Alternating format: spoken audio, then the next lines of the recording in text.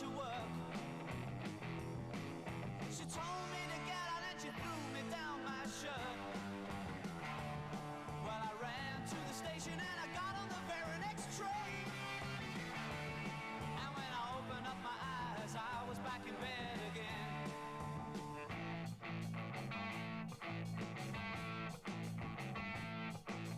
Come on, please let me stay at home, girl. Well, I'm tired and lonely, please let me stay at home. Come on, please let me stay at home, girl. Well, I'm tired and lonely, please let me stay at home. I don't want to get a job 'cause work is just Hey guys, tell me when. I'm gonna be an independent person for the rest of my life. But if she catches me at home, she's gonna beat me all about my neck.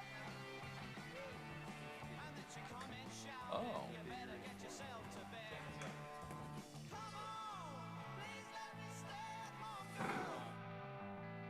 Well, I'm tired and lonely, please let me stay at home. Come on. I'd like to call the meeting of the City Council Public Financing Authority to order. Madam Clerk, may I have the roll call, please? Councilman Gruhl, Here. Councilman Kennedy, Here. Mayor Pro Tem Twiney, Here. Mayor McKeon is absent pursuant to resolution number 2001-54. Mayor McKeon has requested permission to be absent from the closed session portion of the meeting. Councilman Burns, Here. Councilwoman Vandermark, Here. Councilman Williams, Here. 6 present, 1 absent. Thank you, Madam Clerk. Do we have any supplemental communications? We have no supplemental communications. Madam Clerk, do we have anybody signed up to speak? We have no one signed up to speak. All right. So included in the closed session today, there'll be conference with real property negotiators, Government Code Section 54956.8. Property is 21091 Pacific Coast Highway, Huntington Beach, parcel number 024-28116.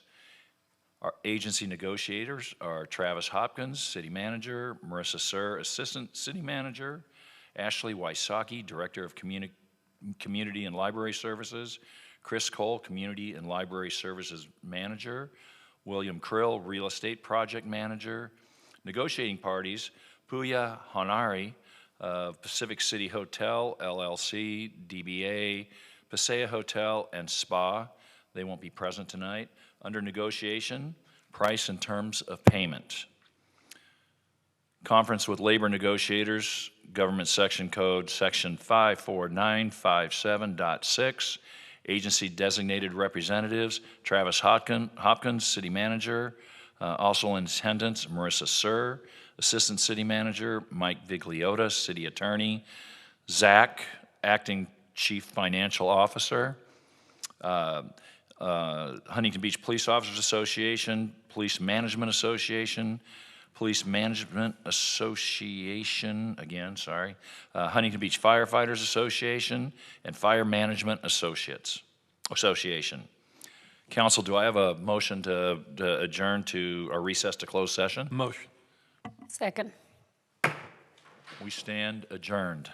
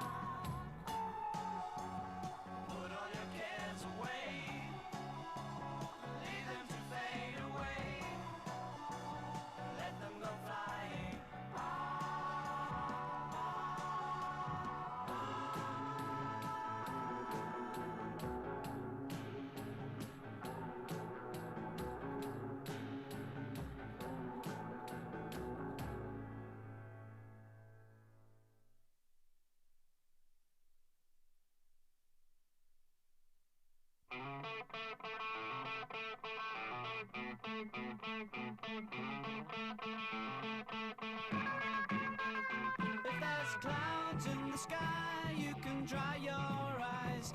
If there's rain up above, you can give your love every day, every day. When you smile at me, I can see you're giving all the love that we share, and it's all I'm living for every day, every day. Every day is sunshine, and I'm so glad that you're mine.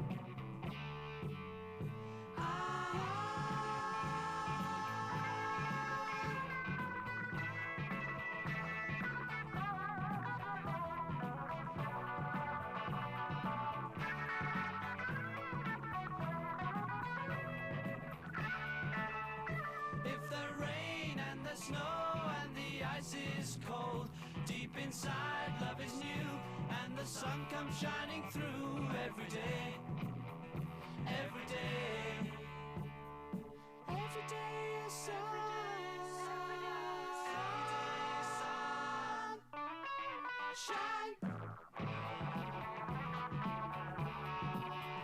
La la la la la la la la la la la la la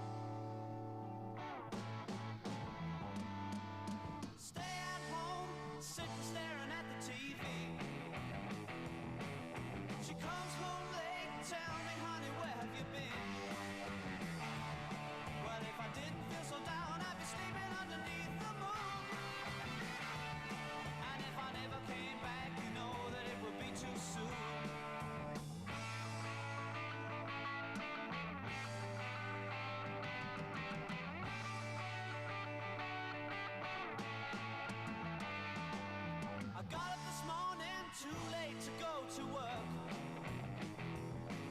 She told me to get out and she threw me down my shirt. Well, I ran to the station and I got on the very next train. And when I opened up my eyes, I was back in bed again.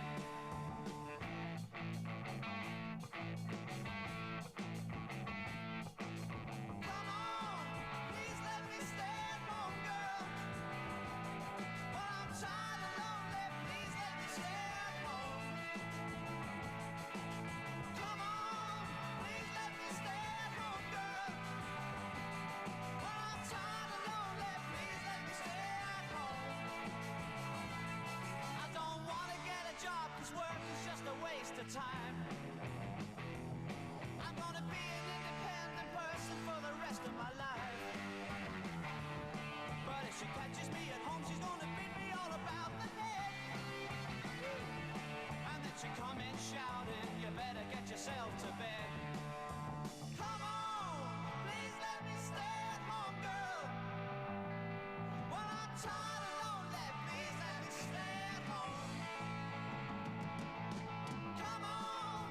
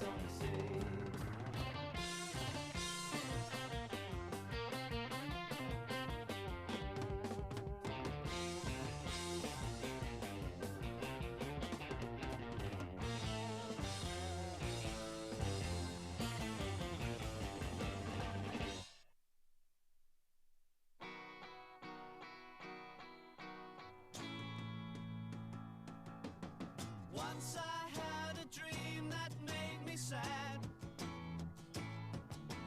How so many people can be bad. Everybody wants all they can grab. No one's ever happy with their share.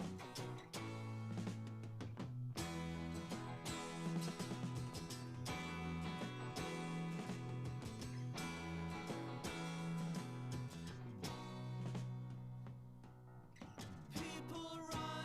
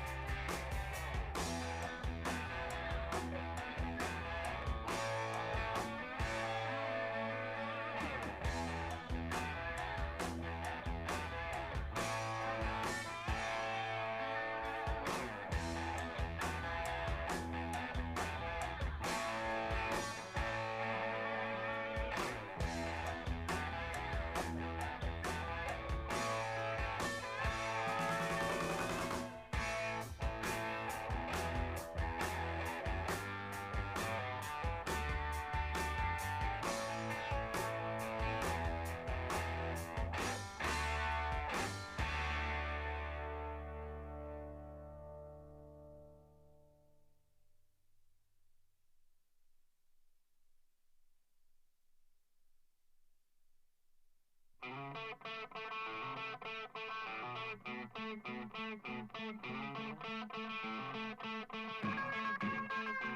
there's clouds in the sky, you can dry your eyes. If there's rain up above, you can give your love every day, every day.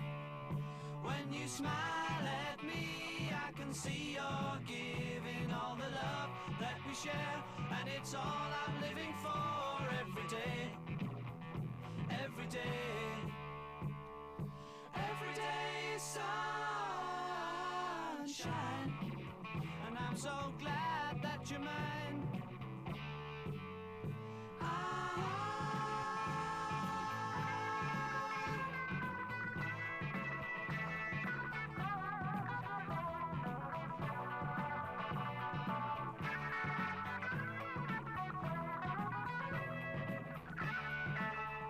If the rain and the snow and the ice is cold, deep inside love is new, and the sun comes shining through every day, every day.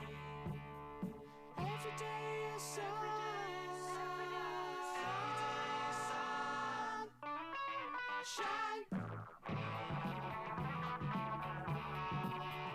La la la la la la la la la la la la la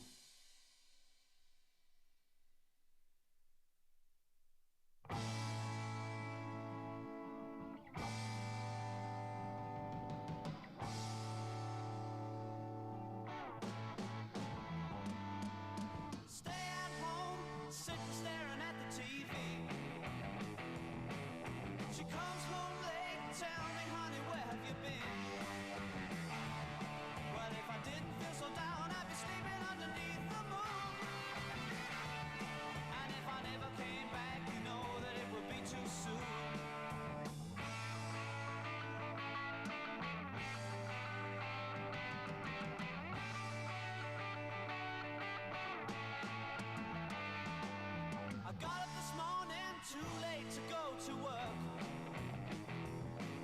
She told me to get out and she threw me down my shirt. Well, I ran to the station and I got on the very next train. And when I opened up my eyes, I was back in bed again.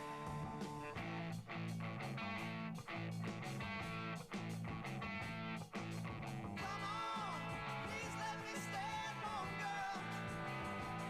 Well, I'm tired and lonely, please let me stay at home. Come on, please let me stay at home, girl. Well, I'm tired and lonely, please let me stay at home. I don't want to get a job, 'cause work is just a waste of time. I'm gonna be an independent person for the rest of my life. But if she catches me at home, she's gonna beat me all about the head. And then she come in shouting, you better get yourself to bed. Come on, please let me stay at home, girl. Well, I'm tired and lonely, please let me stay at home. Come on,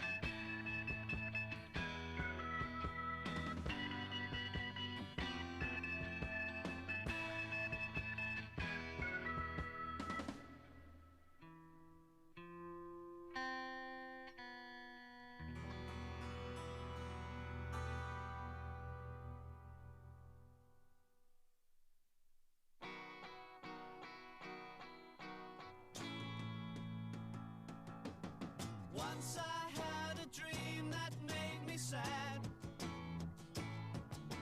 How so many people can be bad.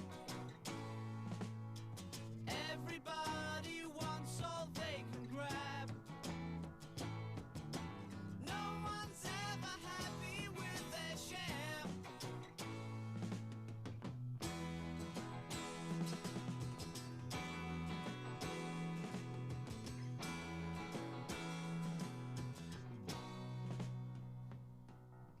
People running don't have much to say. You better get your dreams before they fade away. We're all here until we know not when. Love has gone and won't come back again. I'm gonna take it, break it, make it if you can. I will show you, oh you. You know we'll be together. You know we'll be together if we try.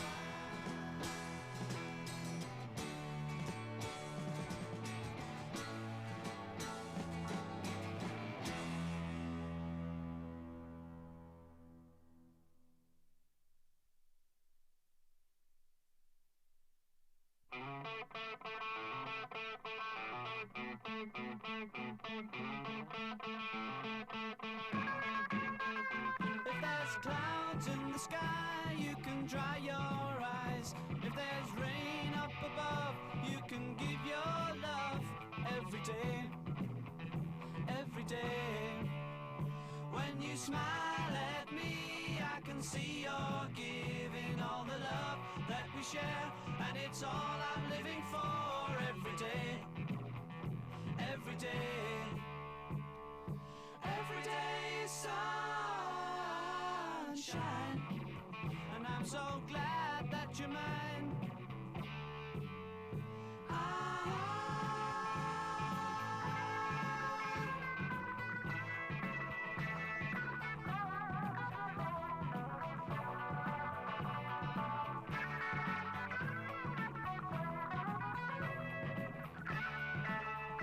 If the rain and the snow and the ice is cold, deep inside love is new, and the sun comes shining through every day, every day.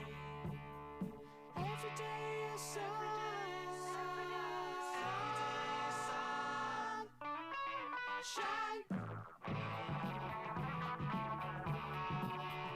La la la la la la la la la la la la la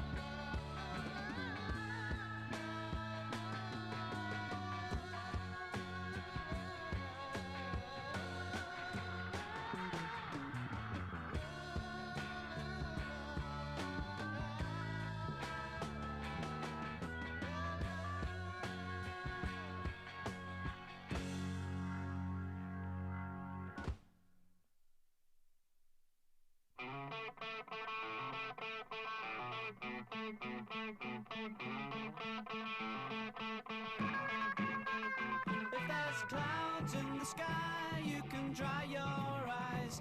If there's rain up above, you can give your love every day, every day. When you smile at me, I can see you're giving all the love that we share, and it's all I'm living for every day, every day.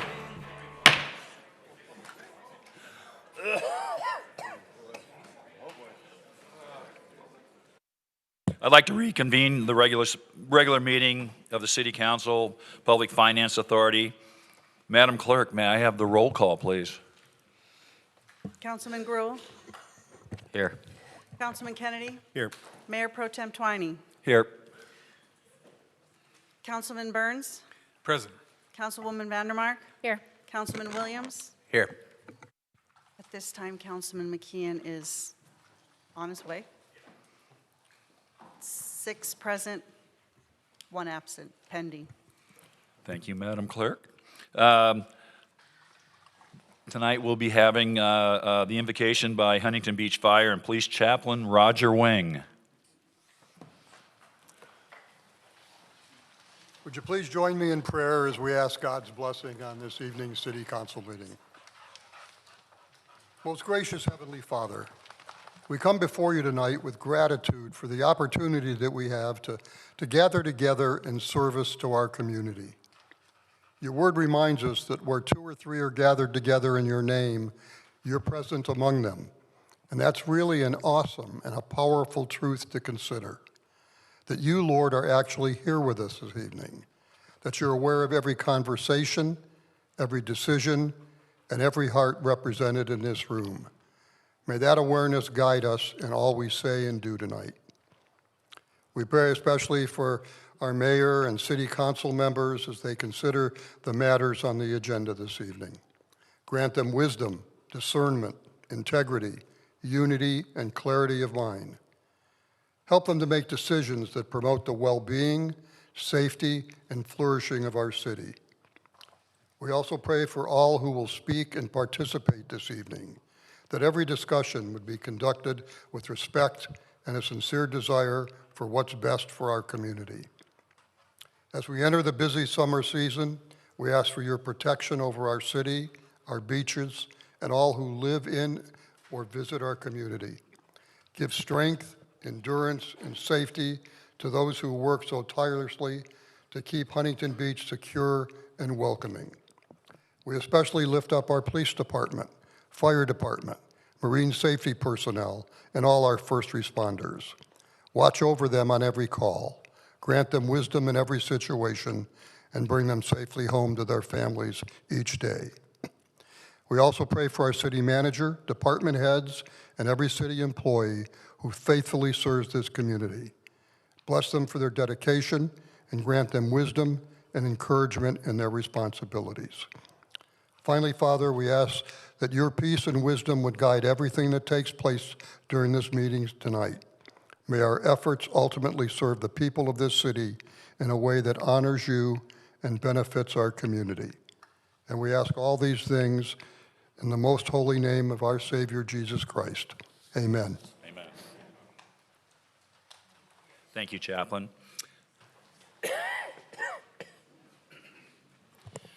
Tonight, the Pledge of Allegiance will be led by Mr. Ernie Delgado, American Legion Post 133. Ernie Delgado joined the Marine Corps in 1969 and served until 1975. He completed boot camp at Camp Pendleton, followed by a one-year stint for recon training. In 1970, he deployed to Vietnam for one tour. While he was based out of Da Nang, he spent the majority of his time in the field in locations such as Laos and on the DMZ. He served as a squad leader and achieved the rank of Sergeant E5. During his service in Vietnam, he was awarded the Combat Action Ribbon and a Purple Heart. Upon completing his tour, he returned to the United States and was stationed at Camp Pendleton, where he worked with the Combat Engineer Group. Following his honorable discharge, Ernie enjoyed a long career at McDonnell Douglas and Boeing, spanning 33 years. He has lived in Huntington Beach since 1997 and is an active member of the Huntington Beach American Legion Post 133.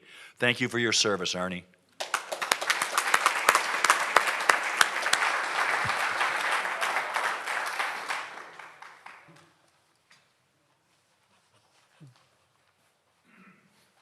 Let us begin. I pledge allegiance to the flag of the United States of America and to the republic for which it stands, one nation, under God, indivisible, with liberty and justice for all. Thank you.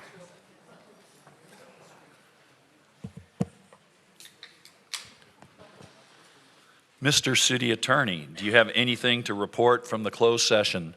Nothing tonight, Mayor. Thank you. Thank you. Council members, would any of you like to make a Mayor Pro comment? Tem. Councilman Kennedy. Thank you, Mayor Pro Tem. I just wanted to point out a couple of really fun and exciting things that were happening last week. Huntington Beach is full of champions, full of winners.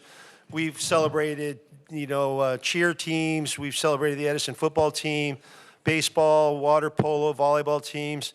Our Oilers are right now in the CIF playoffs. Hopefully, they're in a game right now. Hopefully, they come out with a win. It's a must-win. But what I did on Friday was incredible, Friday and Saturday.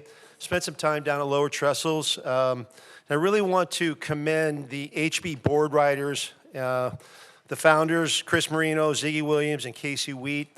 That HB board riders club has grown into the West Coast board riders. And this weekend, they were competing down at Lower Trestles with some unbelievable waves against the United States Board Riders National Championship. There's over 20 clubs from all over the country, the Florida coast, the West Coast, San Diego, 3 of the islands for Hawaii. And it was an unbelievable format that they've put together. Building these clubs for these cities is really giving surfing a new look. It's not an individual sport. These cities now can rally behind their own club teams. There's Santa Cruz, San Diego, Encinitas, Space Coast, Jacksonville, all over the place, these clubs. So there's camaraderie amongst competition. So their format is super fun. It was really a different feeling. The contest was unbelievable. The HB board riders were competing against some of the best surfers in the world, ex-pros like Rob Machado from the tour. We've got our own Brett Simpson, 2-time U.S. Open champion, Deffenbaugh. A lot of great surfing going on. But it was just an incredible atmosphere. The growth that they're experiencing is unbelievable and commendable. The whole vibe, if you will, was super fun. A lot of families, a lot of people showed up. And they couldn't do it without really the core group, the founders that I've mentioned. Really, their secretary, the glue, Michelle Galitsky, their current president, Billy Webb, and the amount of team riders they have, the talent. So what they do is they put 7 surfers, on a team. There's a female, which we had Bailey Turner. We all know she's unbelievable. Then they have the youth group, and then they've got like the mid-20s, the 40 and over, 50 and over. And it's a really fun and exciting thing. So I'm super proud of what the board riders have done, what they're building. The United States Board Riders Club, there's over 50 clubs and growing. And also they wanted me to make sure I wanted to make sure to throw a special shout out to the Danny Kwok Family Foundation. Danny Kwok's a very notable surfer from the 80s and 90s, used to be high up at, forgot the company, Quicksilver. And with all that said, anytime the U.S. Board Riders or the West Coast Board Riders or the Huntington Beach Board Riders are going to have a competition anywhere local, it's worth checking out. The winners of this, the Casey Wheat Cup and the West Coast, actually the national champions, the hometown heroes down there, San Clemente held down because that's their break. They've got an incredible team. They won both competitions.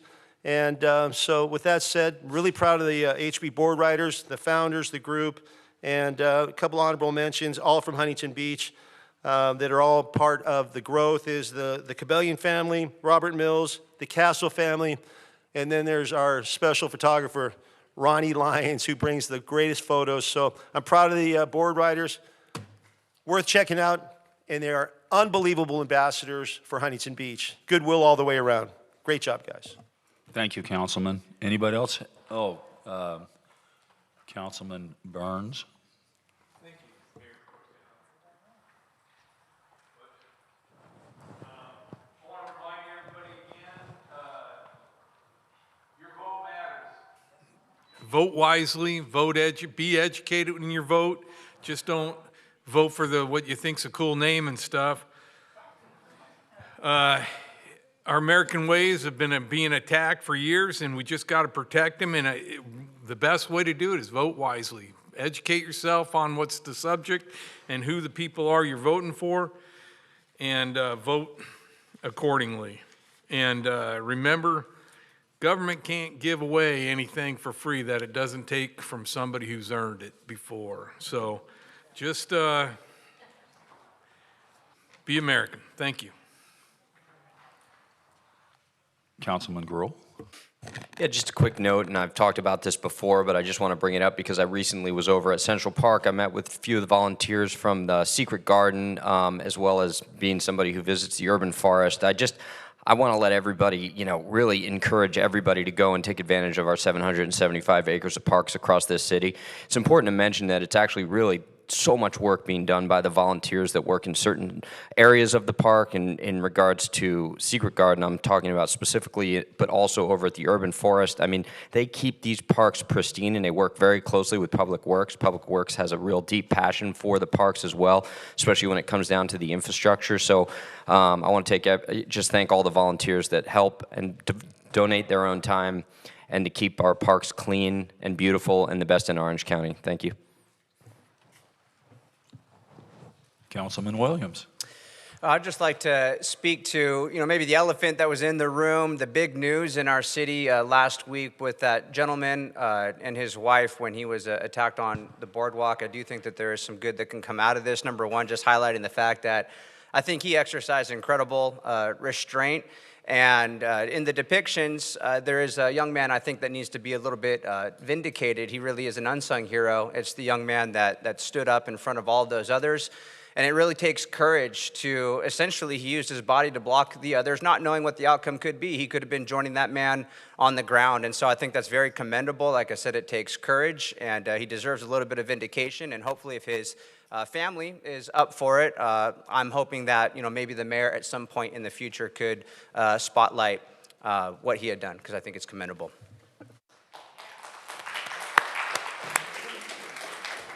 Anybody else? Mayor, if I could just address just real briefly, there's been some talk about the CDBG funding and the recusal process, and we've looked at it, and we believe Councilmember Gruhl's recusal did substantially comply with the state law as far as recusals. So I just wanted to put that out there. Thank you. All right, moving on. The adoptable pet of the month. Tonight we have Jonathan Volsky of OC Animal Care, who has two very special dogs who were found together in an unincorporated portion of Orange County and have clearly formed a very strong bond. Can I introduce you to Kylo and Bumpy? Thank you very much, sir. Yeah, please come around. So I have the honor of having Kylo with me.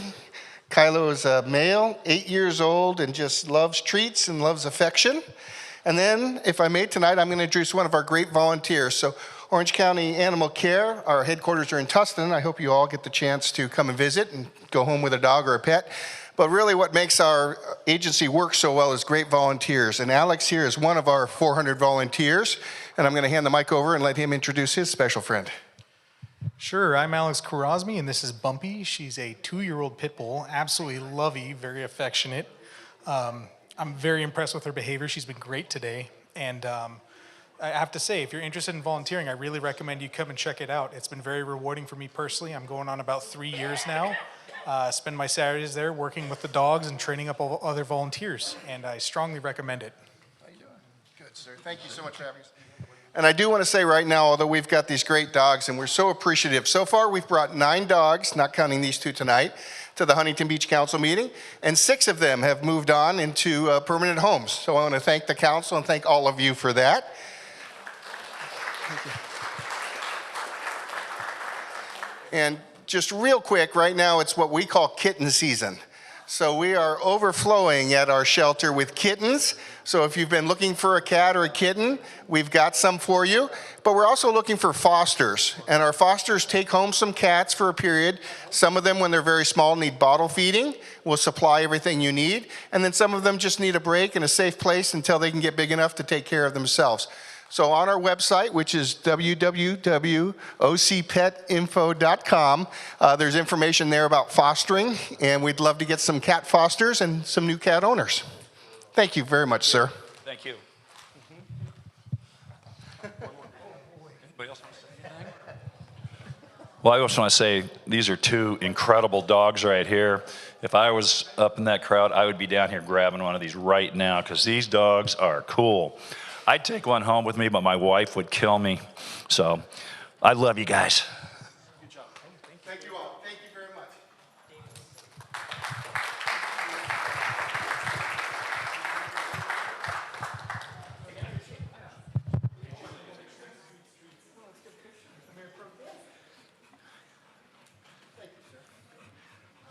They look like they're starving. Thank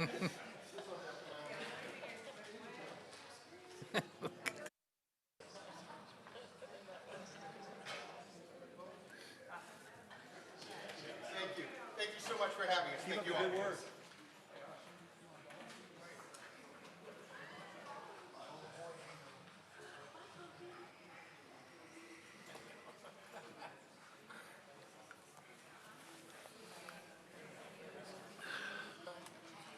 Yeah, my wife's probably going to kill me just for saying she'd kill me if I'd brought one of those dogs home. So, oh well. I'll worry about that later. All right. Business highlights. For tonight's business highlight, let's start with recognizing our newest businesses that have recently opened in Huntington Beach. This is an opportunity to officially welcome them, thank them for choosing Huntington Beach, acknowledge the investment that they are making in our community. These spotlights represent just a small sampling of ongoing businesses activity across Surf City, and we appreciate every business that calls Huntington Beach home. You can look up there on the screen and you can see where they are. The Amai Coffee Shop, Champagne's, which is 200 Main Street, which is having their grand opening ribbon cutting at 11 a.m. This Friday, again, 11 a.m., 200 Main Street, and the place is called Champagne's. It looks really good. I know a lot of people have already gone. So Dwight's Beach Concession, they had their grand opening last week. I know I attended it, and they're ready to go, and that place is beautiful. It doesn't even look like the old Dwight's. Garlic and Noodles by Joy, Habachi Hana Grill on Main Street, Izakaya Takase on Edinger, Mendocino Farms, already been there, Subculture, Taste of Italy, the Brunch Cafe, the Habit Burger and Grill, been there too, and the Lighthouse on PCH. I'd like to thank everybody that has come in, new businesses right here in Huntington Beach. And there's a picture from last week at Dwight's. You can see me in the way back. It looks like I'm probably photobombing there. But it was a nice group out there, and we all had our strips. So we also want to acknowledge, I don't know if you guys know how long the Dwight's has been there, but I think it's like 55 years. Maybe it's longer. Do you guys know? I think it's one of the oldest businesses in the history of Huntington Beach. Yeah, I mean, they've been there a long time. 32.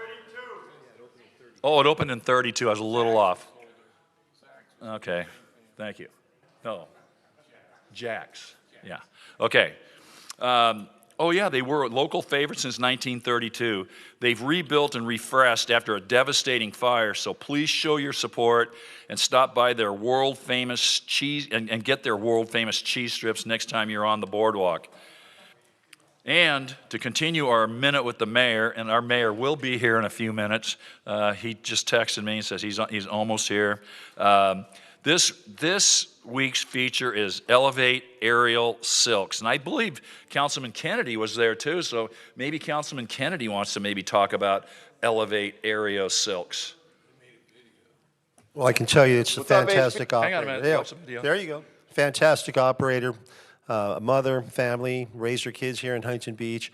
It's a great environment for kids of all ages, older people as well, all ages. So she does a great job. She's a talented lady. She even does it herself, and it's a lot of fun.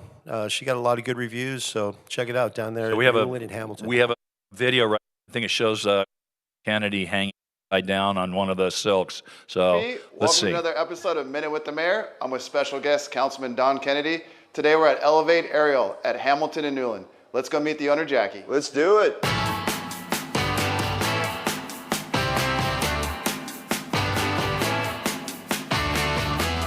So Jackie, tell us about Elevate Aerial. We're an aerial art school, and we teach aerial silks, aerial hammock, aerial hoop to kids, adults of all ages and all abilities.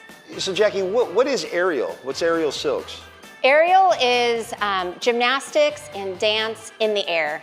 We manipulate the fabric or the apparatus to make a performance. Why did you guys choose Huntington Beach to open up your business? Huntington Beach for me is home. I'm a mom and I've raised 4 kids here in Huntington Beach. And as a mom, I kind of know what the extracurriculars that a family wants. And so I've tried to make Elevate a very family-friendly environment. So I got to ask the question. I think I know the answer. You do this too, right? I do, yes. All of our instructors are very well versed in all of the apparatuses. Most of us are performers. It's a way to get fit too, it looks like. Yes, it's a very good workout. It's hard, but we tell our students not to shy away from hard. How long are the classes usually? 1 hour. 1 hour? Okay. Yeah. Nice. I would imagine the theme, in the end, it's about fun. It is. We want you leaving feeling better than when you came.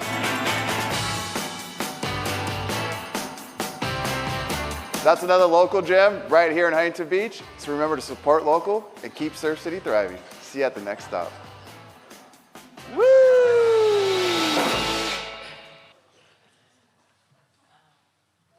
I do have to say I'm a little disappointed in Mayor McKeon and Councilman Kennedy for not going aerial, but okay. Our second feature tonight is, well, this place needs no real introduction. It's been a staple in downtown Huntington Beach for a long time. But our second feature is 25 Degrees, an iconic downtown Huntington Beach restaurant off Walnut, known for its elevated casual dining, a scratch kitchen, craft cocktails, live music, and a conversation-forward atmosphere. Now under new ownership, we thank Dallas Selling and her family for bringing new energy and care to this local landmark. We look forward to your ribbon cutting this Thursday with the Chamber. What's up, Huntington Beach? This episode of Minute with the Mayor takes us down to 25 degrees right off of Walnut in Maine. Let's go meet the new owner, Dallas.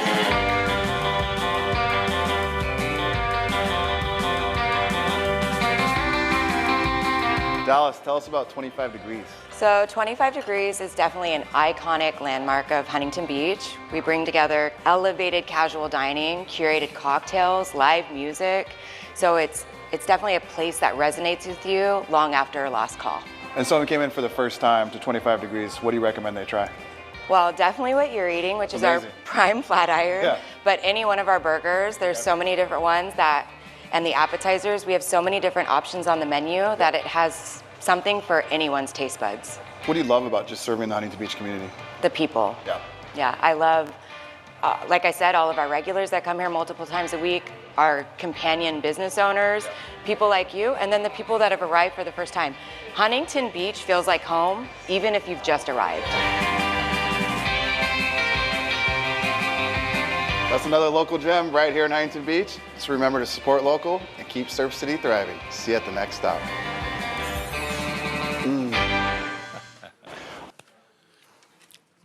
All right, thank you very much. Thank you again to all our new and long-standing businesses for choosing Huntington Beach. We're grateful that you're here, and we look forward to supporting your continued success. All right, community events and announcements. Madam Clerk, do we have anyone signed up for community events announcements? We do. I will call them down. The City Council will now receive public comments for community events announcements only. Each organization is allotted 2 minutes for its announcement.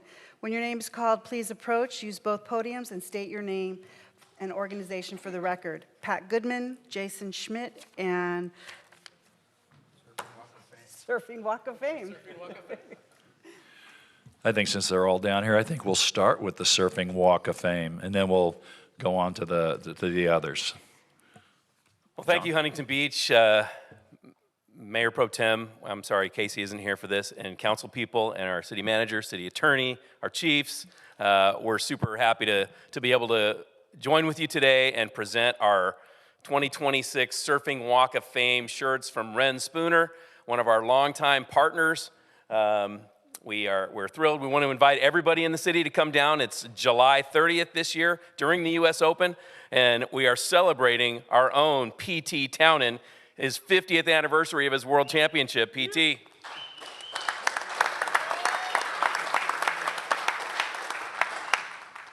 Best thing about this, we get to dress our council like they're in Surf City, right? We'd like to thank Ren Spooner for that, but it's a pretty big year for surfing in the fact that pro surfing is celebrating its 50th anniversary.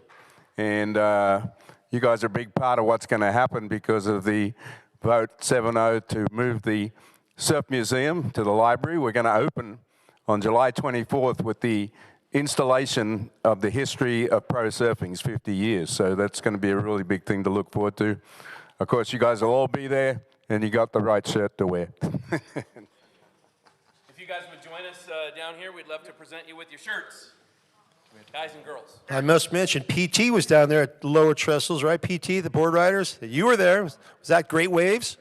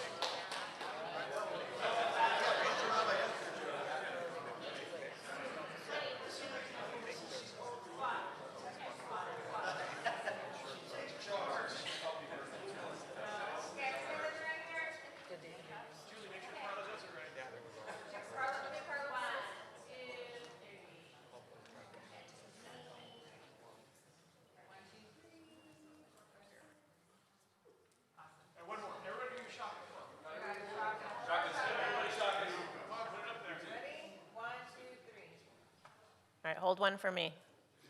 1, 2, 3. Okay. Thank you, guys. Everybody come down. Everybody's welcome. We have a giant tent. We close down Main Street. Come down and join us.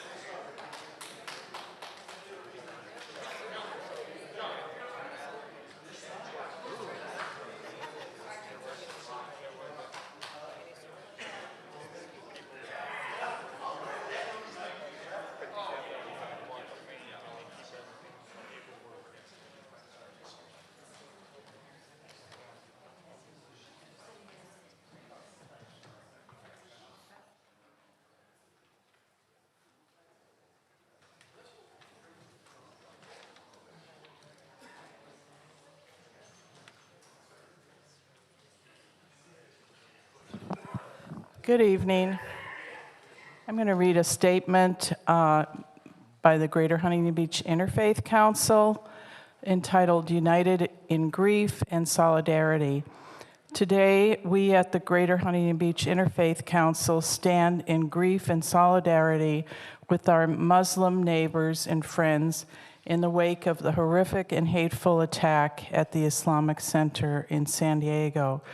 We are devastated by this senseless act of violence that took the lives of worshipers and shattered a sacred space of peace. Our hearts are broken for the victims, their families, and the entire community affected by this tragedy. As an interfaith community, we unequivocally reject the hatred and violence that fueled this attack. We come together to support our Muslim brothers and sisters with love, courage, and unwavering compassion. In times of such profound loss, our shared commitment to protecting one another and upholding the sanctity of every faith is more important than ever. Thank you. Thank you, Pat. Is that the last speaker, Madam? Wait, oh. One more. Oh, I forget about Jason often. You always forget Go about ahead. me. Go, buddy.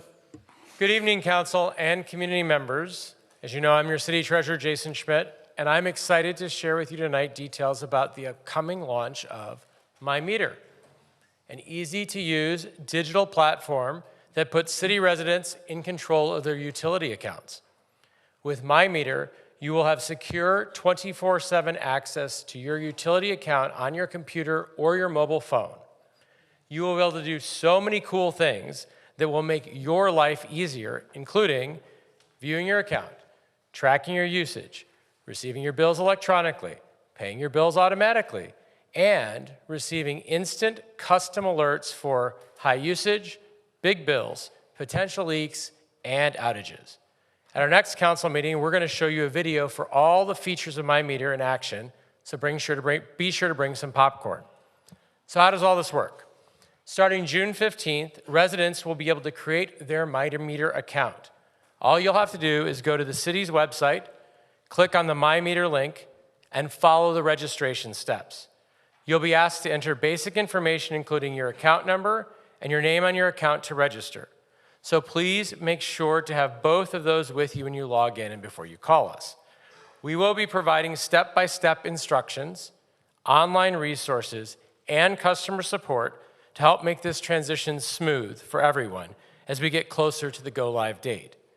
In the meantime, please look at our social media platform and your current water bill for more information on My Meter, and get excited because My Meter will soon be here to make managing your water account smarter, faster, and way more fun.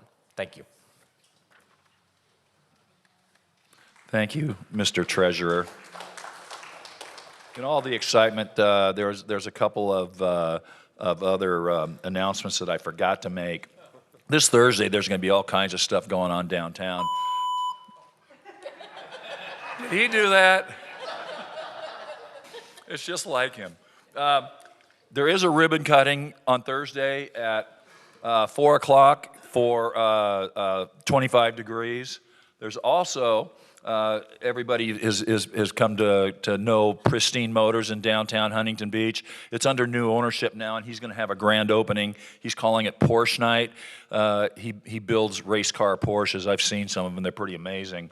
And that event is from 5 to 7 p.m. at Pristine Motors. I think they're down like on Walnut and 5th, and right next to 25 degrees. And then after that, since you're already going to be downtown, come over to the Pier Plaza and Amphitheater, because there's going to be the unveiling of the HB 250 banner and logo. It's going to be unveiled at 7 o'clock on Thursday evening at the pier. So hope to see you guys all there. Our illustrious mayor is back now. I hope I filled in for him fine. Here he is, our mayor, Casey McKeon.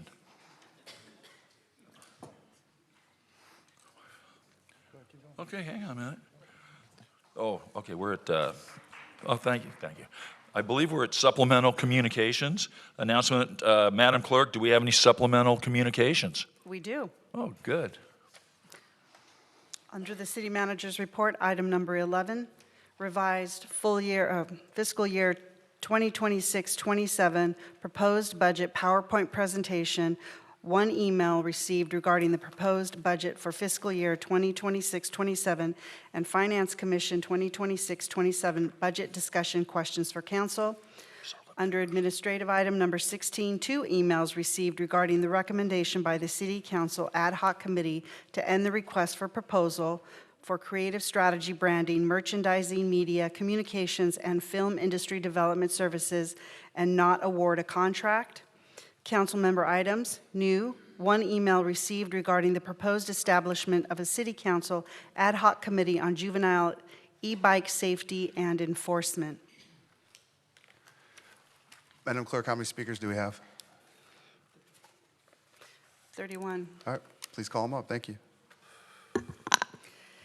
The City Council will now receive public comment for any topic, including items on the open session agenda. When your name is called, please approach, use both podiums, and state your name and organization for the record. Mr. Amory Hanson, Pat Goodman, Buzz McCord, Nora Pedersen, Carol Doss, Andrew Einhorn,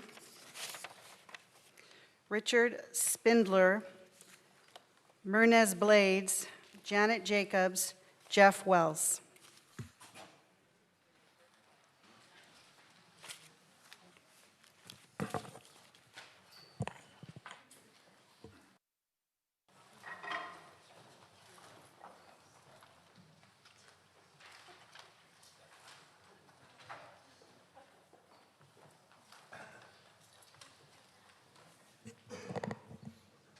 Good evening.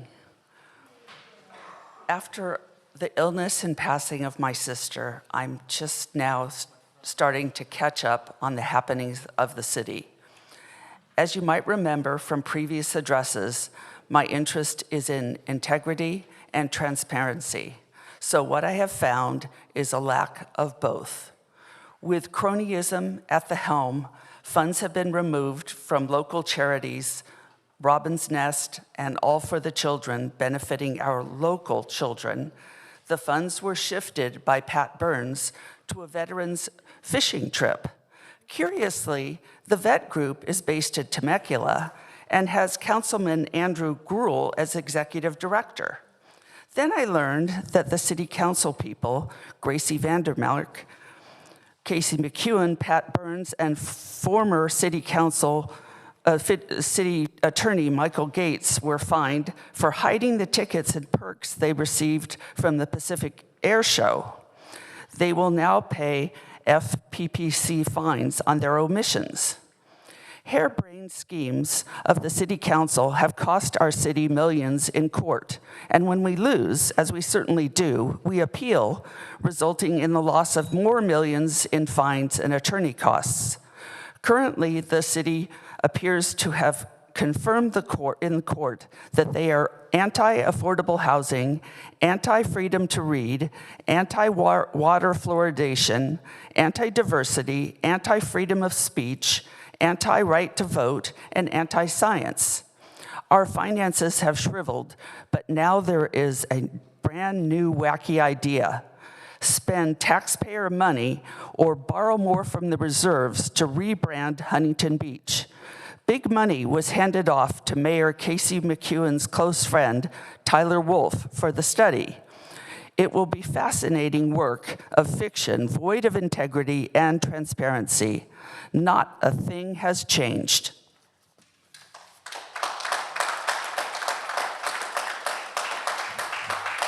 Good evening, Mayor McKeon, City Council, Pat Goodman.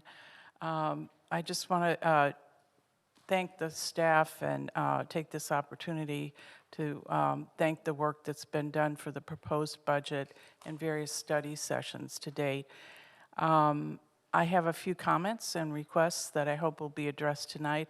I haven't looked at supplemental information or reports since Friday, so I don't know if it's already on the agenda attachments, but here goes. On transparency and balancing strategy, the May 5th City Council PowerPoint identified a $15 million balancing strategy as, and it would be helpful to show how that gap is being filled in a table, and then also a side-by-side comparison of original versus revised departmental budgets, so the public can see exactly which services and staffing levels are affected. And I believe that this is kind of in line with that too. I believe that library and community services budgets need to be presented separately. The full-time staffing that's shown on page 65 of the budget combines both community development, or parks, I guess, community development and, or community and library services, I'm sorry. Let's see. And then I also asked whether there was some reference to the city reviewing facilities master plan for the library. Will that be the one that was recently submitted by the architectural firm Johnson Favreau? On litigation costs, this comes up frequently at city council meetings. Please present a 5-year analysis on non-personnel litigation costs, including outside legal fees. This is a significant concern of residents, often heard at city council meetings. And on housing, the budget references SB2 funding, which would go to help housing and homeless services, but receipt remains contingent on a certified housing element. Please provide an update on this and the likelihood of securing SB2 funding in 2026-27. In the funds definitions section, please identify the specific projects referenced in the Affordable in Lieu Fund narrative and confirm whether associated fees are reflected in this budget. And I think that's enough for now. Thank you.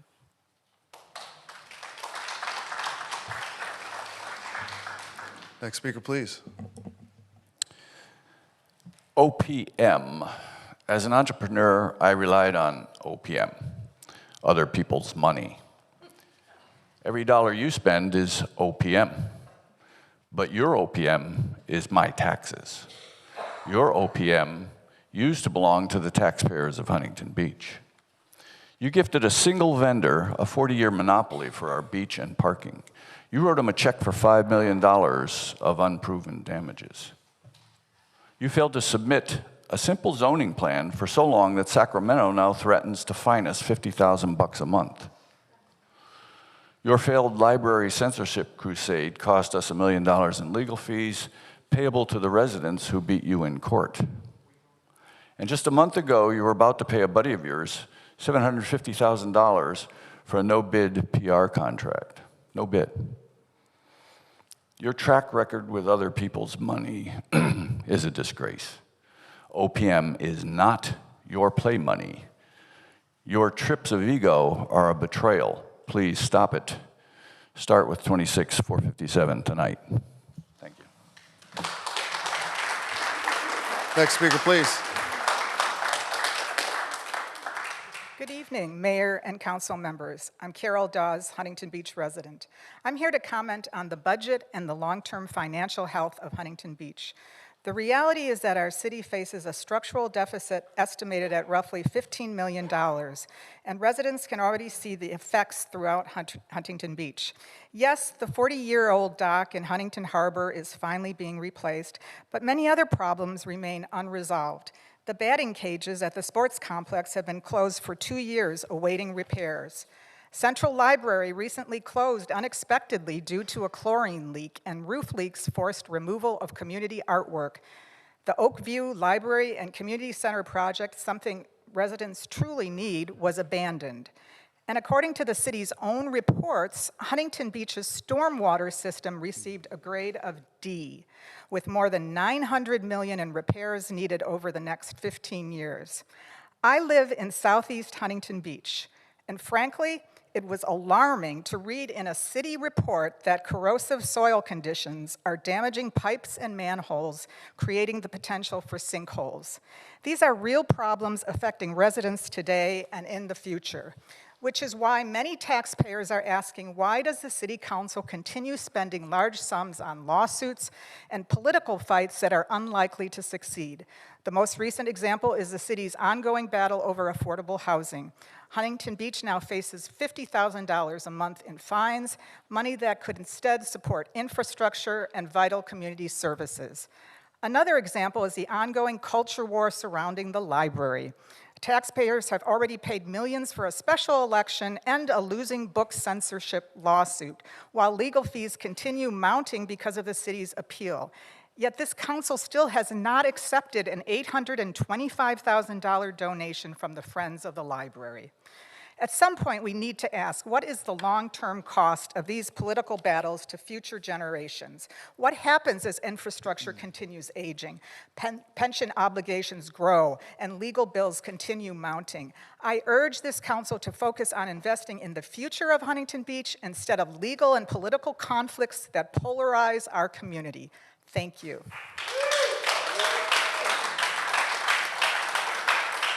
Next speaker, please.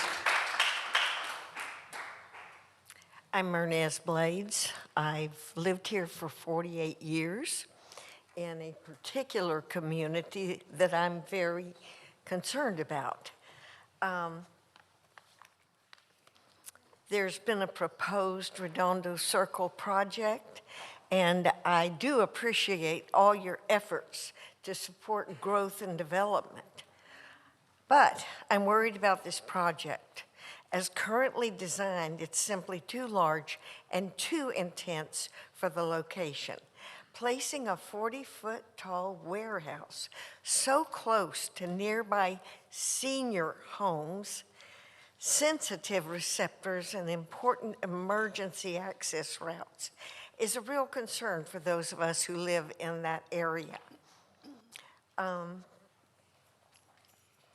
With the increased truck traffic, the proposal is that there be 12 trucks an hour, 24/7. The noise alone is, at any rate, the traffic, the noise, the lighting would have a direct impact on our day-to-day quality of life, as well as on safety and access, especially near hospital corridors and for first responders. I'm not opposed to the development, but I strongly believe that this project needs to be scaled appropriately to fit the surrounding community, reducing the building size and height, increasing setbacks, improving buffering, such as taller walls, and limiting the hours of operation would go a long way toward addressing these concerns. I respectfully ask you that you require these kinds of revisions before considering approval.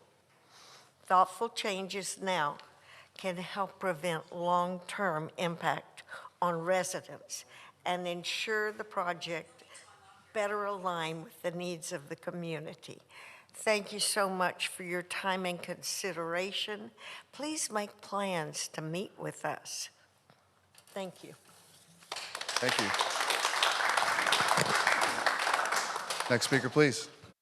Hello, my name is Janet Jacobs. I am one of your campaign volunteers for the last 5 years, and I know you guys recognize this hat. We promoted your slogan that you were for the people of Huntington Beach, not for Sacramento. Make Huntington Beach great again. Number one, the lumberyard proposal to build an industrial warehouse business in my residential neighborhood. Thank God it's been appealed, right now anyway. Placing a 40-foot high building in that area right up against my senior community would suffocate our community. It would block the airflow. It would put so many toxins in the air. The light that comes from that area is all we ever get, and you would be blocking that. There's about 100 residents in my community whose physical and mental health would be jeopardized, and I ask that you protect them rather than make it a city liability.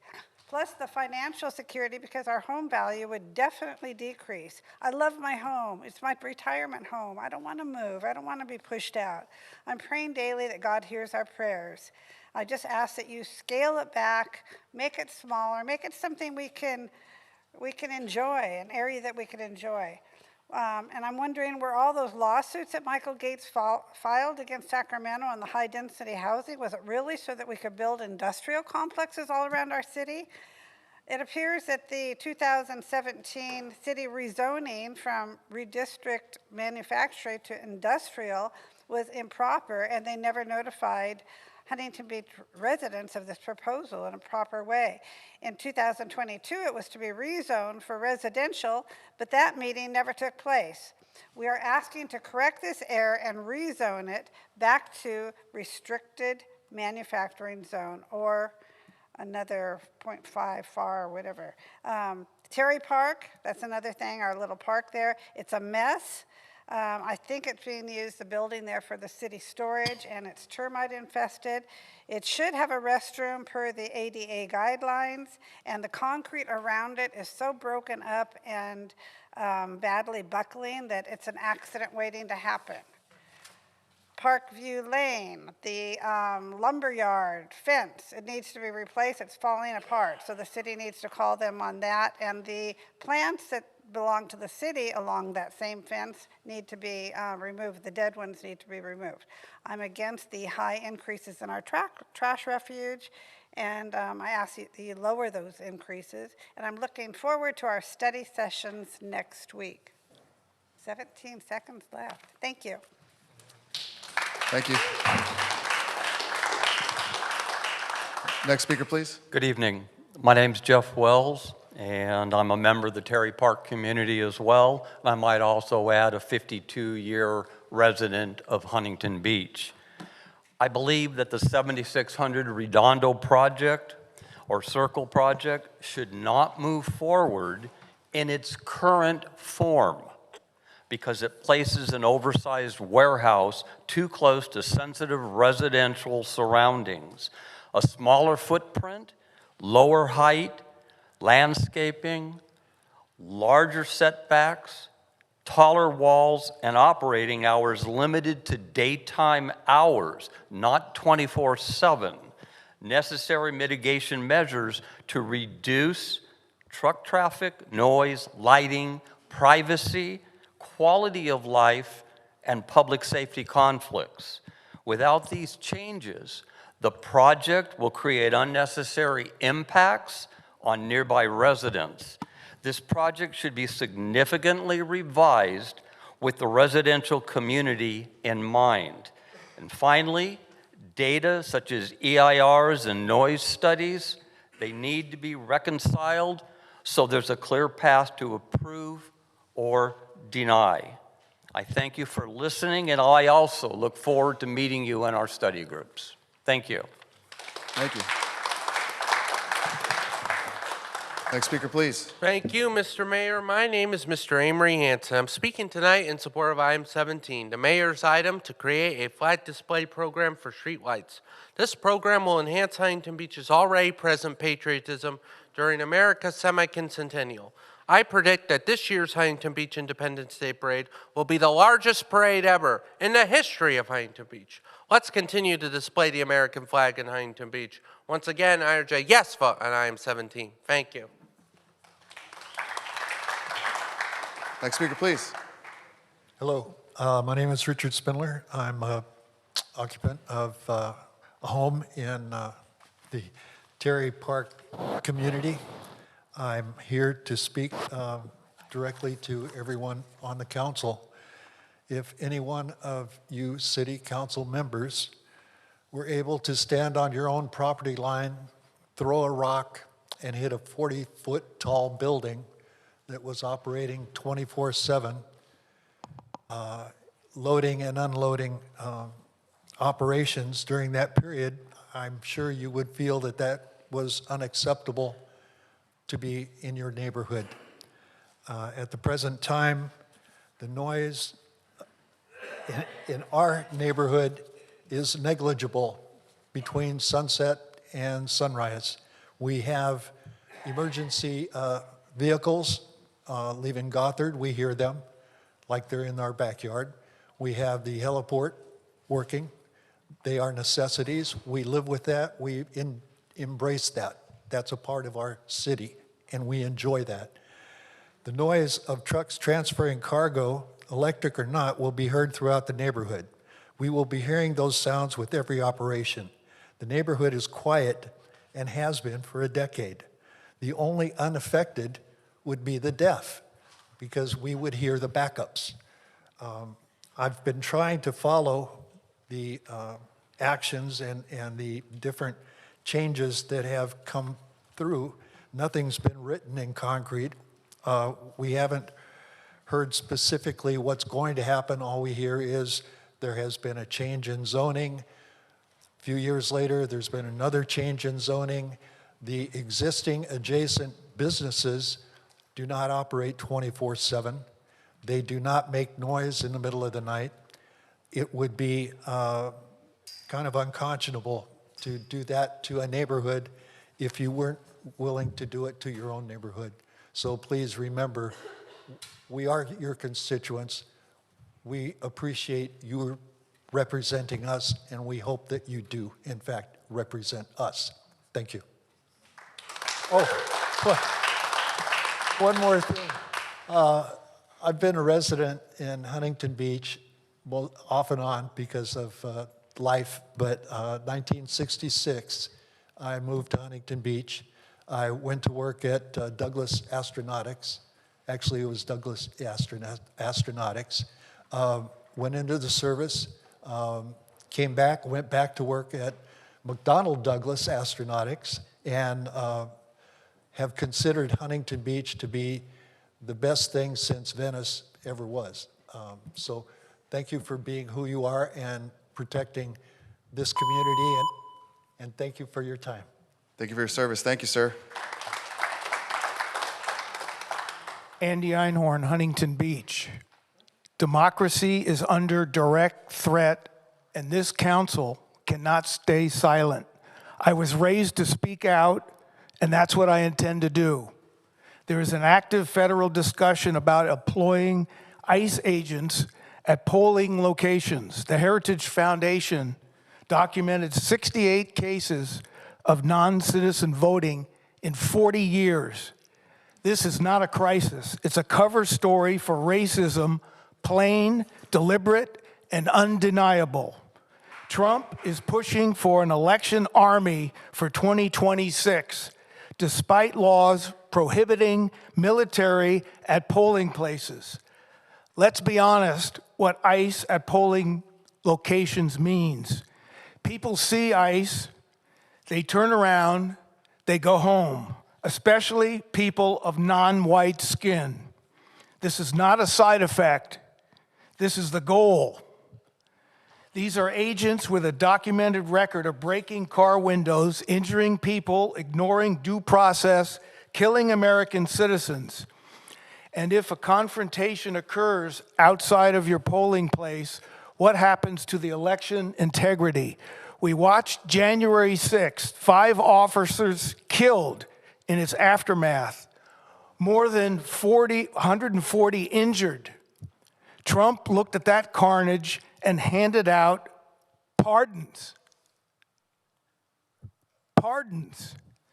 Now he wants ICE agents at your polling locations. This is illegal under 18 U.S. Code 592, expressly prohibits armed federal agents at polling locations, punishable by up to 5 years in prison. The pattern is clear. Trump manufactures election lies, confusion to underline election results. January 6th was the blueprint. The rule of law is under assault by those who place personal power above our republic, and that is a real threat. Deploying ICE agents at polling stations is simply wrong. It's a federal crime. So here's what I'm asking you to do. I want you to go on the record, pass a city resolution that tells the feds, Huntington Beach we oppose voter intimidation. Every voter has the right to cast their ballot without fear.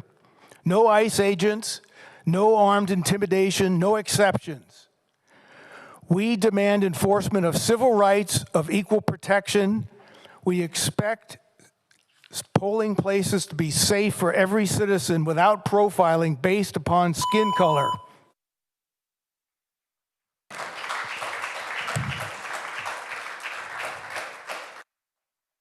Next speaker, please.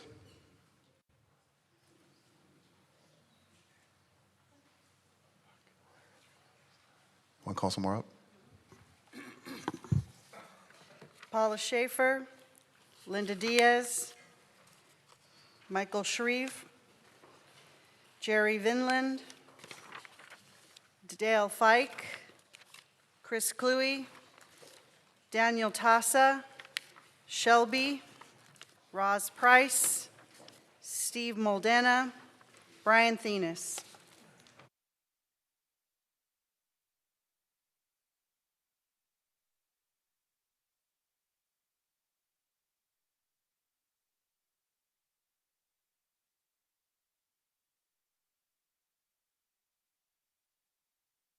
Speaking tonight as a representative of the Friends of the Public Library.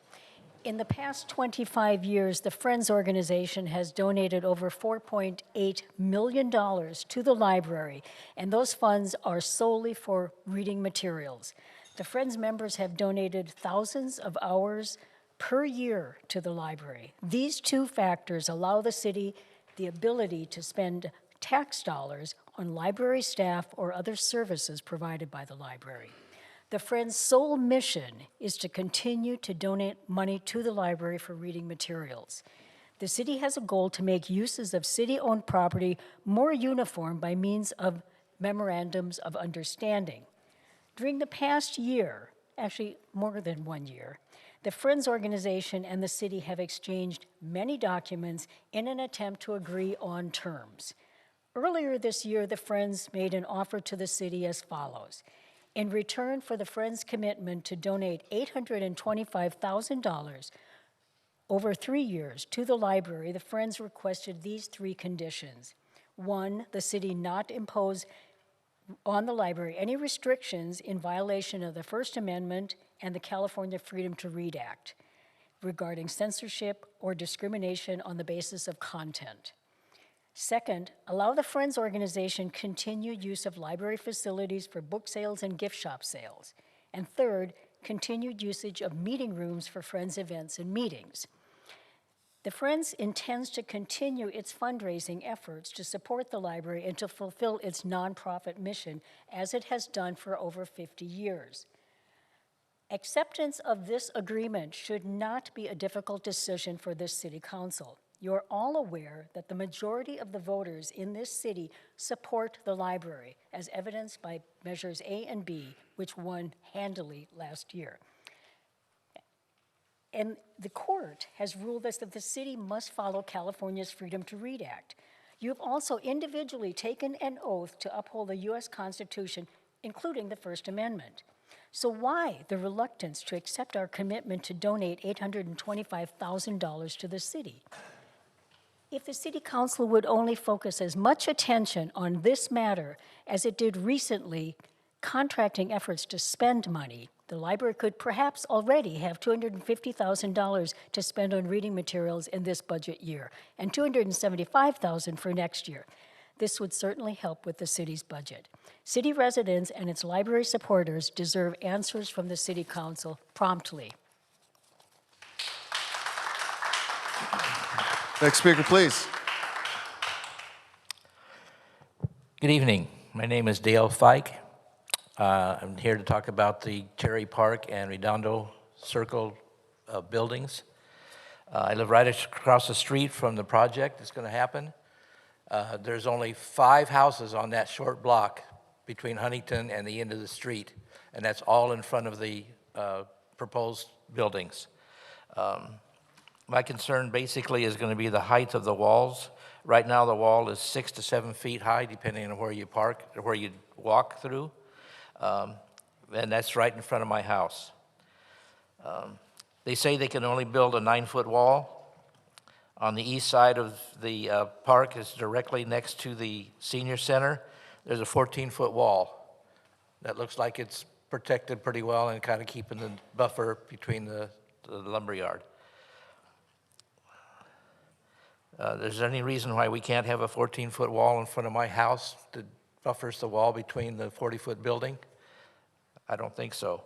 I also just noticed coming here tonight, right on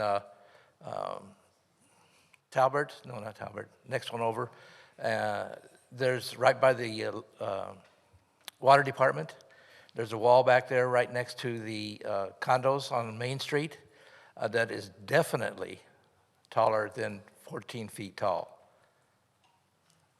So it can be done. Let's see what remember, this is going to be a 24-hour operation. When are we supposed to sleep? There's supposed to be 95 trucks a day. I don't know how many of those are going to be at night, but there's going to be at least a few. My neighbor next door has a 2-story home. His bedrooms are on the 2nd story, right in the front of his house. That means it's right across the street with the bedrooms up 20 feet high. That little buffer wall isn't going to help them much at all. Landscaping and trees. Landscaping there has been very, very poor by the lumberyard. I actually went over just about a month or so ago and complained about the trees and the shrubbery and the dead trees because there's no water. Sprinklers has been in service. They came over and they sent 5 or 6 guys over and started chopping and cutting, and at least now you can see the wall, which is going to protect us from the kids that are running back and forth in there and doing questionable things. We also have drug people back there, also had some homeless people sleeping back there, but at least now you can see the wall, and it's going to keep and contain some of that. We also taken, thank you, sir. Thank you very much. Yeah, thank you. Next speaker, please. Hello, my name is Linda Diaz, and I'm here to thank you, City Council people, for your service, your public service, and all that you do for us.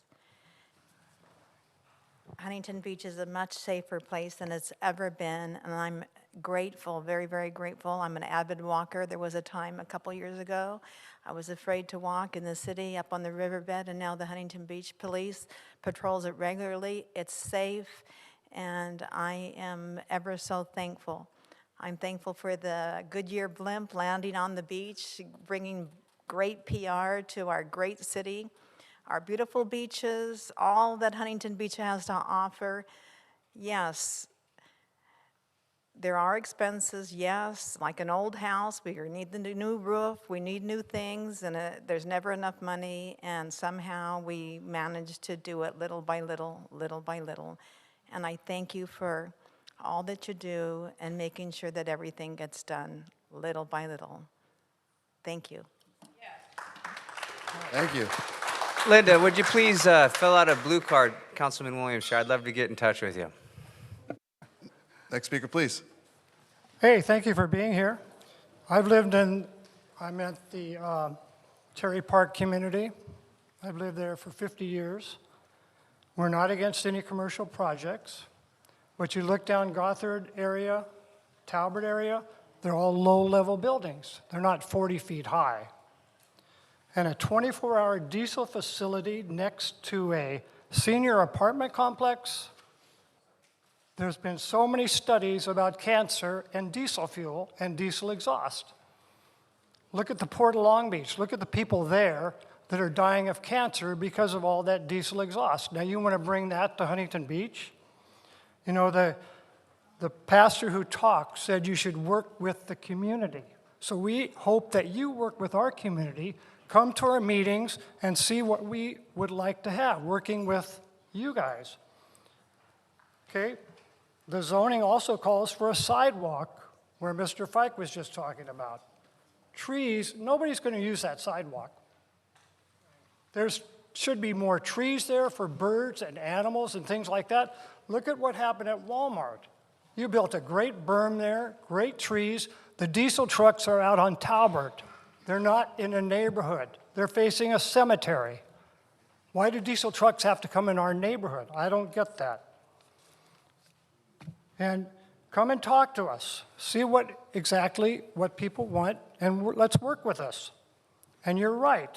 Elections are coming, and we're doing our due diligence on who to vote for. But we don't know who this Mr. Mumford is. Maybe somebody could tell us who that is. Thank you. Next speaker, please. Hi, my name is Michael Shreve. I live in the Terry Park community too. I've lived there for 29 years. I've raised my children there. This project is like horrendous. We're the second oldest city in the neighborhood, and you guys will sit up there and talk about new business and how great it is, but you're forgetting about us. We're the people. We're the ones that made this community, and we're being taken advantage of. And I surely hope you would come to our study session and see what the community's about. Actually, look at what they're trying to do.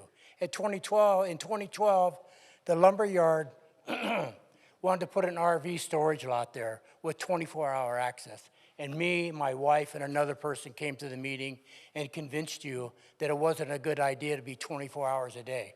So it went to just a storage facility. So why now is it okay to have 24-hour traffic there? It makes no sense to me. And once again, I think you feel more about the community, the businesses, than the citizens. It's ridiculous. And Gracie, you ought to just check out now because you don't pay attention to anybody in the room. Thank you.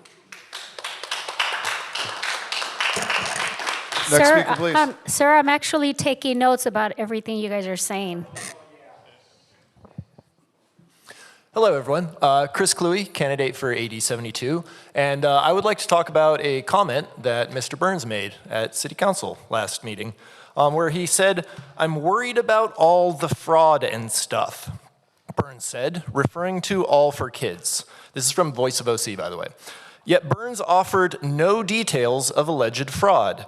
I just questioned that center quite a bit as far as being one of the top money getters. So let's talk about fraud.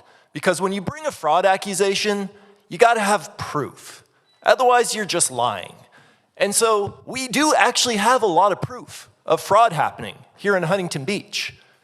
We have an RFP that was gonna go to our mayor's friend for $750,000, a no-bid contract. Thankfully, that's getting pulled in this session, but why was it ever proposed in the first place? We have city council members who did not disclose their proper financials and were then fined by the FPPC. We have a city council that voted to give $8 million to their friend, the air show, Kevin Elliott. In return for what? How much did he donate to your guys' campaign? And then most recently, we have a city council that decided to take $15,000 from Huntington Beach charities that serve Huntington Beach residents and direct that to a charity in Temecula. And I'm not against helping vets. I think that's absolutely something we need to do. And it sucks that the Trump administration is cutting so much funding to the VA. But to direct that money to an organization that doesn't even work here and that has one of our council members as its executive director, that is fraud.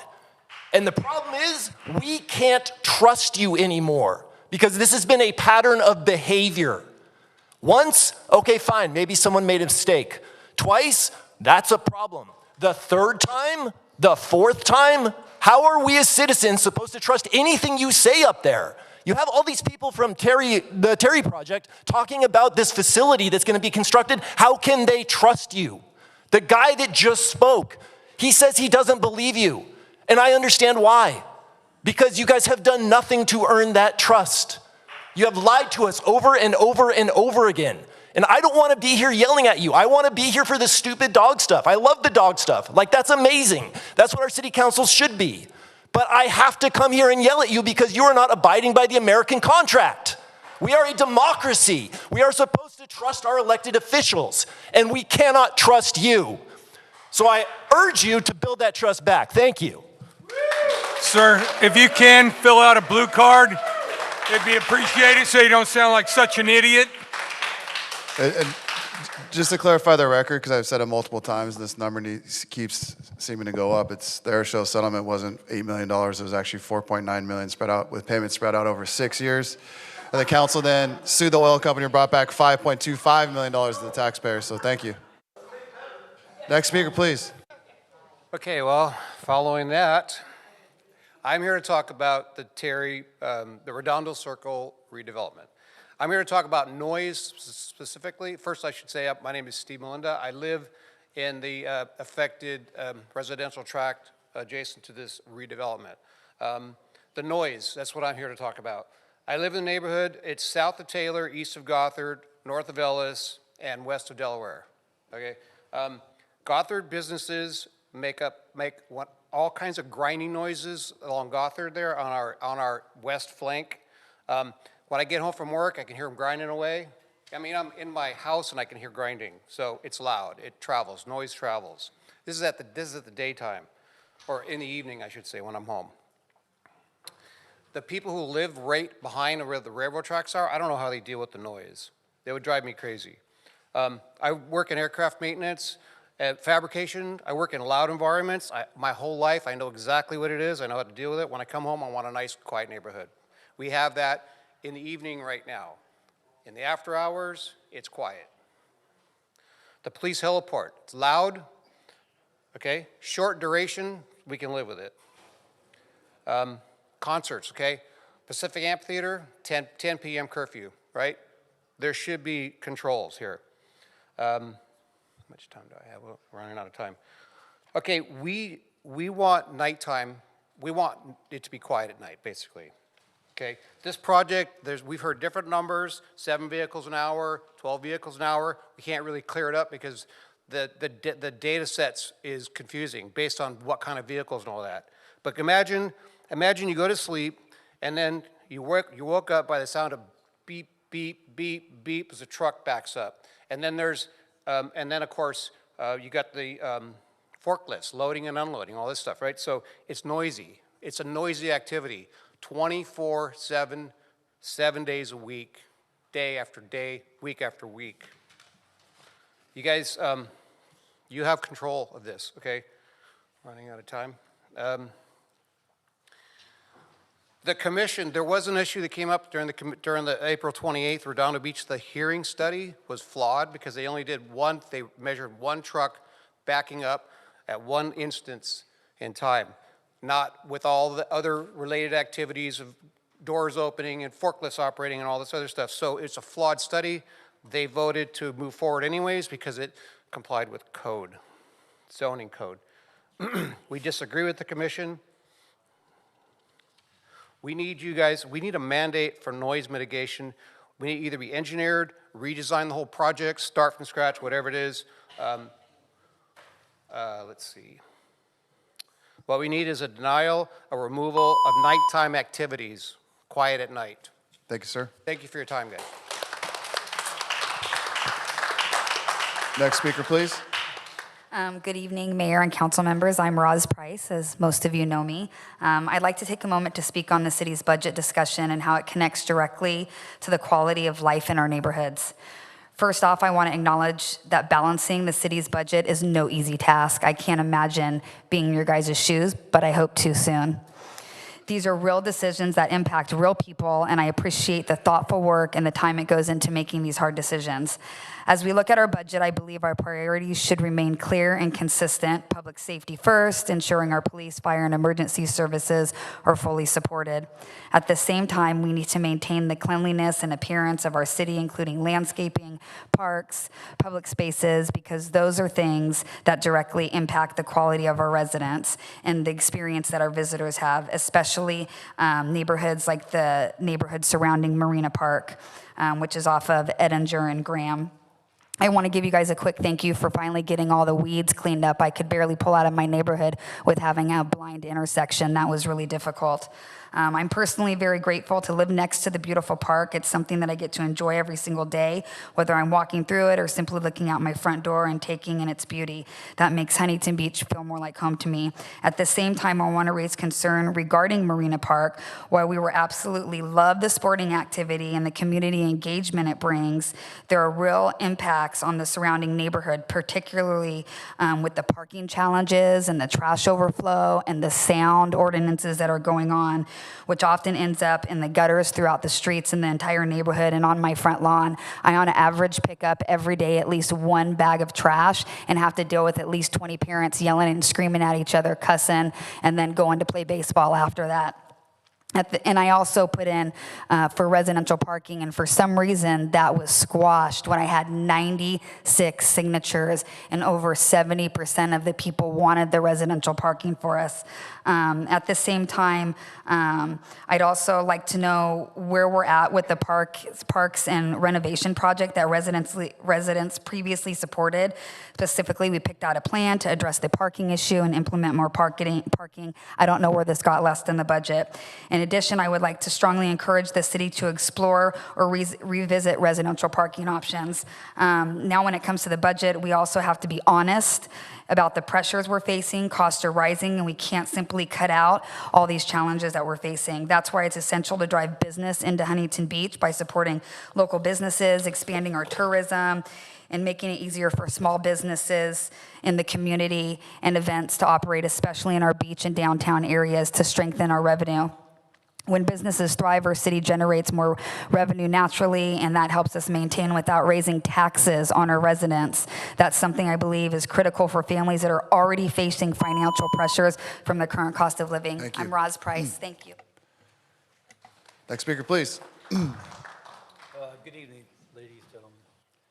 My name is Daniel Tassa. I'm just another concerned Riviera Track, Terry Park resident. Been there 21 years. Bought my place in 2005. I'm approximately 300 feet from the property line of the lumber yard.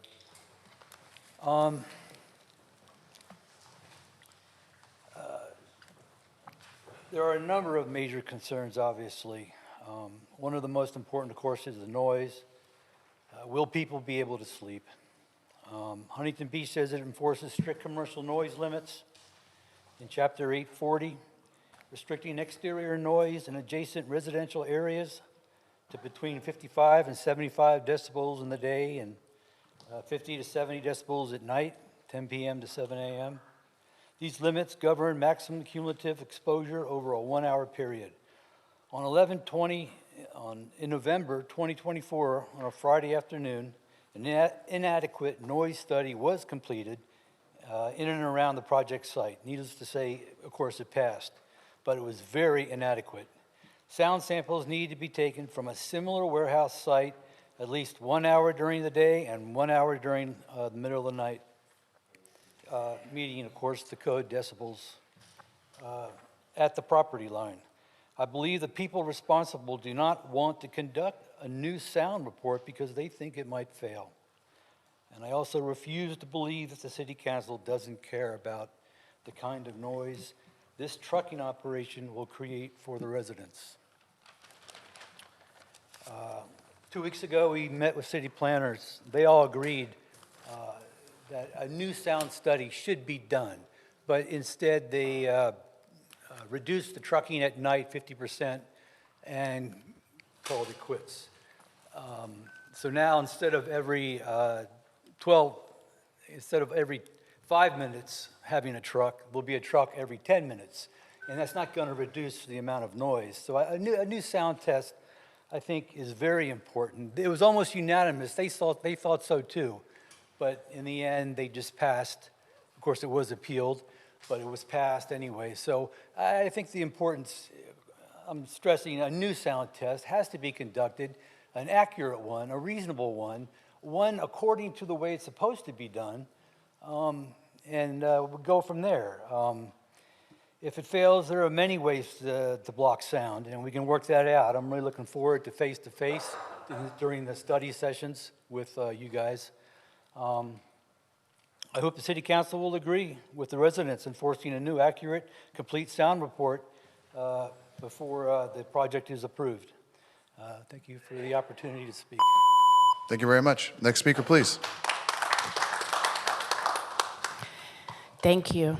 Why are we still talking about the libraries? 3 years of our lives talking about the libraries. Casey, I challenged you at the town hall to be the mayor to stop picking picking on the libraries. $825,000 is a lot of money. I know I could do a lot of things with $825. Pat, you could buy some suits for $825,000. Would you? Why not? Okay, you could buy some more Hawaiian shirts. $825,000 worth of jeans and Hawaiian shirts. Okay, but the Friends of the Library trying to give $825,000 to you for books. We need books in our library. Most of the funds that buy books are from the Friends of the Libraries. It's a gift. How often does somebody give you $825,000? They could buy a lot of books like how to follow FPPC rule regulations and violations and not get fined. You could buy books like how to represent all the citizens of HB and not just your MAGA donors. You could buy a lot of books.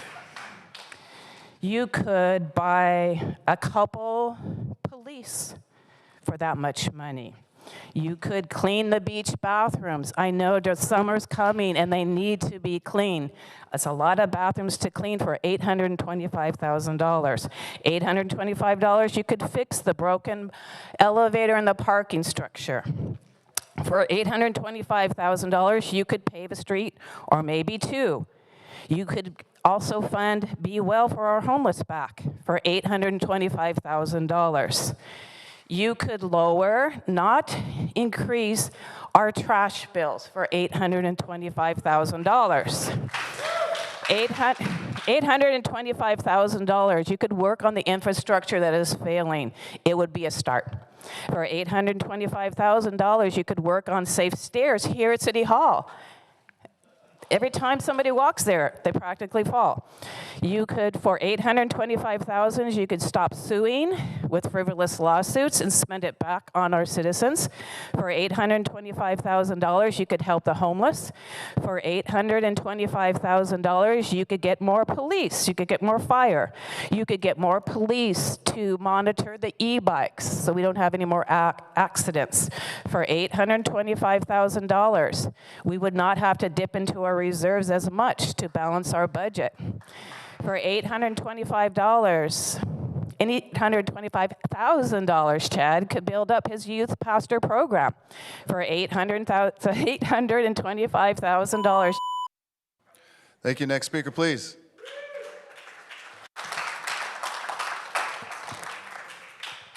Stephen Gerard Sidlewski, Third Order Franciscan, speaking in favor of a new possible resolution. I would like to open with Holy Bible since we are in the Mother's Day to Father's Day time frame. I'll modify it to be all-inclusive. My sons and daughters, keep my words and lay up my commandments with thee.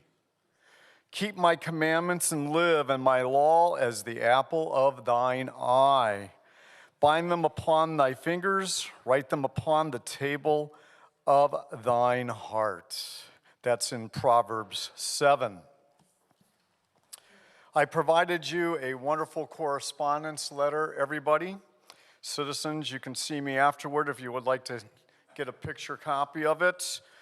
Dear Huntington Beach Mayor and City Council and citizens, please know that myself and approximately 200 citizens recently attended the Horizon Pregnancy Clinic 5K Walk for Life this past Saturday from 9 to noon. During this time, I educated citizens in the new direction of USA preborn personhood cities and passed out Bible bookmarks amplifying fatherhood, motherhood, childhood, and preborn personhood. You have already received the Bible bookmarks. I am now providing you a list of the 89 Huntington Beach citizens that have graciously signed the California Preborn Personhood Advisory Petition from January 12th to May 19th today. Please know that over 440 citizens throughout California have graciously signed this advisory petition, and they all support this new Huntington Beach direction. On the back of the correspondence, I again provide you The resolution that I hope you're going to put on your next agenda, because there's only 2 more meetings prior to Father's Day, a resolution in support of a Huntington Beach, California declaration of a safe preborn personhood city. Remember, it was Nellie Gray who started the Washington, D.C. March for Life. Yes, actually a Democrat woman. She's one of my American heroes who started the Washington, D.C. March for Life. She stressed to me that as I did my pro-life in America, that we must amplify personhood. Frank Pavone also stressed that we have to amplify preborn. That's why you should be called now a preborn personhood city. I encourage you in holy wisdom and understanding to move in this new direction. Thank you kindly. God bless you all. Thank you. Thank you. Next speaker, please. Hi, I'm Therese Bartusek. I recently moved from Chicago, Illinois to Corona Del Mar. And back in Chicago, on May 16th, 1979, my sister took her life. And prior to that, she had had an abortion. I just wanted to let you know that I'm here to support this resolution for personhood, because that little baby has a name, Abigail. And my sister had a name, Elizabeth. And they're both gone. Lots of other things matter. I know, money matters, right? But life matters more. And so I'm here to just, on behalf of her, I feel like I came out to California for many reasons, and I guess this was a surprise for me to actually be able to partake in a walk for life, which happened at Horizon Pregnancy Clinic just last Saturday. And I do have a paper here that can be shared where people can have healing from that if they have had it done. And there is healing available.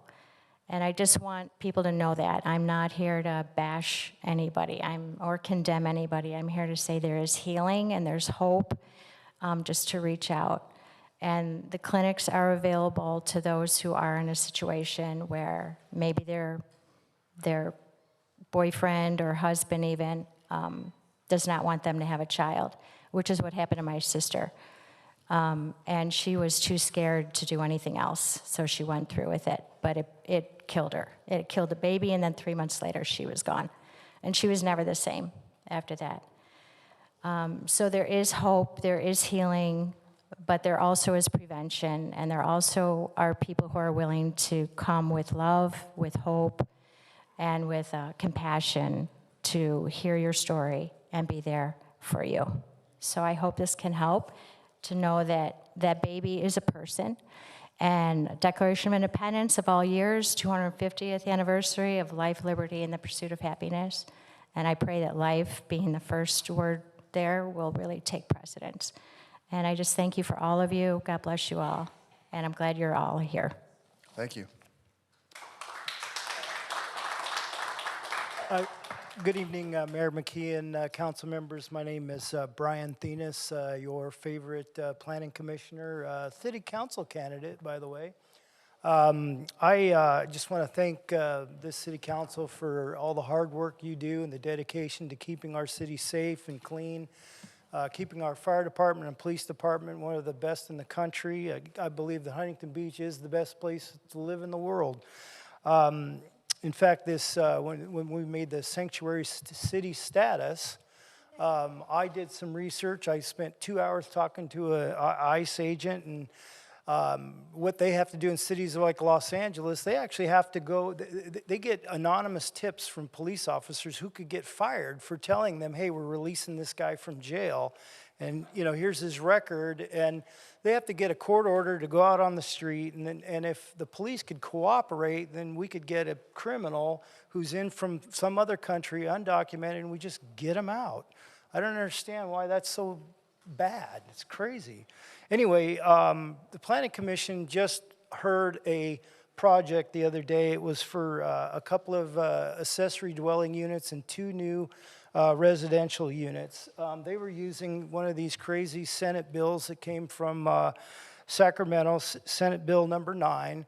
It basically allows anybody with a single-family residential home to build an accessory dwelling unit up to 1,200 square feet with a kitchen, bedrooms, bathrooms, a full-on apartment unit. With really no regulations, no parking. They had no parking. We were able to kind of delay the project because the main structure we had an issue with, so they have to go back to the drawing board. But one of the things that I noticed is that back in 1979, the citizens of the state of California voted for Proposition 4, which is Article 13B, Section 6, that says when legislation is established, mandated for a new program to affect the local government, that the state must cover the costs. So here they've passed all of these mandates that don't include, this is going to burden these mandates for these ADUs. Imagine we've got 78,000 single-family residential units. If only 10% of the people bought in and decided to use Senate Bill 9, that would be, 8,000, almost 8,000 new residential units. So I think that what we should do is look into really what this infrastructure costs. I know just by way of example, the housing, the RENA element is $110 million deficit for those additional units, and we're only collecting about $2,500 for a new unit, and it should be $13,000. Thank you. Thank you. Next speaker, please. Hello, Mayor and City Council, I'm back. And you've heard from a lot of our Terry Park residents tonight in support for the appeal that was filed. We, again, have asked all of the City Council members to meet with us regarding this project. So far, 3 out of 7 of you have returned emails and agreed to meet with us as doing a little study session. So we look forward to seeing all 7 of you, hopefully next week, for half an hour of your time. This project has been pushed through the entitlement permitting process with very little oversight and community engagement. We sincerely hope there are no conflicts of interest for anyone sitting on that dais tonight. This project does not fall within the city's opportunity zone, so there should be no waivers attached to the project. Why is it being, kind of looks like those waivers are happening behind the scenes? Our concerns are worth listening to and they are valid. It's not too much to ask for a proper noise study, landscaping, a wall, EIR, and continuing air monitoring due to the toxins that are known to be on the property. In 2017, the city's general plan, Huntington Beach, adopted a new RT framework, and this should not have been included in that upgrade, this update, because it is surrounded by all these sensitive receptors on 3 sides. It should not have been included. It should have stayed at the zoning level that it was. But it was bulk updated along with everything else. Here's a 1980s schematic of the actual buffer that the lumberyard is currently not maintaining with the residents. They continue this morning spilling stacks against the concrete wall. Redondo Circle moved from an M1A in lower intensity industrial zoning framework to roughly updating the 0.05 floor to area ratio to 1.0, which is going to give the residents a 40-foot basic cement wall in their front yards. And it's going to be shading and covering the entire senior community to the east. These people will have no airflow or sunlight in the afternoon hours. For those of you that want to learn more about the Terry Park community's stance, please go to our website, terrypark.com.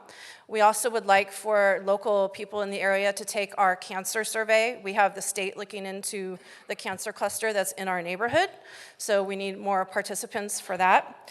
And I encourage everyone who is in Huntington Beach to start studying the Beach and Edinger corridors projects that also pertain to the 5-point situation that they're trying to basically make this into the halfway point between the interstate and PCH. So the Gothard corridor project and there's 3 different corridor projects that you guys are being pressured into dealing with, but this project as it is right now does not belong in our neighborhood. We're not trying to stop the project. We're just trying to make it better for the community. Thank you. Thank you.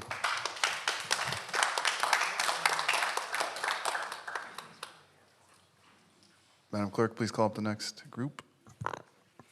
Irene Contreras Garcia, Tim Geddes, Elaine Keeley, Sonia Beal, and Russ Neal.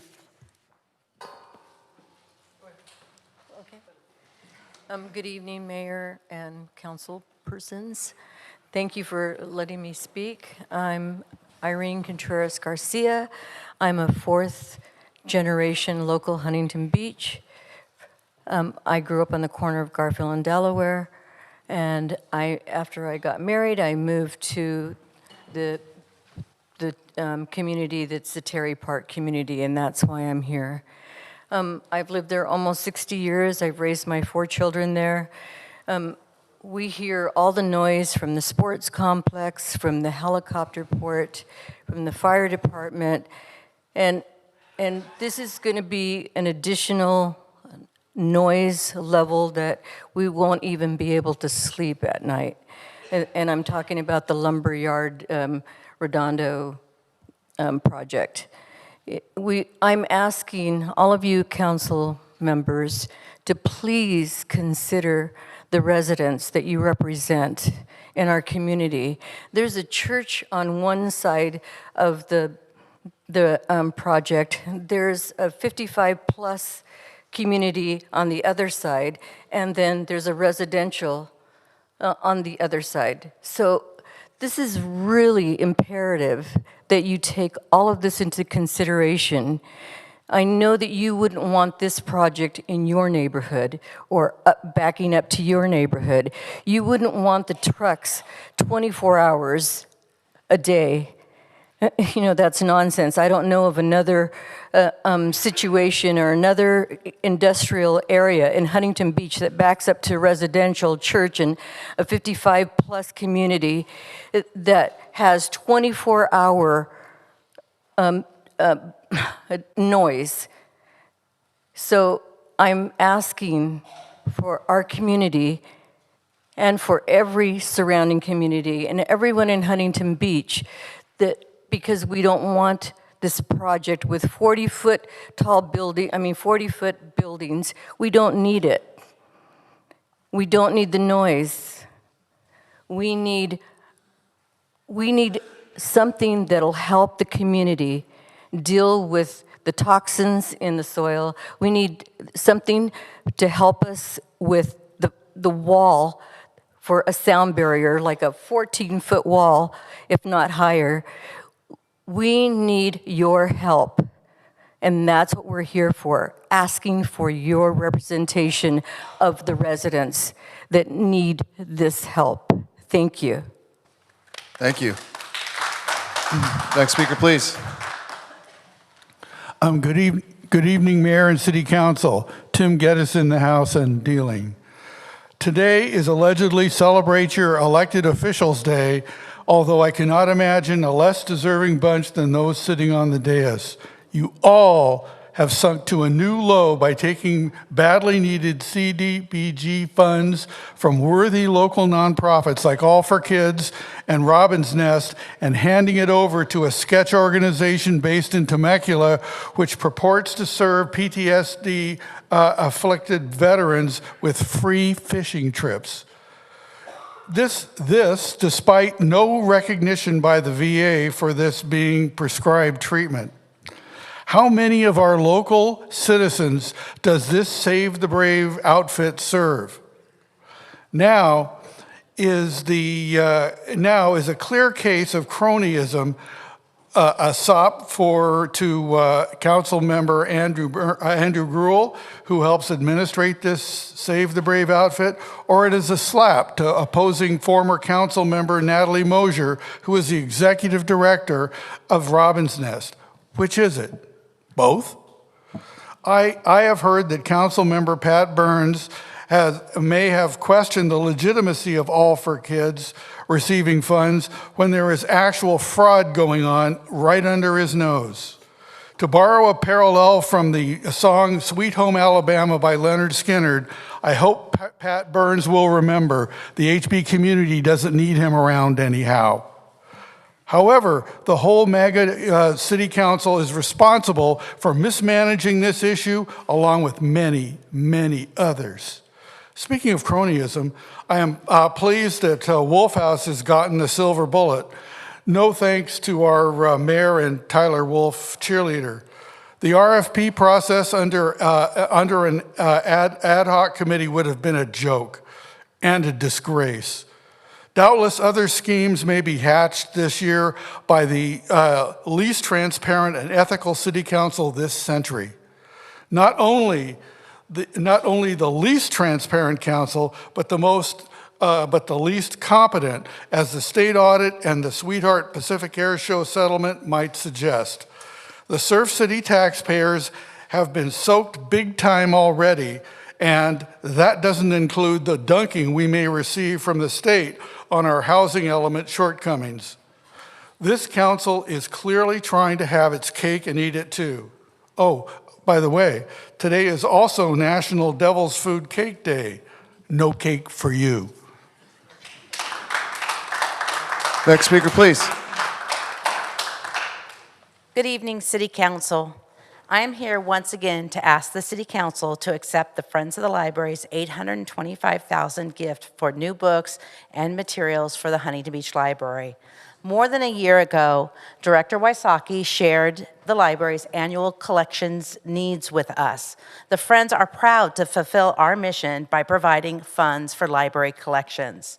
At the City Council's request, we work to memorialize a long-standing relationship between the Friends and the city through a written agreement reflecting a partnership that has existed for more than 50 years. Since then, multiple drafts have gone back and forth. Recently, the Friends were asked to make more revisions to the draft agreement, and we did so. The agreement now addresses the city's many requests, including insurance, volunteer screening, and city input on library fundraising activities conducted on city property. The most recent version has been in the city's possession for over a month, yet we have received no communication. Again, our goal is to give $825,000 at no taxpayer expense to support the library. At a recent Southwest Huntington Beach meeting at the Edison Center, Mayor McKeon expressed confidence that an agreement could be reached by the end of February. Unfortunately, in the past 5 months, I have met with Mr. Hopkins and Mayor McKeon only once, and it now appears progress has stalled. I have also learned that not every council member has even seen or reviewed the Friends' most recent proposal, so I encourage each of you to follow up with Mr. Hopkins, who has our latest draft. Please review the agreement, and you'll see that we've made changes that you've requested, and we are ready to sign an agreement and to make our gift to fund the library collection. For the public, I would like to publicly thank the volunteers of the Friends of the Library. You received and clean and sort and prize and shelve donated books for sale, helping the contributions to the library system. The Friends Gift Shop also works tirelessly to provide thoughtful and unique gifts for holidays, birthdays, and special occasions. Your work matters, volunteers. You are deeply appreciated by us. To our 1,200 members in this community, thank you for continuing to believe in libraries, in literacy, and the mission of the Friends organization. And finally, for the families whose loved ones entrusted us with bequests, we remain committed to honoring those gifts responsibly.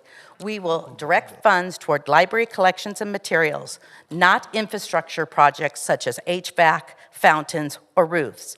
At the same time, the Friends leadership and members remain willing to help raise additional funds outside of our organization because we care deeply. Thank you very much. Thank you. Next speaker, please. Yeah, my name is Russell Neal, and I live in Huntington Beach. What makes America special is a stack of 3 interconnected ideas. At the top of this stack is our economic system of private property and free enterprise. Under that is our constitutional system of equal justice under law, which makes the economic system possible. Finally, the whole system rests on the foundation of the biblical faith and morals of the Christian founders. Tonight, I focus on the system of private property and free enterprise. The legal protection of private property and free enterprise is primarily a benefit to the weak and poor, not to the strong and rich, who need no such protection. It is this system which makes America the land of opportunity. This system does not guarantee equal results, but only equal playing rules, which the individual can take advantage of or not. That is why it is called the land of opportunity, not the land of guaranteed success. This system objectively produces better results than every utopian scheme that has ever been tried. If, for example, the welfare state of Great Britain was an American state, it would rank 51st in terms of income per capita. This is also the most moral and biblical of all systems, minimizing coercion, maximizing choice, and supporting the highest level of private charity in the world. The system is under constant attack from those who prefer free stuff over freedom, and from those who would exploit envy to gain power. I commend this council for making Huntington Beach a place that protects private property and encourages free enterprise, in contrast with other places that promote an ungodly, envy and power-based communist nightmare. Thank you, and God bless and preserve America. Thank you. Thank you. Next speaker, please. Hi, Mike. I hope you're feeling better. Yeah? Good. Well, I had something written up, but then I got to listen to everything that was happening and what I observed. Casey and Pat, you were really rude while people were talking about the budget. Pat was talking about the budget. And other people's money, that is all of us. And that's what we're concerned about as well. And I thought he did a really good talk on it. Pat Burns, I really liked your do your homework before you vote. I know you probably already know this because he was one of the Fab Four with you, Tony Strickland, that in 2016, he paid a fine of $40,000 because he mismanaged his campaigning that he had of over $65,000. That's a little FYI. And I feel really sorry for all of these people that are going through this 24/7 stuff. You guys, you had the city-town meeting like was it January, Casey? And this is where we're at? It's not right. And I also feel sorry for all of the red hat people that voted for you because they're starting to figure you out.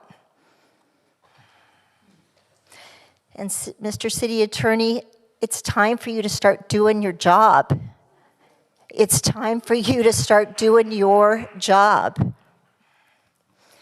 And Casey, I'm not surprised by the flag program that the sponsor, the city-sponsored flag program it doesn't surprise me. Let me get it going. But what you might be surprised of is that many don't want to see a flag in front of their homes or rows of magnified flags down our HB streets on public light posts. Many Americans believe MAGA's collective narcissism has destroyed the flag's true purpose, that being a symbol of national unity and respect for all. Why are we spending city funds to endorse neighborhood flags hanging on public light posts? Currently, this is illegal in Huntington Beach for residents to display flags on existing eligibility streetlight poles. My views do not make me unpatriotic or unappreciative of the true meaning of the flag, the American flag. But here, right now, Thank you are very you much. guys doing the best you can? Each Thank and you. every one of you. Are you? Thank you.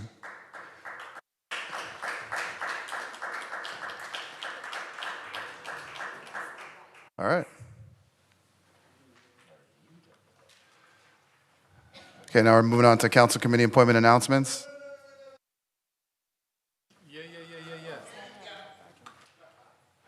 Council members, do you have any council committee appointment announcements? Sorry, Roger.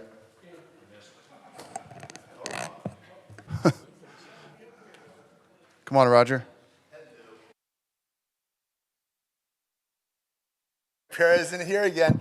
Seriously, the chief of police has to be over here. He's supposed to be here every single time that you guys are here. He's supposed to be here. Instead, they got a little mini-me that kind of looks like him, but it isn't him. Okay, so you shouldn't have him sub for him. I asked Eric how many times he's went to Israel this past, ever since he's been here, and he didn't want to comment. So please, make him show up here. I mean, he gets paid over $500,000 a year from you guys, and every year he gets a bonus. He gets a bonus of a longevity bonus of 5%. Okay, so from $500,000, that's $50,000. That's a $25,000 bonus every year just for longevity. That's insane. Okay, but besides the money that he gets paid from his retirement, actually, quote, forced leaving of the sheriff's department, he got removed at the sheriff's department from being in charge of the prisons over there, or the jails over there. The jails of all LA County, he was in charge of. You know what that means? When he started, there was only three deputy gangs, okay? And each gang was like between 18 to 30 people, deputies, okay? When he left, there was over 17 confirmed gangs. Seriously, and 4 of them, the most vicious ones, besides the original 3, were from the 3,000 boys, the 4,000 boys, and the 5,000 boys. That's for the 5,000 block, the 3,000 block, and the 4,000 block of the jails. Okay? And he's never, ever reprimanded any of them from doing all these just despicable things to the inmates. And the inmates are not guilty. I mean, a lot of them were not even guilty yet. They were just waiting because they couldn't afford to pay the bail. Okay, so that way they can go and have a decent, so that way they could be out and try to gather evidence for their innocence, to show their innocence. They couldn't do that. Instead, they were forced, if they were asking to go to the library or anything, and if they asked in a wrong way, they'd have a meeting. The deputies would see them in the middle of the night. They'd bring them out, and they'd do all these things to them. It's insane that we have this guy as the chief of police over here. You guys got to look some of this stuff up, man. It is scary that this is the person that runs out, that gets $100 million a year for his department, for the police department. Over $100 million a year, and he's only open Monday through Friday. I've never seen a police station that's closed. The station is closed on Friday, Saturday, Sunday. It's only open from 9 o'clock for business, from 9 o'clock until 5 o'clock, or 4:30, I guess. It's insane. On Friday, they're closed. A police department that gets $100 million a year, over $100 million a year. This is insane. It's insanity. Okay, a police department that there's no way. The reason that we have no crime is because nobody writes a crime report. Everything's an incident report. All right, Roger. Thank you, everybody. All right. Now we're moving on to council committee appointment announcements. Council members, do you have any council committee appointment announcements? Seeing none. AB 123 reporting. Does anyone have anything to report? Seeing none. Openness and negotiation disclosures. Does anyone have anything to disclose? I spoke to the POA. Anybody else? Spoke to the POA as well. Okay. Same, spoke to POA. All right. Same. Okay. Moving on to the public hearing. So this is revised to approve the changes to residential and commercial trash collection services and the residential trash collection rates by A, adopting Waste Infrastructure System Enterprise, WISE, agreement between County of Orange and City of Huntington Beach, and B, approving the introduction for ordinance number 4348, adopting the First Amendment to the revised and restated refuse collection and disposal services franchise agreement between the City of Huntington Beach and Rainbow Disposal Company, Inc., and C, conducting a public hearing to adopt Resolution 2026-11, increasing residential trash rates effective July 2nd, 2026, and ratifying the methodology for future rate adjustments. Madam Clerk, do we have any supplemental communications for this item? Yes, we do have supplemental communication for this item. One moment, sir.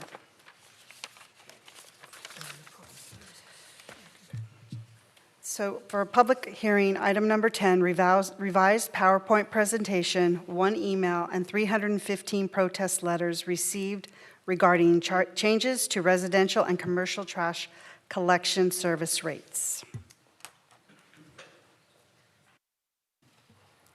All right, staff, please introduce the report. Thank you, Mayor. I'll ask our Public Works Director, Chow Vu, to introduce the item. Thank you, Travis. Good evening, Mayor, members of council. Tonight, we're asking the council to approve updates to the city's residential and commercial trash services to ensure long-term landfill capacity, comply with the state SB 1383 requirements, and maintain a balanced refuse fund.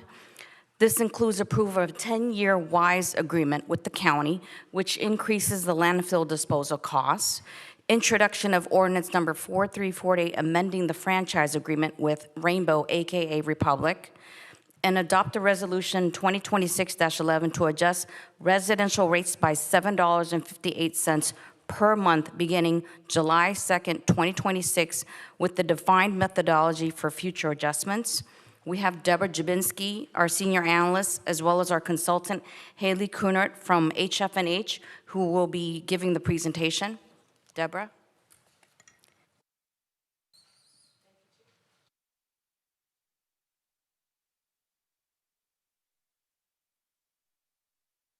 Members, thank you. Appreciate you, Juan.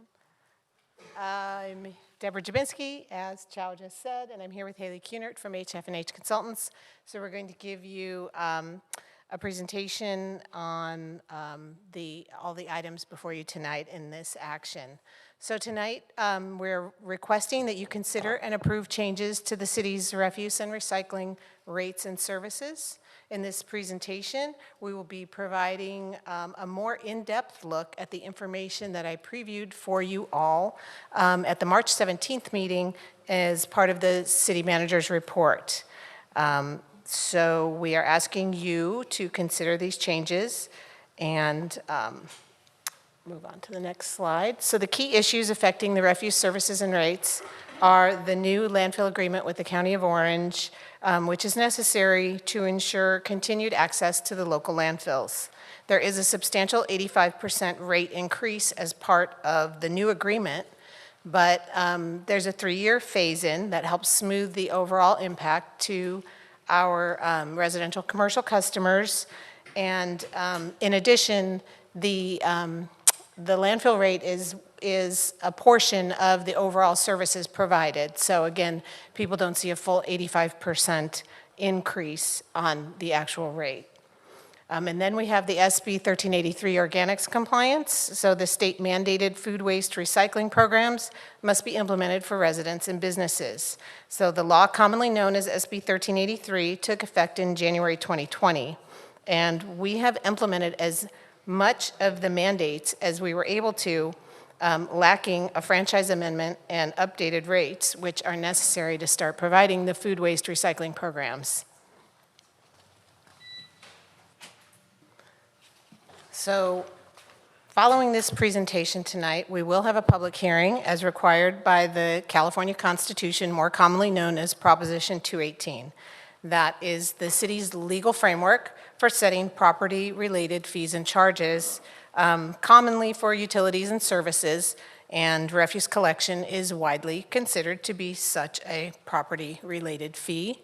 And again, as I previewed on March 17th, on April 3rd, we followed the procedural requirements. Notices were mailed to all of the affected residential properties, previewing tonight's public hearing and giving everyone the opportunity to voice their objections should they have them.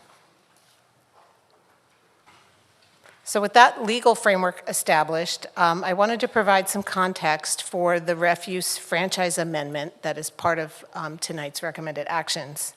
So briefly reviewing the history of our current trash and recycling franchise agreement. It's a 20-year-old agreement. It was originally adopted in 2006 with Rainbow Disposal, and Rainbow was acquired by Republic Services in 2014. So in the staff report, it's referred to by both names because the Rainbow entity does still exist, but as a division of Republic Services. In that agreement, it's 20 years old. There are no provisions for the mandated recycling service updates that have been enacted since that time, and especially for the SB 1383 super comprehensive kind of omnibus actions regarding recycling and mandated services. So implementing the food waste and organics services requires a franchise amendment so that the services are part of our contract. And the new services do come at increased costs, which HF&H will review later in this presentation. And finally, it should be mentioned that we are currently under CalRecycle compliance review by their Jurisdiction and Agency Compliance Enforcement Branch, or JACE, the acronym in the presentation. So it is very important that the city move forward with the balance of the SB 1383 implementation. So the other key thing affecting our rates, and the reason we're here tonight, is that landfill disposal agreement known as WISE, the Waste Infrastructure System Enterprise Agreement. So this is a 10-year agreement, and it guarantees local landfill capacity and access at preferred rates. Again, it comes with an 85% increase, which is substantial, but it is still lower than what we would pay to export trash outside of the county, and with no guarantee that we would have available capacity outside of the county or elsewhere. So for the next slides, I'm going to introduce Haley Kunert from HF&H Consultants. Haley was a key part of the development of the amendment and negotiations with Republic Services, and in reviewing and ensuring that the city will be in compliance and have a modernized agreement that will see us through the remaining 11 years that we have in our term. So, Haley? There you go.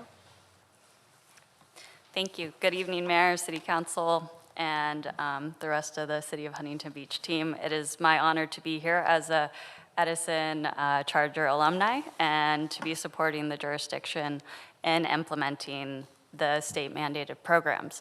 So as Deborah mentioned, SB 1393 went into effect January 1st, 2022 and required a various set of state mandated programs for organic waste collection to keep organic materials out of landfills, including, food waste, cardboard, paper, or things that have traditionally ended up in the landfills and can be repurposed into beneficial materials and other procurement matters such as compost and mulch to benefit the soil.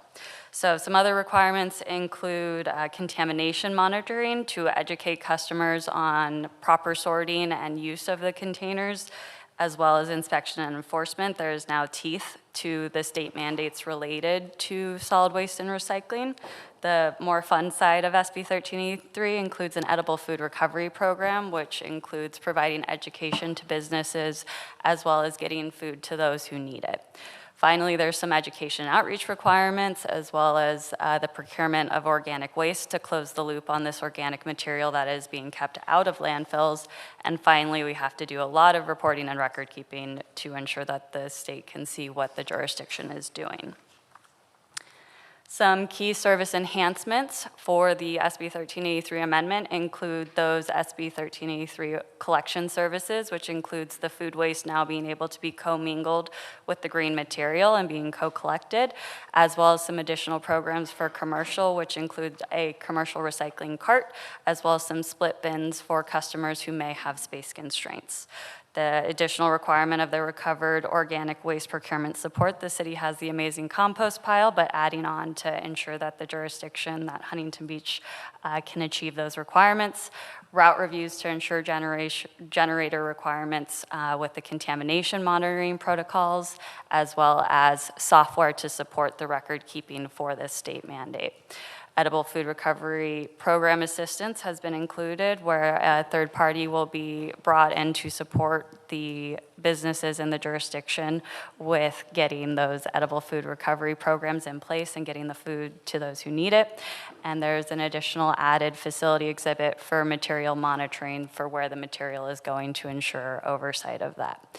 There's also a mechanism for a residential organics facility change. So if a cheaper option or a more cost-effective option becomes available, the city does have the ability to direct that material to a different facility.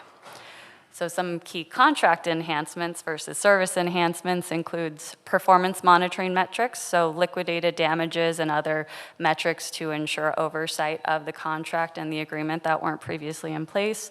Additional sustainability advisors to support the generators and the city customers with implementing programs, being out in the public at city events and supporting with implementing these new programs and services, as well as a labor contingency plan that is going to be reviewed and updated annually to ensure contact information and that both the city team and Republic team have a plan in place due to past experience with work stoppages.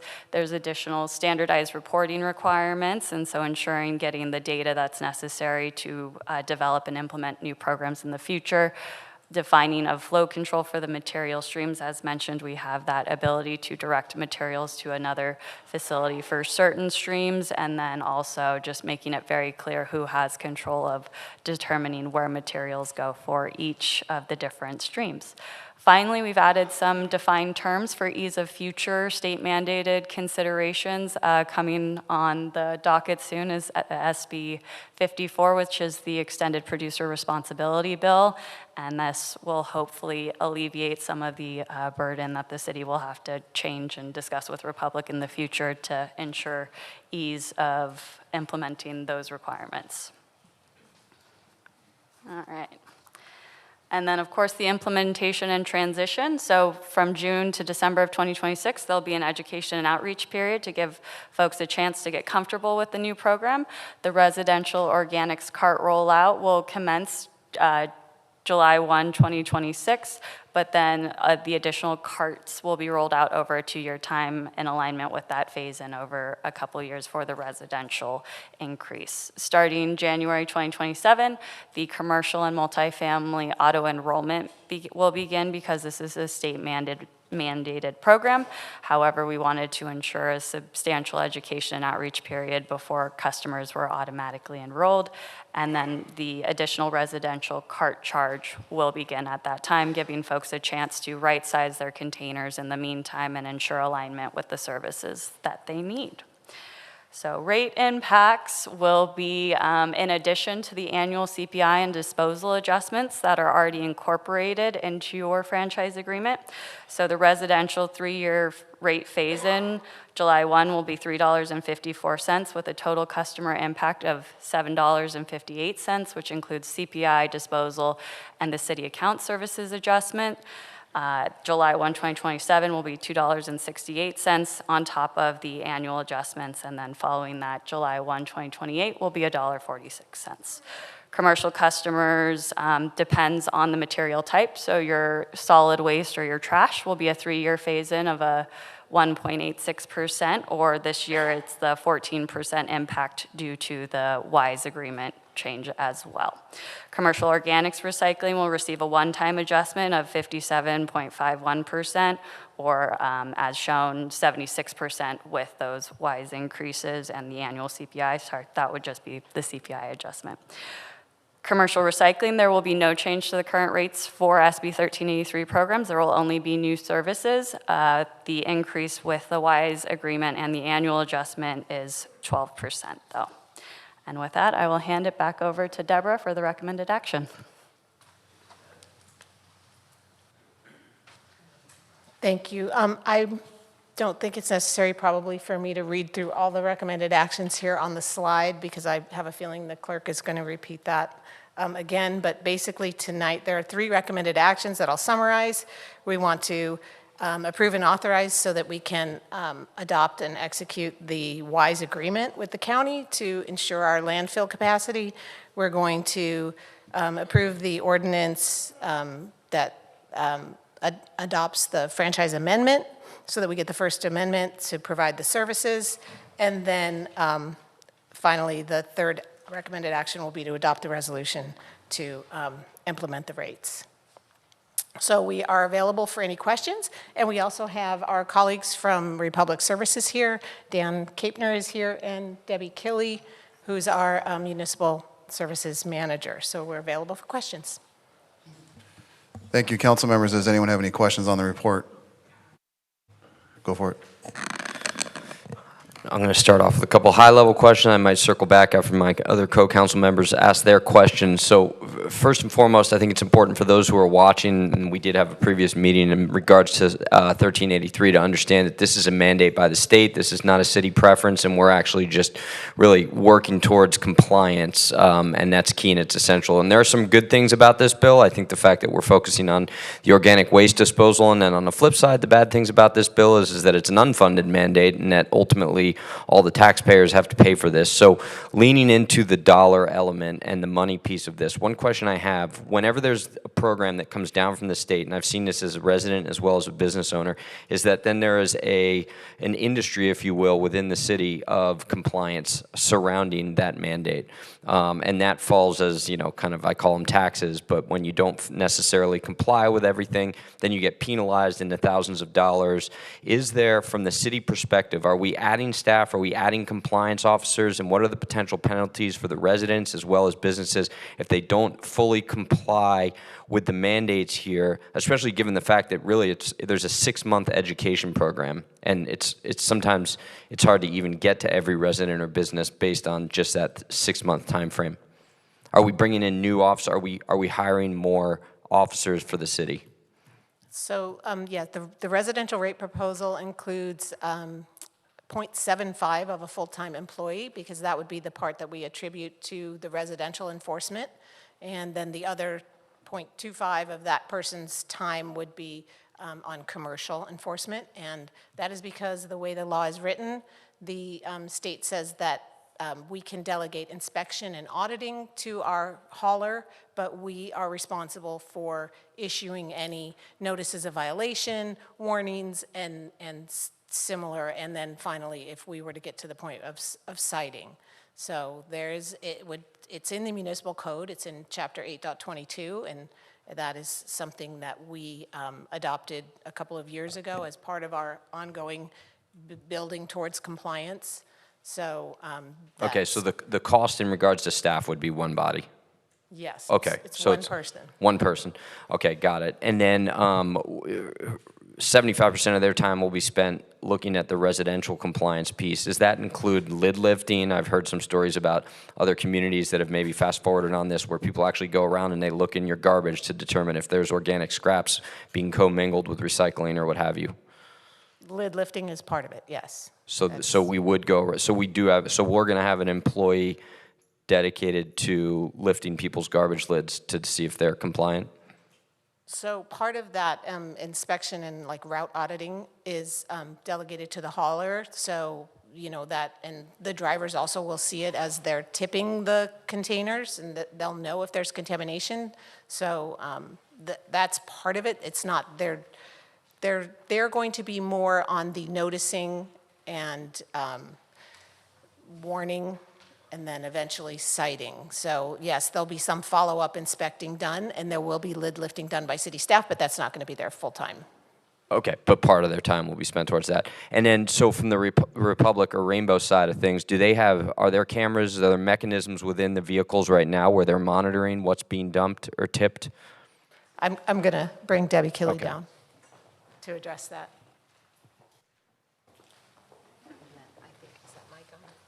Hello, good evening, Council. Yes, the trucks currently have cameras on them that are watching what's going in the hopper. A lot of that's for safety as well, because there are things that are put in trash cans and recycle bins and carts that are hazardous, and we need to make sure that we're protecting ourselves. So there's things like batteries and hazardous waste. So we already have those cameras there. In the commercial side, we do film that, and if there is any contamination in recycling, businesses are already being charged a contamination fee. We work with them on education and outreach and making sure that they know what things can and can't go in that.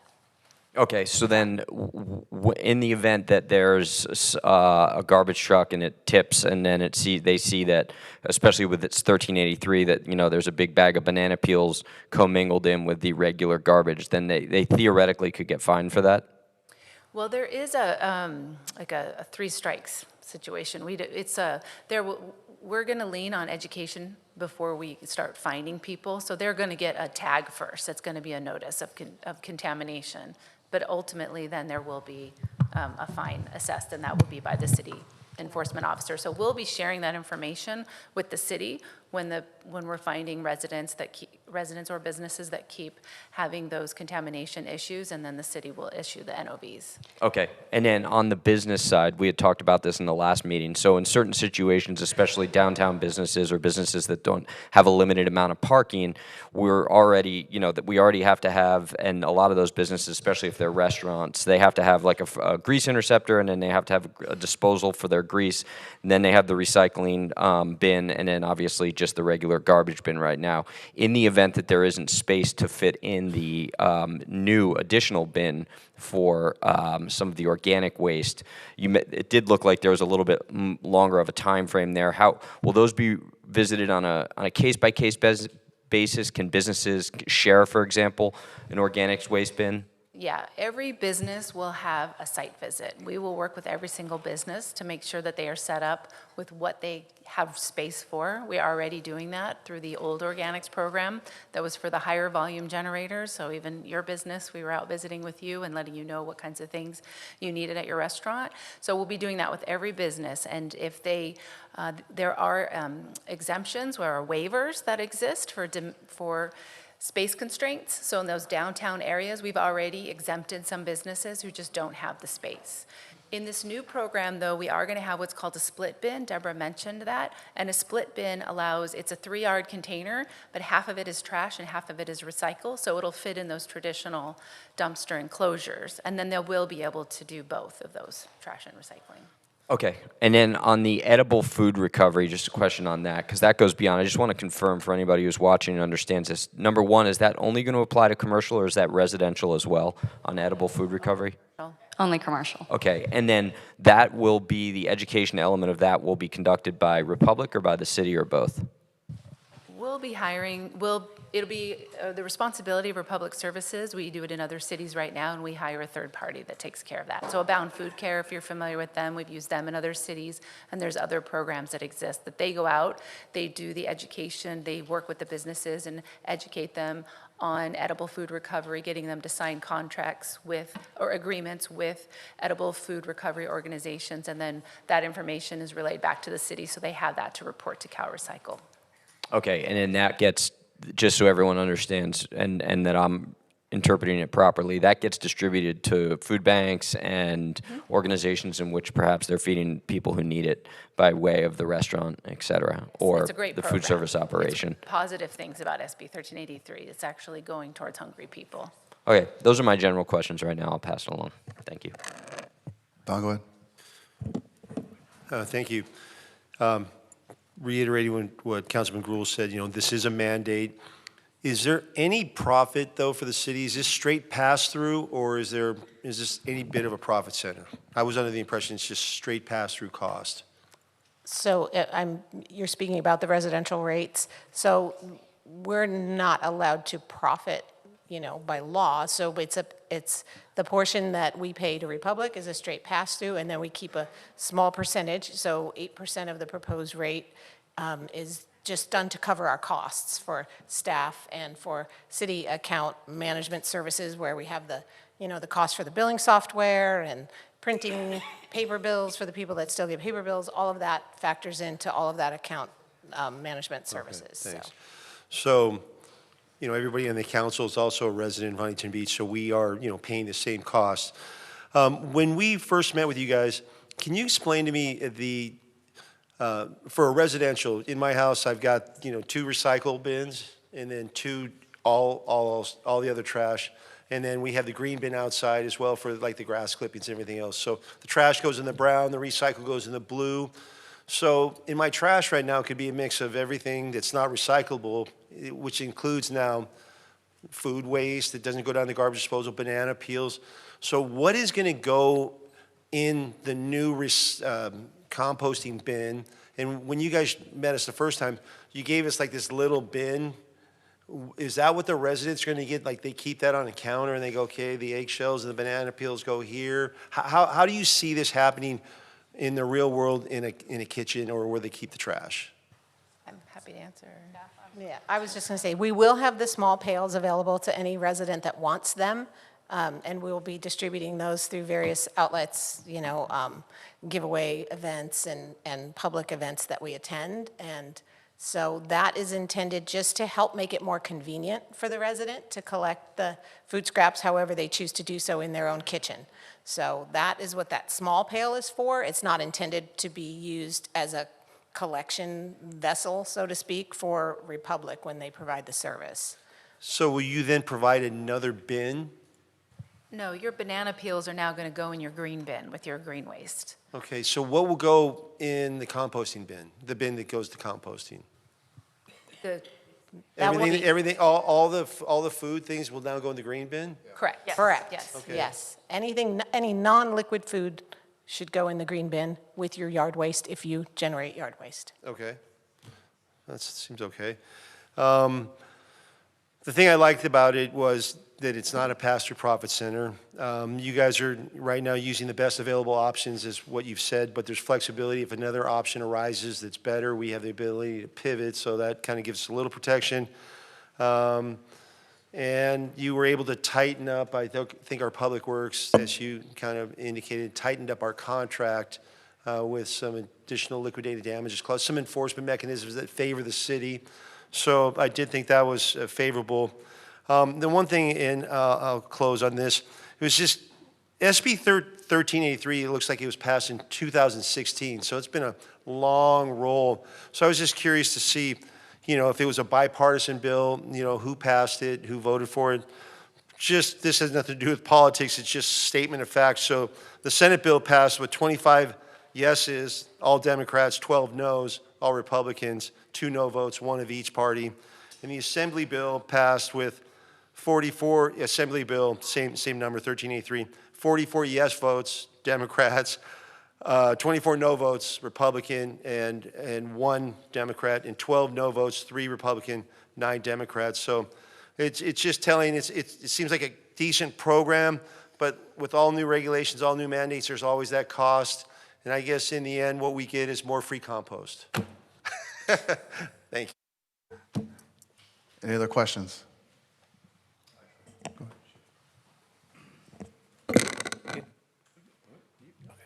I'm just curious on the fees. Is that going to be a fee that's set, it's mandated by the state if someone violates more than 3 times, or is that something that's our discretion from the city?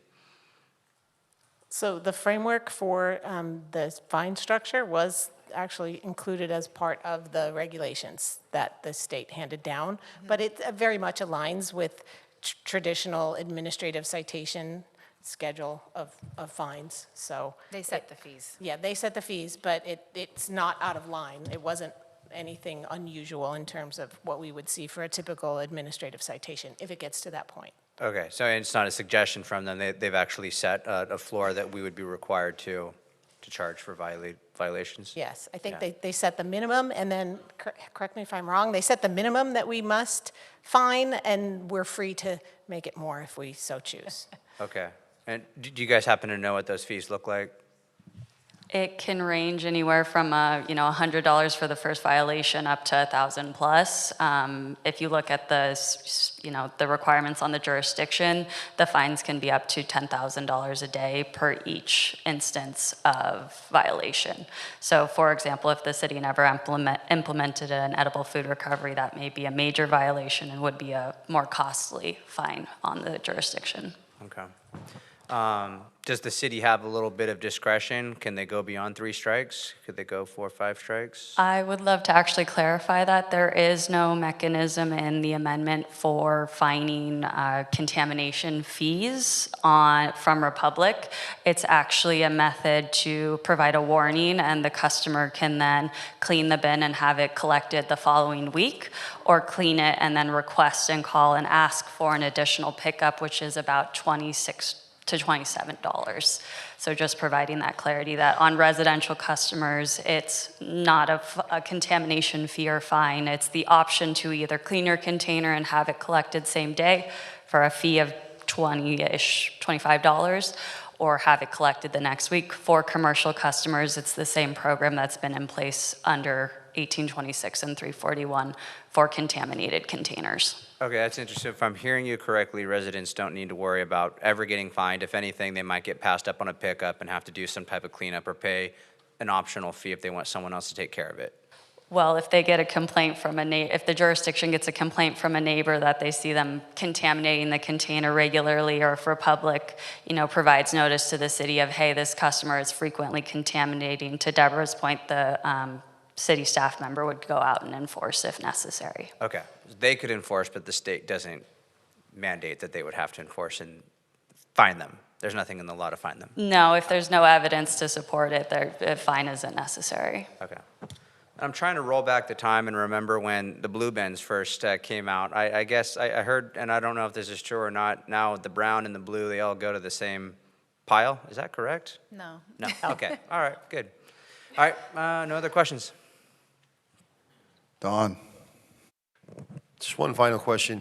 On the recommended actions, just so all the residents know and we know the full scope, what would happen if we didn't pass through? Didn't we adopt them?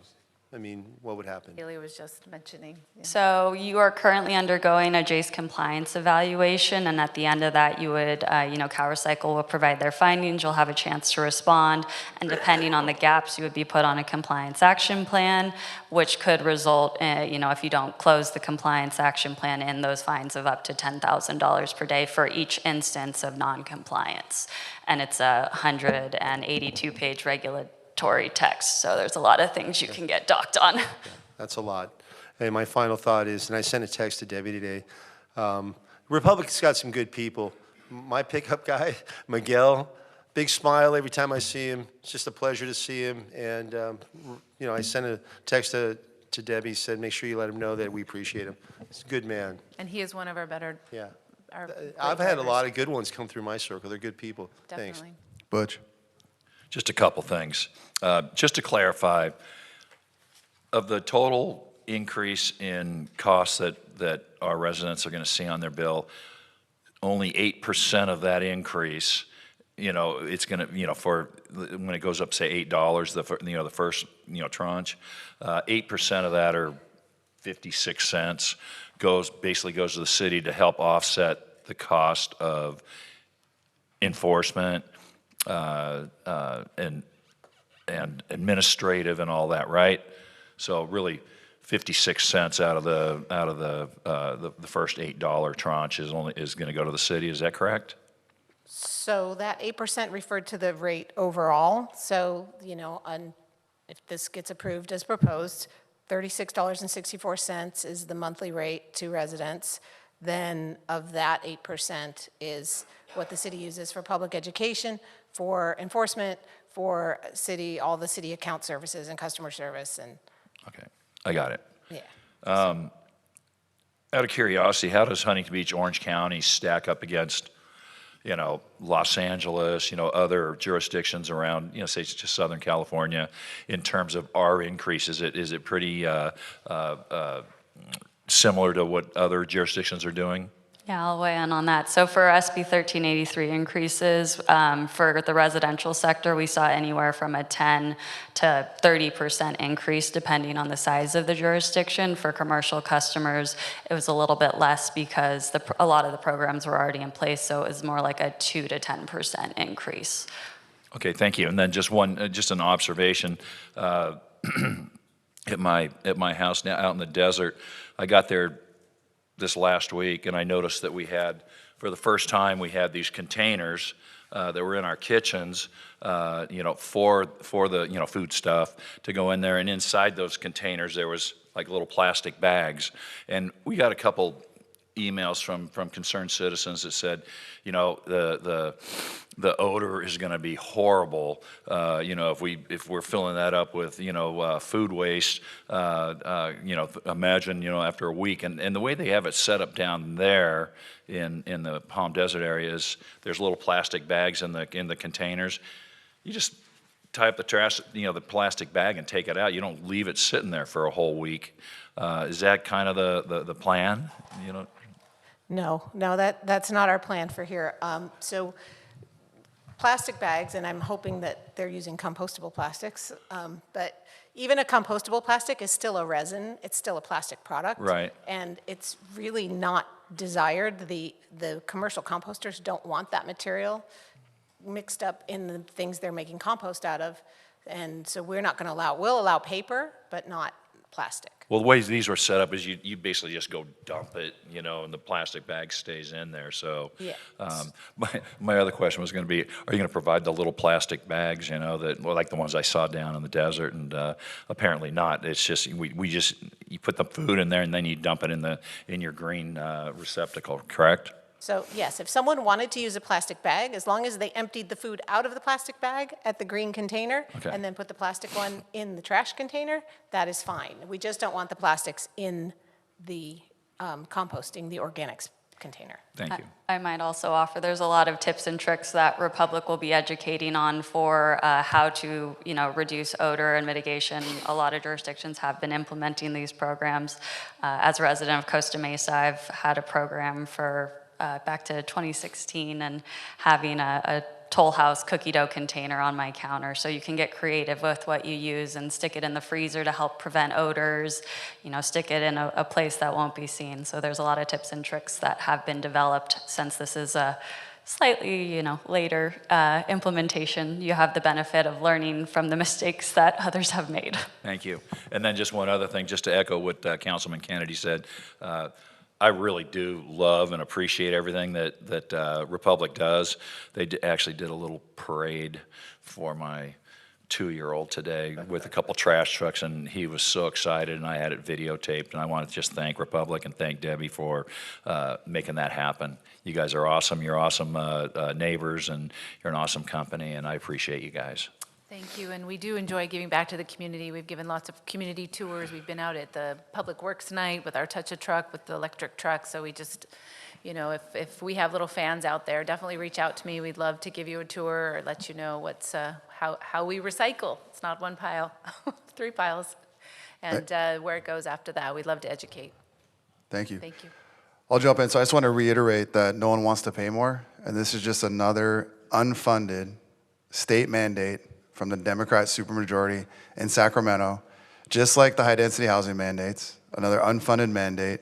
And people have asked, how are we fighting back like we fight against those unfunded high-density housing mandates? And a resident sent in an email with some questions, and Public Works Director Chow was generous enough to give me some answers, so I just want to read it to the community. The question was, what efforts did the city make to negotiate the county landfill fee increase on behalf of the ratepayers, and what were the outcomes? The city joined a coalition of Orange County cities that was led by the OC City Managers Association. Our Public Works Director, Chow Vu, was part of the coalition team participating and advocating for Huntington Beach. The coalition secured a 1-year extension of the outgoing agreement, which was originally set to expire on June 30th of 2025. This allowed the city time to conduct an in-depth review and analysis of the county's landfill operating costs and projections. The county initially proposed an immediate 92.3% increase to $82 per ton of disposal. The coalition secured a 3-year phased increase with the year 3 rate of $81 per ton, slightly lower than the county's initial ask. The coalition also secured a more favorable calculation of ongoing annual disposal rate adjustments starting in 2029 and 2030. This is a blending of two separate CPI indexes to help smooth future annual rate increases. Second question, has the city explored any general fund contribution to offset a portion of these costs and reduce the burden on residents? Answer, the general fund is fully committed to public safety, maintenance, infrastructure, and essential public services. It is good fiscal practice for trash services to be paid by the users of the service and not the general fund. Question 3, why are the landfill cost increase in the new organics recycling program costs bundled together rather than presented separately so residents can evaluate each one on its merits? Answer, each cost, landfill disposal, and the new organics program is explained separately in the staff report. Because landfill disposal is part of what residents put into their black carts or cans, it must be factored into the total service costs. Presenting them together ensures full transparency and an accurate all-in rate for the city's state-mandated 3-container program. Last question, has the contract with Republic Services been reviewed for any cost efficiencies that could reduce the rate impact? Answer, the city conducted a thorough review of Republic Services' cost proposal using both internal staff and our independent consultant that's here. Their analysis confirmed the proposal is consistent with industry standards in comparable cities with various haulers, not just Republic Services. And just as importantly, the city negotiated a 3-year phase-in of the increases to cushion residents from a sudden rate jump. This ensures we met state requirements, mandates, while keeping the rate impact as manageable as possible. So I just want to share that with the residents to know that we're always fighting these state mandates that are unfunded, like I mentioned. My question, you brought it up, this was a big concern last year in the key contract enhancements. You mentioned that there's a labor stoppage contingency plan. So what is that? Because labor disputes with the Republic cannot impact the residents. It's a big deal. We can't have work stoppages. So what were you able to do to enhance that with the labor stoppage contingency plan? So essentially, there's a plan that's been reviewed and developed together in collaboration of both the city and Republic, and that will be reviewed and updated annually. It includes, public education and outreach on what's happening, timelines for when updates are necessary, contact information, emergency support, Republic's plan to bring in emergency support. And Debbie, do you want to add anything? Yeah, I mean, that was pretty thorough. It's a contingency plan of, should it happen, what we are going to be working with the city to make sure that residents are communicated to and that we're doing the best and we can to get roll-off boxes out there for people to get rid of their trash, to bringing in our blue crew to make sure that we have those essential services picked up. And the idea, too, is that when we know we're in negotiations, we're starting earlier, and we're being more aggressive about making sure that we come to an agreement before it even reaches the possibility of a work stoppage. Just to clarify, the customers are not paying any additional rates like for a stoppage, or I think you guys are picking that up yourselves? Correct. Okay. Yeah, no, there's no additional rate to the resident during that time. Awesome. Okay. Thank you for clarifying. Any other questions, comments? Andrew? I'm back. So you're right, this is an unfunded mandate, as you state, and obviously we have to do this. So it's not a matter of whether we comply, it's a matter of how we comply. We comply with the basic mandates that are coming down from the state. My only concern here and why I'm bringing this up is this is our one opportunity to make sure that this doesn't become a program that turns into an out-of-control beast in which commercial businesses, retail, restaurants, et cetera, as well as residents, don't end up becoming piggy banks for future opportunities for revenue and cash flow. And I know I'm not implying profit center. I understand it doesn't go to profit, but it can still get lumped back in, especially on administration. So at this point, what decisions do we have in regards to policy versus mandate? Right? Like, what policy decisions are we making? Can we determine that we don't want to fine commercial and residential customers, as Chad had asked? And you said that residential customers would not be fined. I'm just picturing this becoming a war where we got city employees going around, which we're paying for city employees, looking under the lids, looking into people's trash, and then fining them. Commercial businesses, I know we already get fined, and it's gotten to the point now with some of the state-mandated programs with commercial businesses where if we're not the ones educating our team members on how to properly dispose of waste, then we get fined, when here we are and it's being presented to us that it's the city and it's Republic who's going to be educating. But how do we know that 5 years down the road that doesn't get passed on to the commercial consumers or the residents for that matter? It's a part, do you want to answer? Go ahead. I was going to say, I was going to offer that most of the fines are only if you're not compliant with having the 3 programs in place, not necessarily if you're, not utilizing the container. That's the jurisdiction's discretion to go and how strict you're going to enforce that requirement. But with regard to having the program, Republic and the jurisdiction, the city team will be working with generators, and as long as that generator is on the enforcement, pathway, received a notice of violation before any citation is issued, they can comply before any penalty is or would be issued. So it's essentially doesn't have to be fined, but it's a end of the line if they have had substantial reach out by both the city and Republic and still have not complied with having the 3 container program in place. So from the city side, have we defined what substantial reach out means? Have we defined the policy, the program, who the officer is going to be in regards to actually educating and then ultimately hitting somebody with the violation? So we already have the framework for this in place, where we communicate with the Republic monthly, and they provide us a report of who they've outreached to in the business case, who they've outreached to, and what the result has been. And then the city's job would be to follow up. The first and most obvious is that we would auto-enroll them in the services if they don't have them. So we're not going to wait for someone to subscribe voluntarily, and the regulations say that we shouldn't. So that would be the first step, would be we're going to auto-enroll you, we're going to let you know why, and we're going to give you warning, but we're going to auto-enroll you in those services, and that will be added to your monthly bill from Republic. So that would be the part that the city would manage once we determine that they've had, generally it goes 3 or more contacts.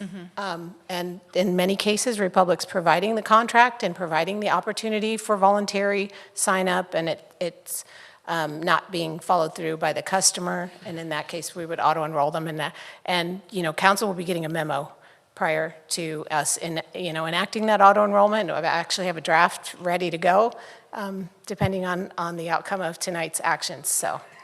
And Councilman Gruhl, I do want to add to that too, that this outreach that we give to the city, it's more than just leave a voicemail 3 times and call it a day. I mean, these are quality outreach. So we're trying to reach the business owner, we're trying to reach the person making those decisions to make sure we can communicate with them what they need to be doing. If there's contamination or they're in need of a specific type of container, we don't just want to auto-enroll and drop things off that's not going to work for their business. A good example may be, a law office. They're not going to have a lot of organic waste. So we're going to work with them to put together a waiver, but they may have a lot of paper. And so we would have a recycling program for them. So does that help answer what you're looking for?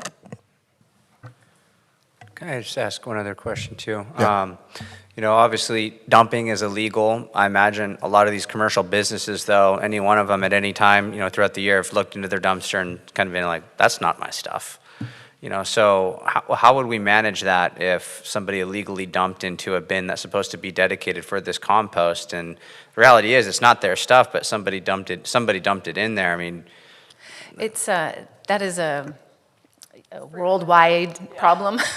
So the options we have in Huntington Beach, we already have them that exist. We have lock bars for the different bins. We encourage certain businesses, if they have room, to build an enclosure with a lock, with a roof, so that that kind of illegal dumping isn't interfering with their dumpsters or their carts and causing them to get the fines for the contamination or the overages or whatever else is causing the issues. if it's not locked up and you guys find, stuff in bins that shouldn't be in there, would that start counting as strikes and potentially fines against them?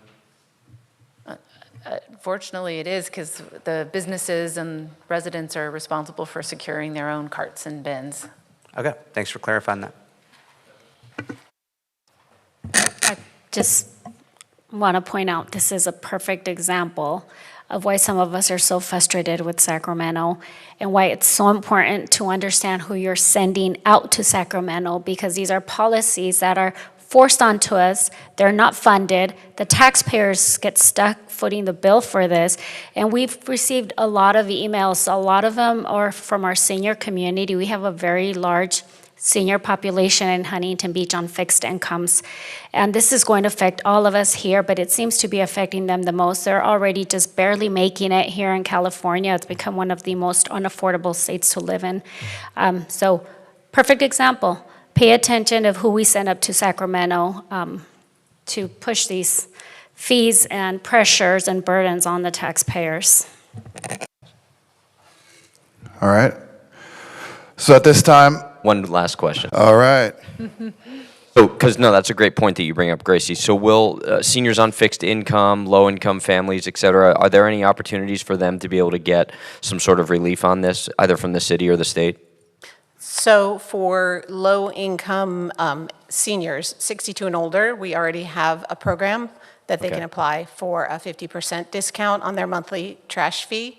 That is part of the city's utility user tax exemption. So they would apply, if they qualify by income and age, then they no longer pay the utility user tax on like their phone bill, gas and electric. And then in addition, if they're a residential trash rate payer, then they would get 50% discount Okay, on their monthly bill. that's great to know. So the 62 and older, 50% discount on the utility user tax, which would that can compound and add up to a lot of money, and they do that through the city website? The information is on the city Okay. website, yes, and the applications are handled through our finance department.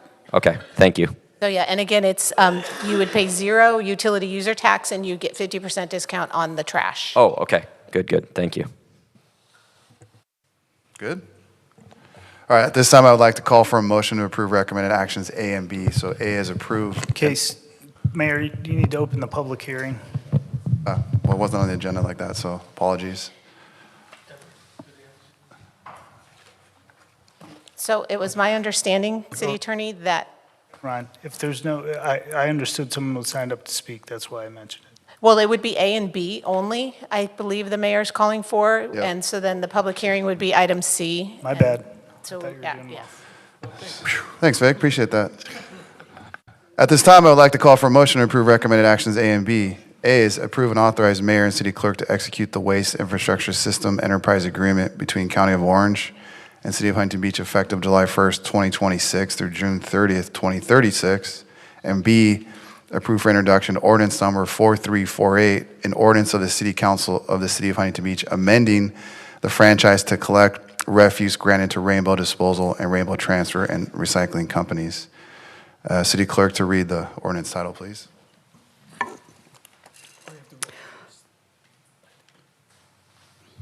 We have to vote first. Okay, call the question, please. Make a motion. Second. Okay.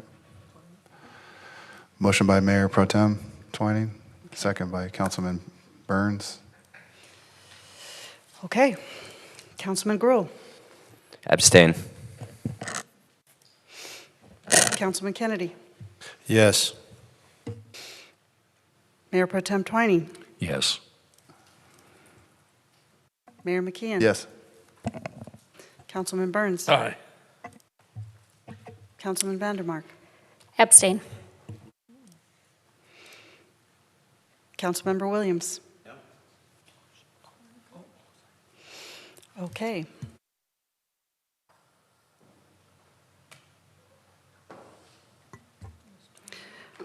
Motion still passes 4-1-2.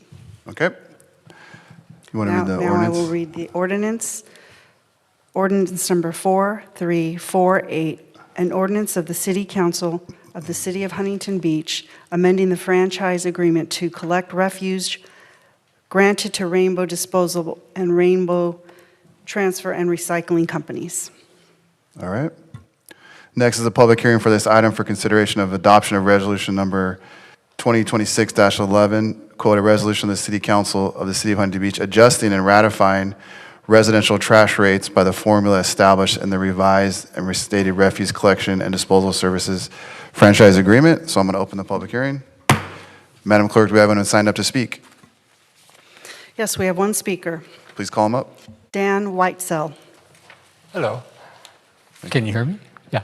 All right. Thank you. I appreciated the back and forth between the committee. It clarified a lot of things for me. I just came to, I support everything the company is trying to do, but I am opposed to the increase of the fees.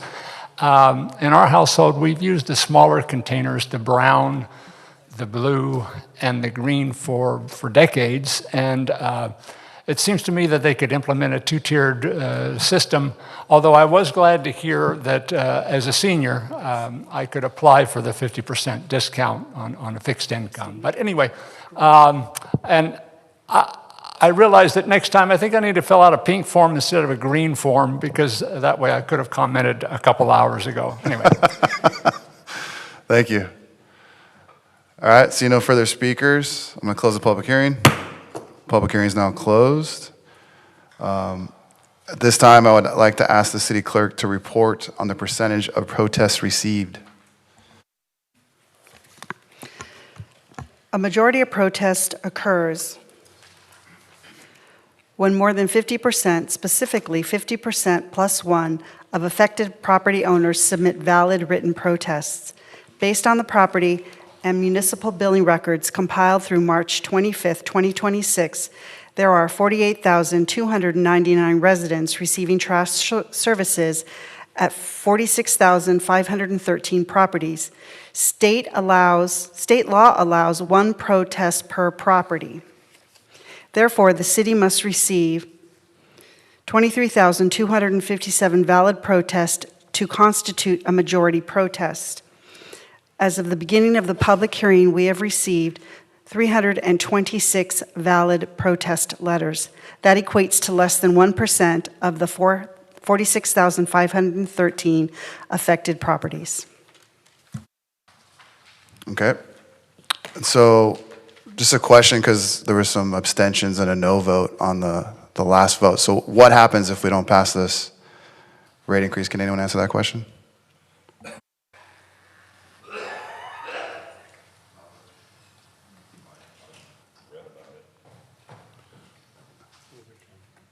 Someone want to come up and thank you? Okay, I'm back. So if we don't pass the rate increase, we move forward with the services, then in order to keep a balanced refuse fund, because it's an enterprise fund, council would have to be asked to possibly approve a general fund subsidy of that, so that we can pay to provide the services and pay the. How much do you think that would be? I don't have the numbers in front of me. I don't want to speak off the top of my head. It will be substantial. So I think in my staff report, I allude to 300 and something thousand a month. A month. Okay, so the citizens of Huntington Beach and taxpayers would have to subsidize the trash collection services of Republic's customers to the amount of roughly $300,000 a month plus. So it's the city's customers, because we bill for the residential services. Sure. So yes, there are customers in our residents, but instead of just those users of the service paying for the cost, it would be everyone. That's what I'm saying. So all the taxpayers of Huntington Beach would then pay for the Republic trash services to the tune of roughly $300,000 a month. If I recall what's in my staff report correctly, yes, it's approximately 300. Well, just using Lisa's number, 46,000 plus homes at $7, which is on the low side, that is 322,000, on a monthly basis. Perfect. Yeah, I just want to be clear, because there were some, obviously, no votes and abstentions, so I just want to understand for the community what that means. Okay. Thank you. I'll stand by. Okay. Mr. Mayor? Yes.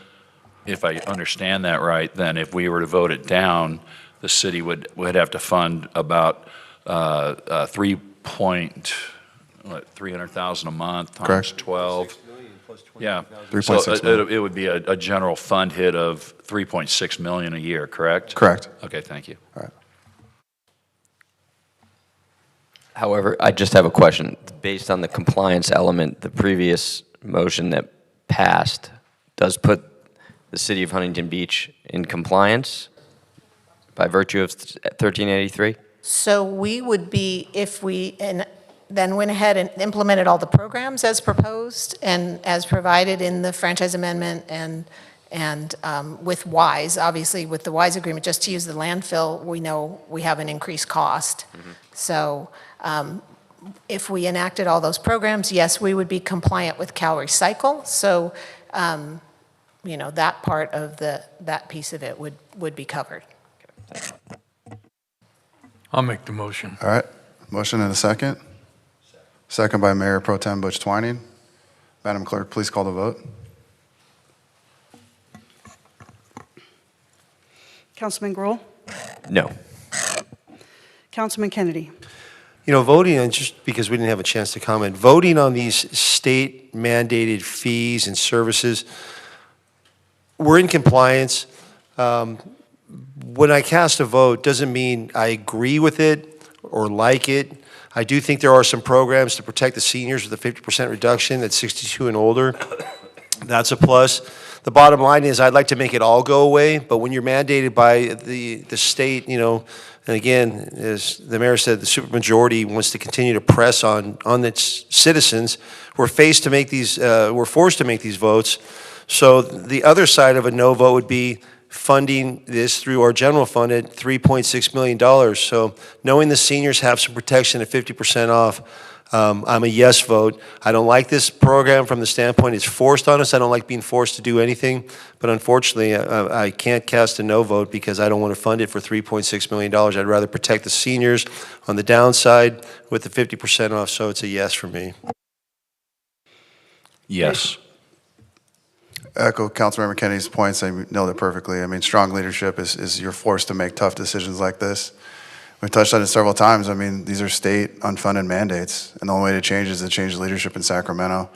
And as a strong leader, we got to weigh all these tough votes and be bold and do a yes or a no. And to Councilmember Kennedy's point, I mean, we're protecting the seniors. There's a mechanism there that I read all the answers from Public Works Director Chow, how we were fighting for the ratepayers, dragging it out over 3 years, getting reductions in costs with our coalition.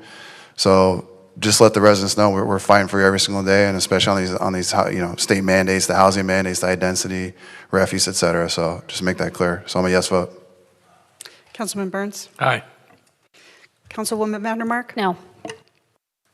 Councilmember Williams? While we're making remarks, while we're mandated by the state to do this, we're not mandated to increase the fees on our residents, and there's always ways to balance the budget. There's nearly 100 unfunded, or nearly 100 funded vacant positions that we have within the city right now, and so there's always a way to pull it off. The greater the need, the greater the result. I think we could have risen to the occasion. It's unfortunate we've gotten here. I'm a no vote. Motion passes 4-3.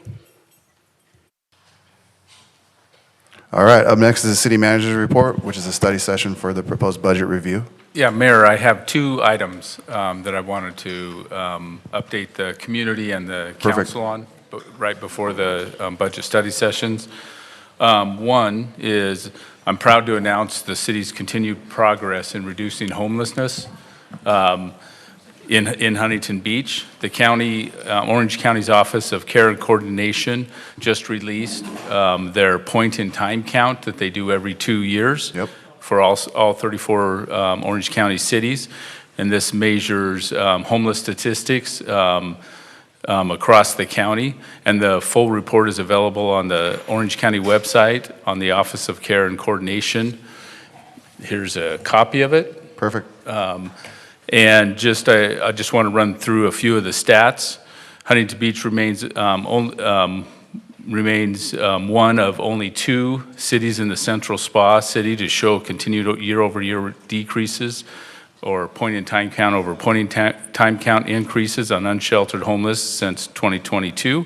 The other city is Newport Beach.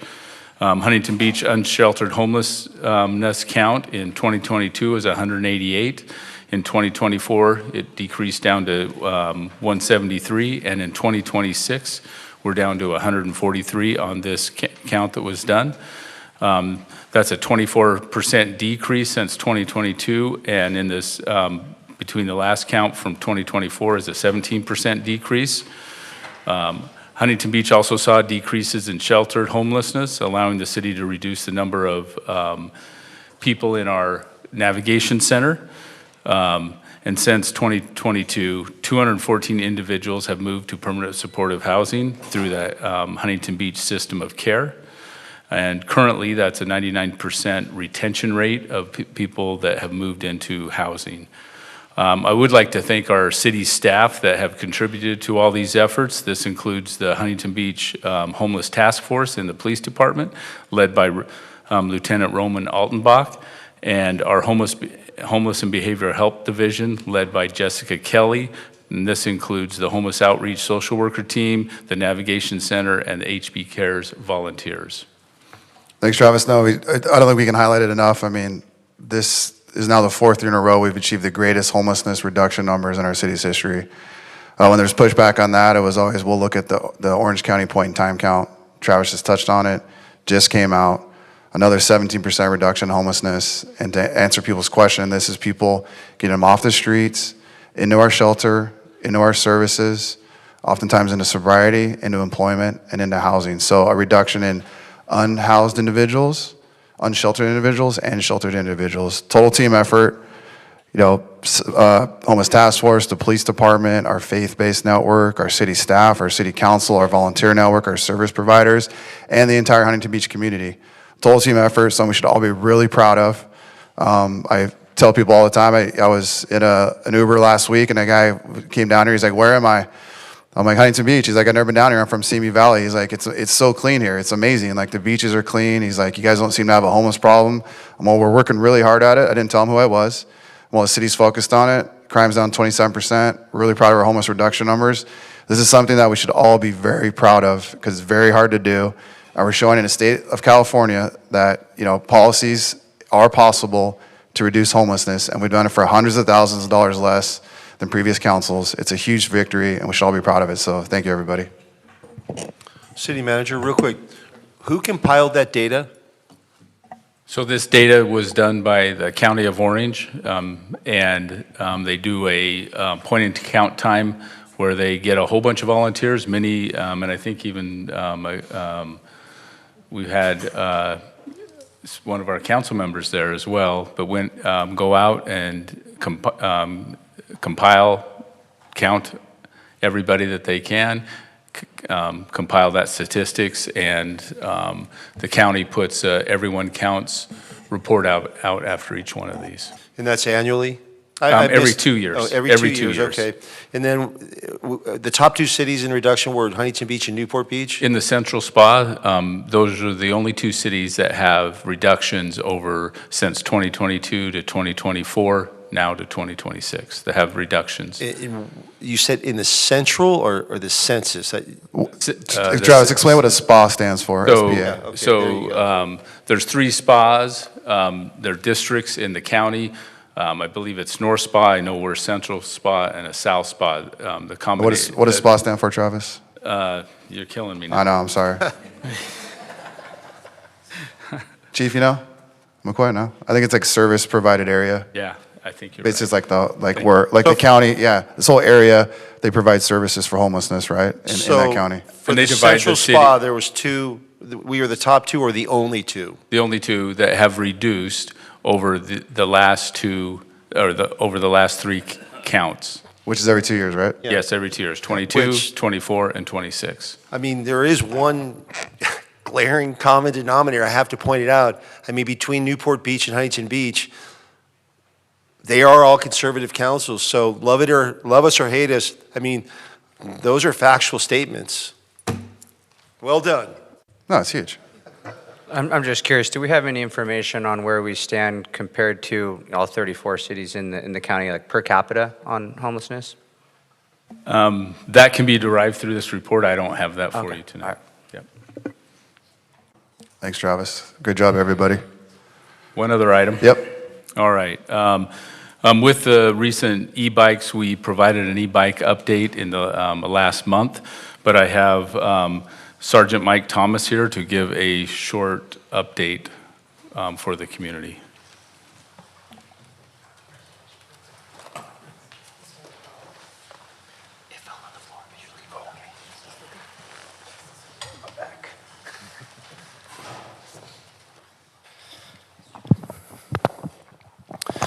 Thank you, Mayor. Thank you, Council, for having me back.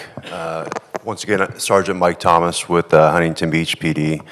As the city manager said, I want to give a quick e-bike, e-moto update. Namely, we're going to talk about education and enforcement and also about our recent symposium that we had last Wednesday. So since we started keeping stats back in 2022, e-bike crashes have risen every single year. Over the last 3 years, it's risen 47%, as you can see. So we obviously have an issue. At the symposium last week, at any conference that I speak at where there's hundreds of law enforcement there, I always ask if anyone has had more e-bike crashes than we have had in Huntington Beach. And I ask that because there's not really a central system currently by the state, but just the unofficial poll is we do lead the state of California in e-bike crashes. But at the same time, we have been keeping stats, and we have adopted a plan, namely education and enforcement, in order to address this issue. So we'll start with education. Our education program, if you had a chance to watch the symposium, see some of the highlights or just hear about it or we're actually there, I've had dozens of emails, phone calls from law enforcement since the symposium just wanting to replicate our program. And really, with the chief on down the chain of command at our agency, of course, city council support has been great, and as well as the community, and then particularly the riders that we train up and the parents that are there. The feedback that we get is amazing, and everyone is seeing that, and really our program is taking off, so I'm very proud of that. Our program, we like to do education first. When it comes to enforcement, we do offer them the diversion course. That's for under 18 riders, and they have to have a parent there with them. I mentioned before, too, that in the fall, the Huntington Beach Union High School District and the Huntington Beach City District have adopted our program as mandatory, so we're going to go school by school rollout. We've been doing these trainings every month. We've done, I think it's about 19 of them or so since May of last year, and training up over 750 riders along with their parents since then. On the enforcement side of things, we are going from the Beach Service Road, downtown Huntington Beach. We really like to focus our efforts at the schools themselves, mainly in middle school and high schools. And so this year alone, we've done 17 directed enforcement operations. That's where 2 or more officers are out. You may have seen the recent one on social media that we posted. We had several officers out there. We had our helicopter. We also had some drones that were assisting us.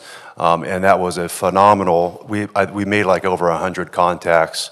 We had quite a bit of citations, impounds with some of the electric motorcycles that are a real problem for us. So very successful. And we've issued 232 citations year to date as well. And so you can see there we've also impounded 18 e-motorcycles. Last year we had 11 total for the entire year. So this just tells you the proactive stance that we've been taking when it comes to enforcement. And on that note, I've mentioned it last time that I was here, but the right team, really to credit them, there are 6 officers and myself, the sergeant who leads the team. So this team has been exceptionally productive, particularly since the inception of it towards the end of last year and then really beginning this year to start the stat collection new.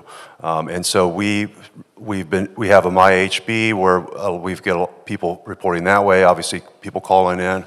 And then just being proactive and knowing where those areas are where we're having crashes or we're getting complaints. The Beach Service Road I mentioned, that is a very big focal point for us. And as I also mentioned last time that I was here, we have some officers that are radar or LiDAR trained that will be doing some enforcement, heavy enforcement on the Beach Service Road.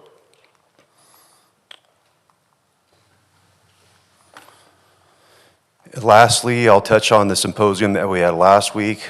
We had over 200, or not over, but close to 250 participants. We actually had planned to just have 200, but someone brought a friend and we had quite a bit more. We had a great media presence there too. I watched a lot of the media coverage. I felt it was very positive for the city of Huntington Beach.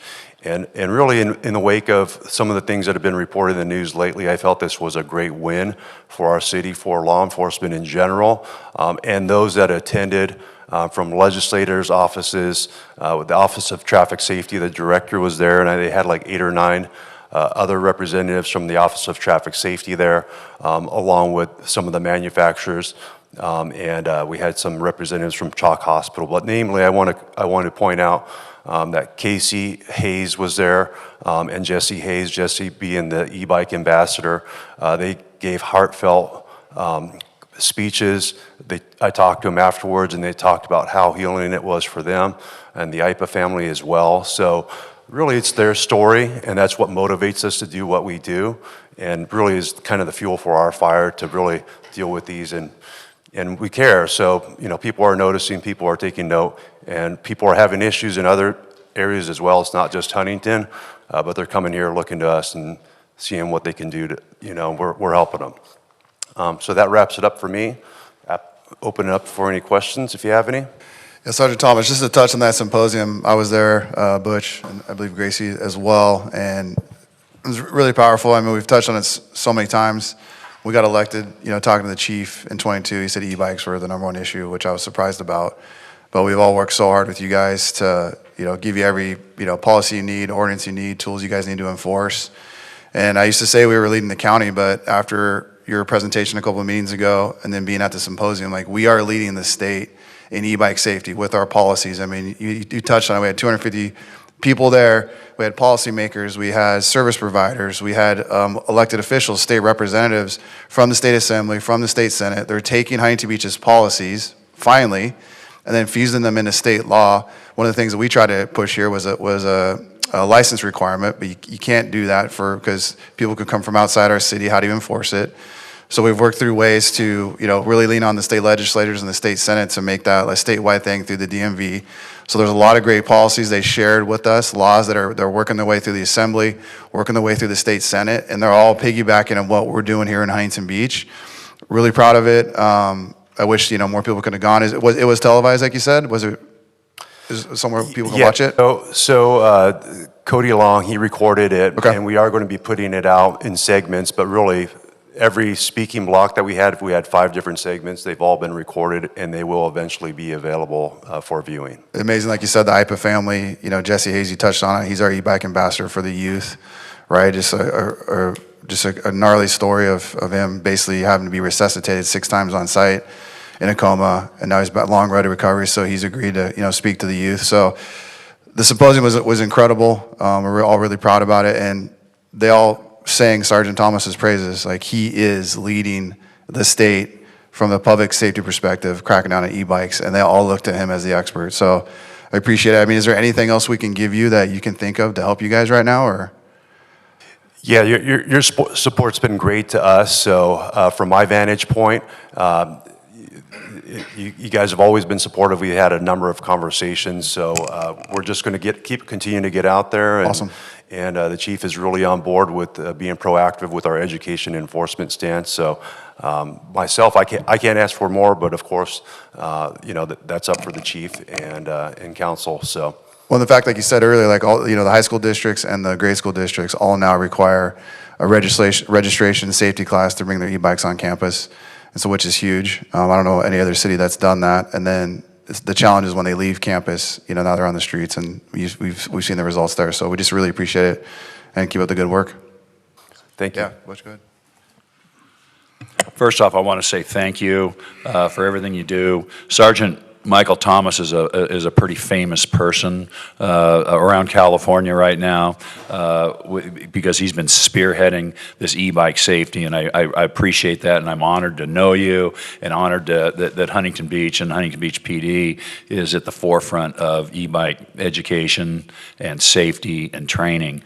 I was fortunate enough, alongside Mayor McKeon, to be able to give opening remarks at the symposium the other day, and first thing I said is this is probably the safest room, safest place to be in all of California, because there was 225 gun-wielding law enforcement officers in there. Besides Sergeant Thomas, so give an example of where they all were coming from, just so the residents understand.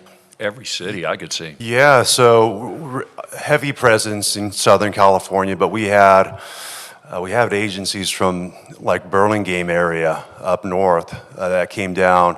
I don't even know where that is. Where is that? It's by San Francisco. Okay. Yeah, and the Office of Traffic Safety, they're based out of Sacramento or Elk Grove area. Yep. So they all flew out just to be there. And like Butch touched on, it was just amazing seeing all these public safety officials and professionals and service providers throughout the state coming to Huntington Beach as ground zero to challenge. They don't even call it e-bikes anymore, right? Like e-vehicles, or what was the term they were using? So e-devices is a catch-all. Catch-all. So Yeah. e-devices. So that was something we learned. But just to see that Huntington Beach is ground zero for tackling this very challenging problem was it just made us really proud. Right? I just want to just finish up, in a few minutes, we're going to be talking about, there's an H item on our agenda tonight about establishing an ad hoc committee amongst the council members, and there's 3 of us. And I believe, council member Williams brought it up, and when he called me about it, said, well, that's ironic because I just came from the symposium, and I mentioned to him that our ad hoc committee is going to be established so that we can find ways that we can help you and help HBPD in their efforts. And I mentioned to him that our committee should definitely include you, because you can tell us, maybe you don't want to tell us tonight, but you'll have time to think about it, what we can do as a legislative body to help out. And of course, ever since Councilman Williams brought that up, I've been and Councilman Gruhl, I've been thinking about, in my own mind, what we can do to be even better than we are already. So, but I just want to thank you for everything you're doing, and we look forward to working with you and the Pro PD. Tem, we can talk about that item when it comes up. Okay. So I'm all done. I just told him it's coming. Thank you. Okay. It's coming. See ya. Thank you for the kind words. Thank you. May I go now? Okay. So once again, I want to thank you guys for holding that symposium. It was actually, I was very proud of our PD to have so many different officers from so many different agencies come out here. And one of the things that I thought was that this was a coastal issue. It turns out it's not. It's much larger. And when we were elected, the conversations became, well, what can we do to prevent a serious injury? And then we started having traumatic head injuries. We started having broken bones, people hospitalized.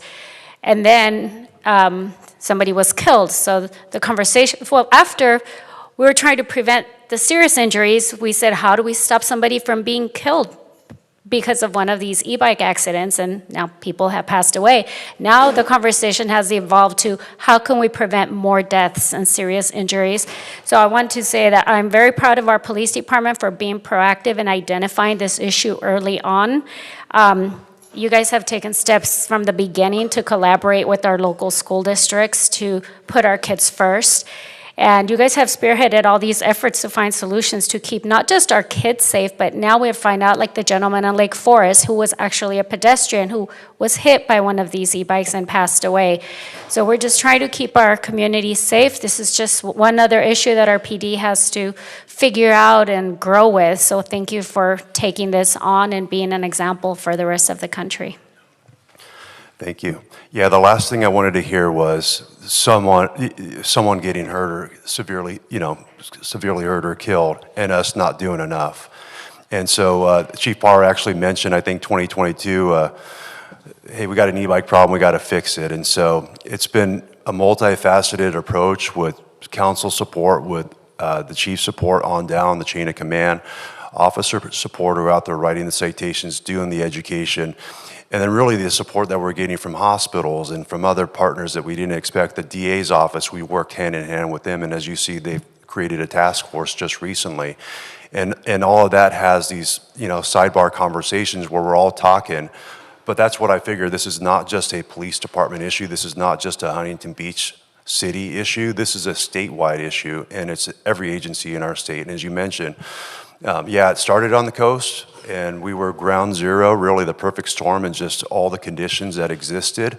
But now you're seeing agencies from Palm Springs area and inland area, that are coming and wanting to say, hey, we're starting to see issues now. You guys have been there, you've done that. What can we learn from you? And so those are the conversations we're having, but they're not going anywhere. They're only becoming more popular and more affordable, and they're cool. But we're really leading the way. So very proud of that, and thank you all. Mayor, this isn't on the agenda, so I think we need to. Just a quick comment. As they say, knowledge is power. I was not able to attend the symposium, but I did spend some time with Duke IPA this weekend, or this last weekend. And first off, he said it was so hard for Val to get up there and talk, but they felt like they had to do it. But my takeaway in speaking to Duke was the information is so important to get, yes, to the kids, but for the younger kids, to the parents. Like Duke said, after hearing everything, had he known all this stuff, and he had an athlete for a young man, he would have probably taken a completely different tact on, he basically said I wouldn't even let him have one. Hearing that just resonates that we really have to get to the parents, especially of the younger kids, because if they realize these stats in the peril, yeah, they're fun to have. I have 3 of them. My kids like to ride them. Me and my wife do too. But for these younger kids and stuff, it's got to start with the parents. They really have to understand, the full scope of these bikes. So I know you're focusing on that, and the fact that people are emulating what you're doing speaks volumes for you guys. So keep up the great work. Thank you. Thanks, Sergeant. All right, Travis. Budget. All right, Mayor and City Council. Tonight's study session is for the proposed fiscal year 26-27 budget. This was introduced at the last meeting, May 5th City Council meeting, and the budget was made available to the public at that time. The Finance Commission reviewed the budget last Wednesday, and the study session tonight will provide additional information and a chance for the council to discuss the proposed budget. And then on June 2nd, City Council meeting, this budget will be brought forward for additional City Council discussion and consideration for adoption. This budget does provide a measured approach to address the ongoing economic impacts and aligns with the city resources and providing city services. I'd like to thank all of the departments that did work to produce this budget, and they were led by the Finance Department to complete this and have this prepared for the City Council tonight. Our acting our Chief Financial Officer, Zach Z, and our Finance Manager, Robert Zalagi, will provide the study session tonight. Good evening, Mayor and members of the City Council. Tonight's presentation is a budget study session for the proposed budget of fiscal year 26-27.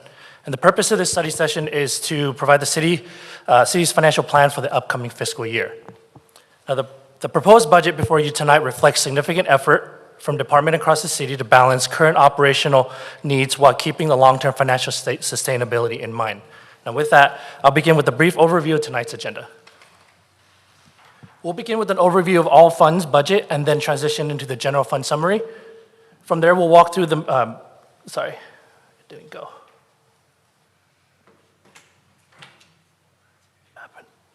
Go.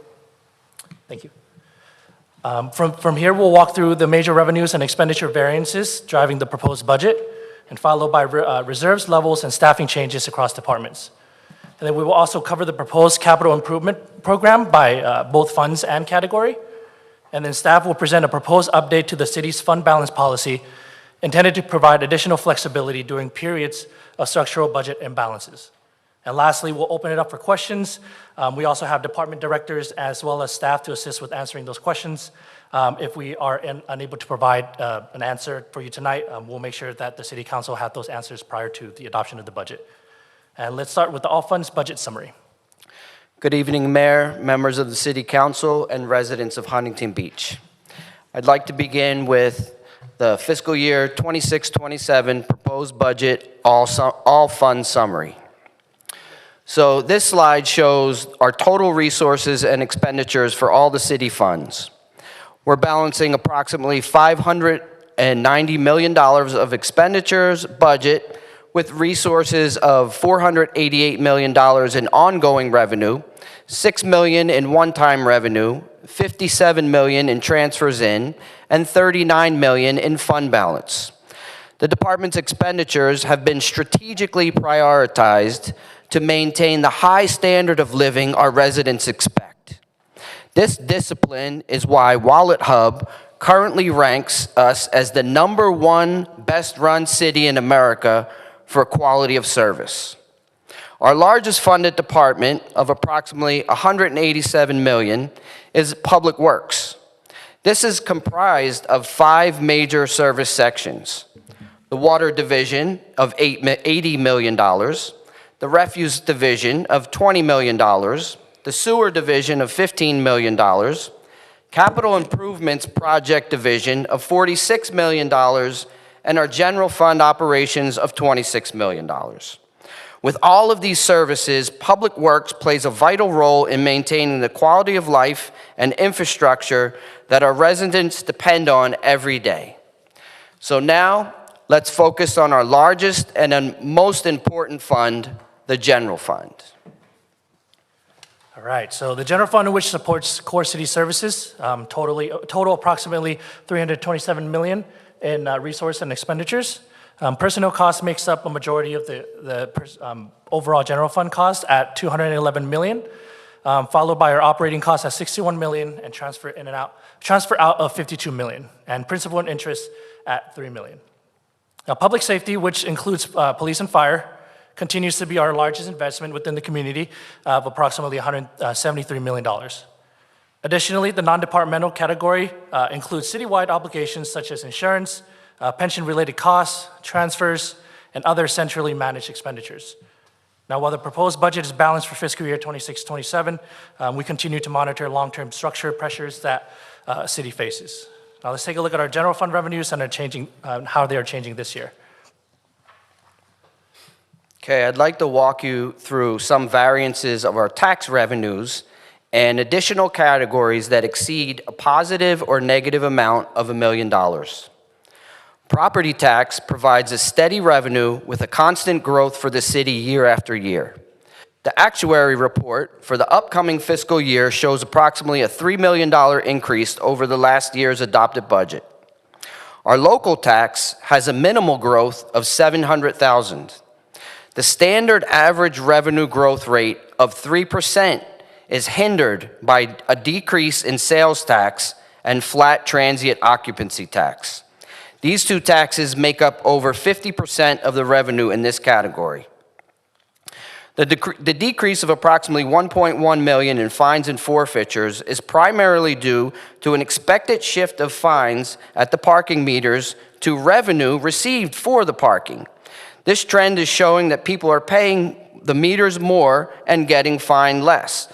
And this trend has been shown in the second half of our fiscal year.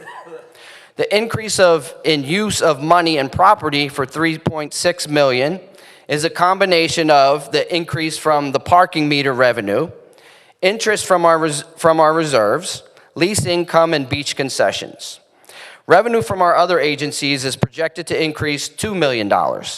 This increase is largely driven by the voluntary rate range program, which allows Cal Optima Health to secure additional Medi-Cal dollars for the city and other California public agencies.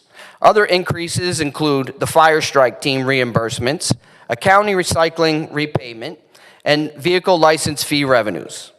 Non-operating revenue is projected to increase by $17.2 million. The incorporation of identifying the use of fund balance accounts for $15.6 million, and the other $1.6 million is primarily due to anticipating increased revenue from the waterfront settlement. On the other side of the ledger, here's how the expenditures are changing. The increase in the general fund expenditures is primarily driven by personnel costs, which accounts for $21 million. This growth is attributable mostly to approximately $8.8 million for increased in pension costs, $6.9 million in salaries from the removal of budgeted vacancies, $2.9 million in overtime to right-size the trend of actual overtime expensed, and $1.2 million in additional costs for employee health benefits. The operating expense increase of $6.8 million is made up of 12 various categories. So let's walk through some of the variances of our categories that exceed a positive or negative amount of $500,000. The utilities variance increase for $800,000 is resulting from a reported 12% increase from the electric company and 8% increases from the water and gas. Equipment and supplies variance is increase of $2.1 million is primarily due to expenses for the police Axiom body-worn cameras, USPS charges for the entire city, books, dues, membership fees, medical safety supplies, and several various objects with minimal increases. Professional services variance increase of $848,000 is largely due to investments in economic development initiatives, higher costs for contracted dispatch services, and psychological consultant services for our public safety personnel. Other contract variance increases of $1.2 million are mostly associated with animal control services, election costs, a 3% inflator to account for inflation, and several other various objects with minimal increases. Moving on to our financial health, here's where we stand on reserves. Thank you. So this slide provides an overview of the city's reserves position. As a benchmark, the Government Finance Officers Association, or the GFOA, they recommend that the city maintains a minimum reserve of equivalent to 2 months of general fund operating operating expenditures. Based on audited fiscal year 24-25 financial data, the city has available reserve of approximately $99 million. Using the proposed general fund expenditure budget of approximately $327 million, the city reserve ratio is currently estimated at approximately 3.64 times of a month that they could cover based on reserve if, let's say, no revenues come in at all. The city has built and maintained a strong reserve position over time. So this has been built over the course of the last, I don't know, like 10, 12 years, right? And so, however, while the reserves level remains healthy, it is important to keep reserve preservation in mind as we continue with the budget process. Reserves are generally intended to support one-time or unforeseen costs and are not designed to fund ongoing operational expenditures on a long-term basis. Now let's continue with the city staffing numbers.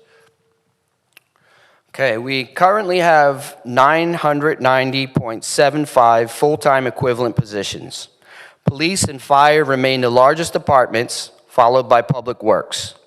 These numbers reflect the resources needed to deliver essential services to our community. Let's look at the specific personnel changes we're proposing this year. This year, we're eliminating several vacant positions to help control costs. We're also unfunding 15 vacant positions. One new lieutenant position is being added, along with some reclassifications and a new budgeting methodology based on actual payroll. So now, let's review our capital improvement program.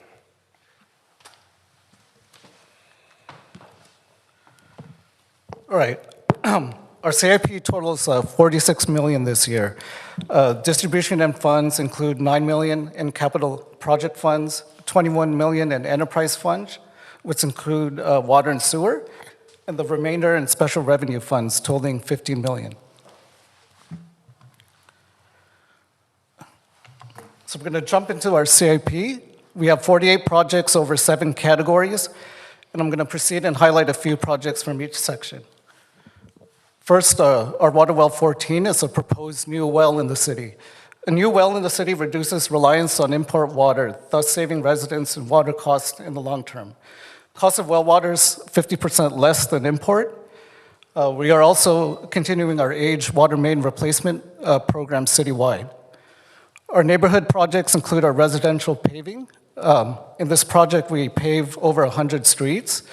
The city currently has a pavement condition index of 82 out of 100, which is very good. We also continue to fund alley rehabs, install ADA compliant curb ramps in the neighborhoods. Going to our sewer improvements, this includes our sewer lining program. $2.5 million lines the existing pipes, extending the life of the sewer segment for another 50 years. Streets and transportation, our projects include upgrades to 3 traffic signals this year. We also have our arterial street program. So one segment in design is 17th from Palm to PCH. And then I also want to share that we received some grant funding from OCTA for another few segments. So we'll be going into design from Golden West, from Warner to PCH, and Garfield from Sea Point to Delaware.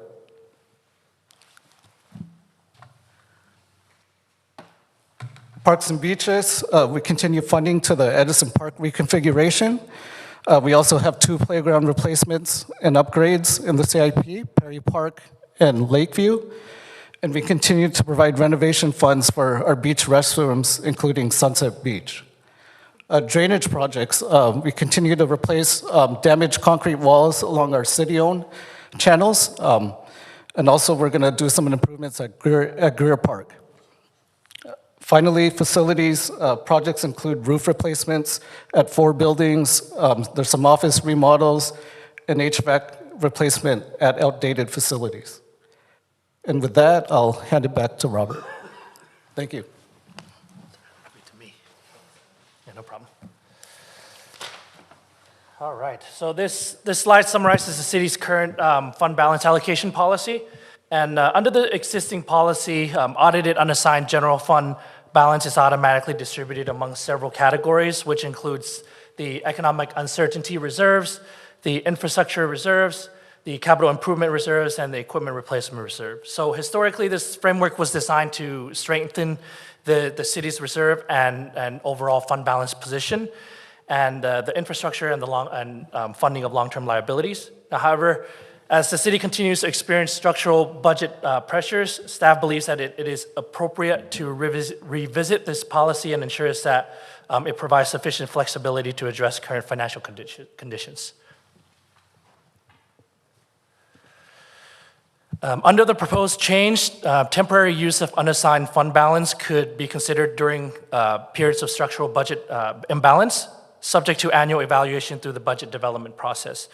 So this would eliminate, I want to make it clear that this does not eliminate the city's commitment to reserves, infrastructure, or long-term liabilities. It would provide council with additional flexibility to strategize and manage financially and navigate challenges during the period of structural imbalances.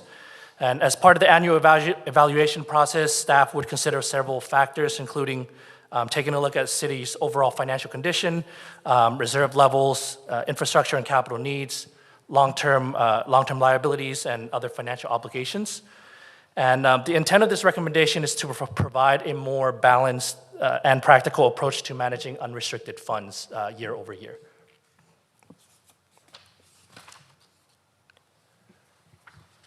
And that concludes our presentation. So if you have any questions, please feel free to let us know. Questions, comments, anybody? Yeah, go for it. If you could just do us a quick favor, explain for the people watching or for the record, the unfunded vacant. I know there's concern when somebody sees 15 law enforcement officers and 1 lieutenant, so 16 unfunded vacant. The perception may be, oh, we're cutting head count. But go ahead and explain unfunded vacant. So it's only actually 15, the lieutenant is being added. Okay, so the 15 unfunded. Correct. So when we unfund positions, basically what we're doing, we ask the police department to identify vacant positions that they felt could be unfunded for a time period. So it's up to council's decision to unfund them or bring them back whenever needed. So the safety of the city is not in jeopardy at all. So to clarify, so they're vacant, but you allocate dollars to them that hit the budget. So they've been vacant my recollection, and I checked with the assistant city manager, these are not even recent vacant. These have been vacant for quite some time. So it's not like we're reducing the actual head count, and you worked, and we've worked with the chief of police and said, what do you think? And they recommended taking the budget allocation towards those vacant head count recs and said, let's pull them off the budget and free up those allocated dollars, correct? With the understanding that if they needed new head count, they could put a new rec in if it was necessary. These were unnecessary as per the chief of police and whoever he consults with. But should the need arise for immediately fulfillment of recs for the sworns or anybody in the police department, then that becomes immediately viable, correct? Correct. The positions are still there. They're just not being funded. Okay, thank you for that. One question for this other gentleman. When you said I think it was on the paving, you referenced the 82 on the index. We hear a lot of like, hey, fix the potholes.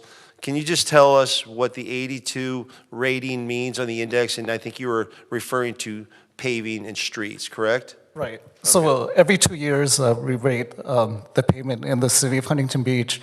So from a scale from 0 to 100, we have pavement consultant come out and rate all our streets. And the combination of our residential and our arterial streets are actually 82, which is a very good rating. I think Orange County in general is around the low 80s as well. So we're in line with most of the county. Thank you. You're welcome. Other questions, comments? Go ahead. A couple basic questions, a couple more detailed questions here. I'll try and move quickly. So on the three traffic signals that we're investing in, are those new traffic signals or are those upgrades and rehabs? They're existing traffic signals, and we're just providing upgrades. Providing upgrades, okay. Correct. And then in regards to the unfunded positions, or actually the funded positions, we have 991 full-time employees right now with the city. How many are unfilled? Approximately 85. So 85 unfilled positions. Just so people understand, the 85 unfilled positions which we're currently in the process of hiring, which is kind of dovetailing off what Councilmember Kennedy was saying, is that we're still allocating the money towards the budget for those positions. So at the end of the year, in many cases, when we true up the budget, we look and we say, okay, we projected a deficit. We had to pull from some reserves in order to balance, but then at the end of the year, we end up with a surplus as we reconcile that. And in some cases, or actually a large majority of that, could be some positions that perhaps either fall off or go unfilled. Correct. Through the time frame. Have we ever been at 100%? 100% occupancy, if you will, or 100% Not at the time that I've been at the city of Huntington Beach. I've been here for about 5 years, and no, we have not been at 100% okay. filled. Or maybe even that's a question for Travis, too. Like, typically, what are we running in regards to, if we have 100, let's call it 1,000 positions, are we running at a 10% open rate, 15, 20, 5? So those positions change over time, and we've never been fully full. We have an attrition rate, people leaving, people retiring, and different things. So those positions move in and out. I don't have a percentage attrition rate that I could or just generally cite right now. Okay. Yes. Okay. No problem. And then you mentioned, let me see here, in the other contract services, there was a $1.2 million increase. You specifically mentioned animal care and the election. So I'm assuming the election is just because it's an election year, so obviously there's more expense that goes into that. Correct. Can you elaborate a little bit on the animal care aspect? Sure. So our animal care contract increased, I believe, from approximately 1.3 million to about 1.7 million. Okay. So that's approximately 400,000, and the election is closer to the 400,000. That's the majority of it. So roughly $400,000 when we run an election, and then the rest was through the animal care, and then that's outsourced. That's to the county, correct? The animal care element. That's correct. Okay. And then in terms of the capital improvement projects, I think that's a really good slide that people at home should review on page 13 by category, and then it goes into a lot more detail. on these capital improvement projects, is this 100% baked in stone right now, or do we have the opportunity over the next couple weeks to listen to a lot of the residents and to get some of their feedback and input on some of these capital improvement projects? Obviously, some of them are going to have a much higher priority. There are a few things I didn't see on there that I've been talking to residents about. I'm curious about the flexibility in that regard. So maybe I'll jump in here. So this is the proposed capital improvements, but definitely it's not approved. The council approves this along with the budget when they do. So the council's, it's at the council's discretion. Okay, great. So once again, and I keep reiterating this, but so that residents can look at this and understand this, I think it's great that we're getting ahead of the ball this year and really get, with multiple meetings where we're addressing all of this. But a lot of the questions, if not the lion's share of questions I get, are infrastructure related. So looking at the investments that we're projecting in regards to the capital improvement projects, I think is essential. So if anyone has any questions or concerns or specific projects that they want to ask about that perhaps could be buried in some of these general categories, definitely go forward and shoot us those emails. I think that's really important. In regards to the 3.64 months in reserves, we use that 2-month mandate based on the GFAO or the GOFAO. I got the 4 letters correct.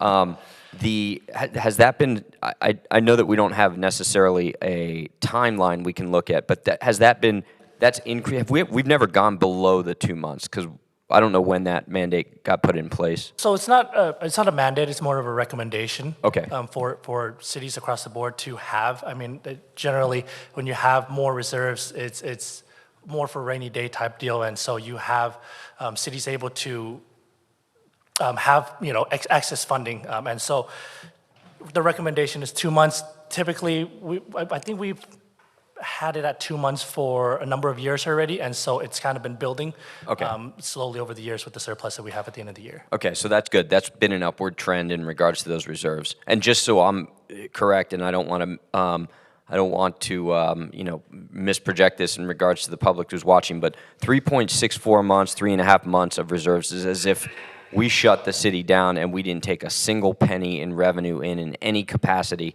We would survive for 3.5 or 3.5 plus months. Correct. Got it. Understood. And then my final question in regards to the potential change in the reserve policy. So at the end of the year, when we do run into that reserve, what we were doing, or that surplus, right? Let's call it $10 million. At the end of the year, when we true up, we run into that $10 million surplus. We put that hypothetically, right? Or it remains in reserves, and then that adds to the reserves. If we're going to roll that surplus forward for the purposes of looking out a year or two on a budget, would that flatline the amount that we put into that 3.64, or would we still continue to put some back in so that we could try and increase that number? So the number will continue to change as revenue grows, because that is based off of 2 months of revenue, budgeted revenues, right? So as our revenues grow, that 2 month is going to continue to grow as well. So it actually will reduce it slightly, just because the reserve is going to stay stagnant, and then the revenues requirement, well, not required, the recommendation is going to continue to increase based on the adopted budget, right? So so yes, it will potentially remain stagnant with a slight decrease. Slight decrease, because expenses will still continue to go up, right? Yes. So the numbers are based on projected expenditures, right? And so it will continue to grow. Yes. Okay. All right. Got it. Thank you. Questions, comments? Go ahead. So my understanding is that our Finance Commission, they met last week and they had some, recommendations and notes. Julie, if we could go into the agenda, there's an attachment. I think it's called Finance Commission Notes. Buy a little bit of time while you're. Yeah, no problem. And so while you're looking that up, I'm curious about these vacant positions that we have. You said there's about 85 vacant positions in the city that are currently funded right now. Yes. I know a large portion of those are police and fire. Apart from police and fire, do you know approximately how many of those positions exist that are vacant and funded? 55? Approximately 55. 55. And then, considering this is just a study session, maybe something we could go back with, if we can get information on how long each of those positions have been vacant, I think that would be useful information to have, because, I mean, let us just suppose there are some positions in there that have been vacant for, a year or greater, or I don't know, 10 months or greater. We can start looking at asking whether or not we need to actually have these positions. So we wouldn't be letting anyone go because these aren't positions that are actually filled by anybody, but, maybe there is a little bit of fat that we can cut into without cutting into the muscle. A couple of the different items that I want to bring up when we're able to pull up these slides in their recommendations, if I'm just kind of going off of memory, one of the things was batting cages. I know that's a great concern amongst the public. It's been raised many, many times in the sports complex. They want the batting cages. And my understanding is there's about $335,000 allocated from the parking fees that happen at the sports complex that they're proposed to go towards maintenance of the lighting, and I think this is a multi-year project that has been taking place. The lights that are being fixed, are they broken or are they just being upgraded with that $335,000? So I'll point that question over to Sure. So our lighting over at the sports complex has a warranty to it up to 25 years. The remaining 3 phases of lighting that we have to upgrade is out of warranty. So for every light that goes out, it's an added cost. We intended to have a 5-phased series project. 2 of those phases were completed in earlier fiscal years, and annually we have been asking for dollars to complete the remaining 3 phases. With council's approval of the parking split at the sports complex, that has given us enough money to fund the 3rd of 5 phases of the project. Okay. So it isn't necessary because it will be an ongoing cost. If we can't have lights at the facility, then we are unable to operate the sports fields. Understood. So they might be outside of warranty, but they are operating. They're not actually broken right now. We do have a number of lights that are out. Okay. But with regards to the batting cages, the batting cages are broken, essentially. Correct. Okay. And so one of the suggestions that came to us from finance, and we'll probably be able to get these slides up in just a moment here, was a suggestion that we would take some of this money that's being proposed towards the lighting, which sounds like most of all like it's more of an upgrade or just keeping things up to speed, and prioritizing it towards something that actually is broken. The batting cages. And a lot of the community wants the batting cages back, and so that would be something that if we could get other council members on board, I know there's no motion tonight, but something worth considering, prioritizing the funds from the parking, this $335,000 towards getting these batting cages up and running. That's something that personally I would like to see. Again, there's no vote tonight, so I don't know if you, yes. Just so you know, there is no batting cages. They are not broken, they are gone. Yeah, they took everything out. Yeah. And we'll see just in a moment here on the slides. In fact, if you could go to, it would be slide number 7. So slide number 7.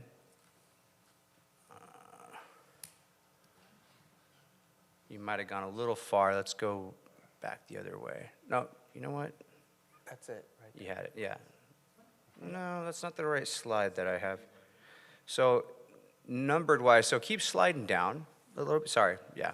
Keep going a little bit more. A little bit more. I'm sorry, we're going the wrong way.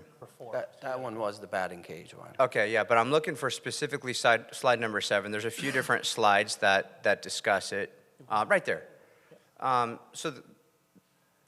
This is from the Finance Commission. This is part of their recommendations. They put in the time, to the city council here. But on page 33 there, if you look at number 13, it might be difficult for folks to read because it's fine print on the screen, but I can read it for you all. It says the contractor will be responsible for the repair and maintenance of all equipment, appliances, and other items related to the batting cage area. So, as you pointed out, Councilman Burns, essentially there are no more batting cages there. It's just an empty space.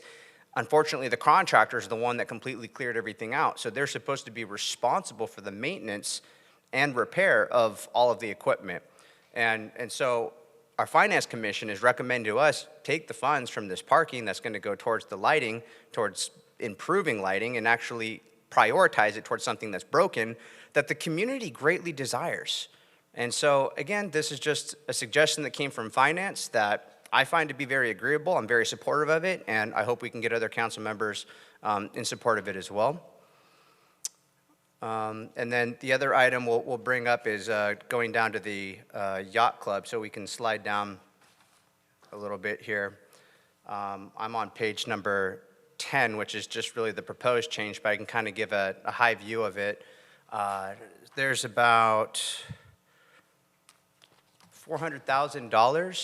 Is that what I see? Yeah, that's proposed to go towards a repair of the docks. The yacht club, the docks, are these open to the public? Can kids go down there tomorrow morning and start fishing off of the docks? I don't know if that's... Yes. Yes, Okay. they are public property. Got it. And so what the Finance Commission had suggested, the proposed change is to just validate that proper maintenance has been taking place, because my understanding is that the yacht club is responsible for the maintenance of those docks. So to make sure that that has been taking place, and then actually evaluate the condition of the docks to determine if replacement actually is necessary for this fiscal year, because that's a pretty large ticket item right there. And you know, if it's not absolutely necessary, there's a spot where we could save about $400,000 there. But I'll open it up, you know, with regards to that question, if any other council members are supportive of. Go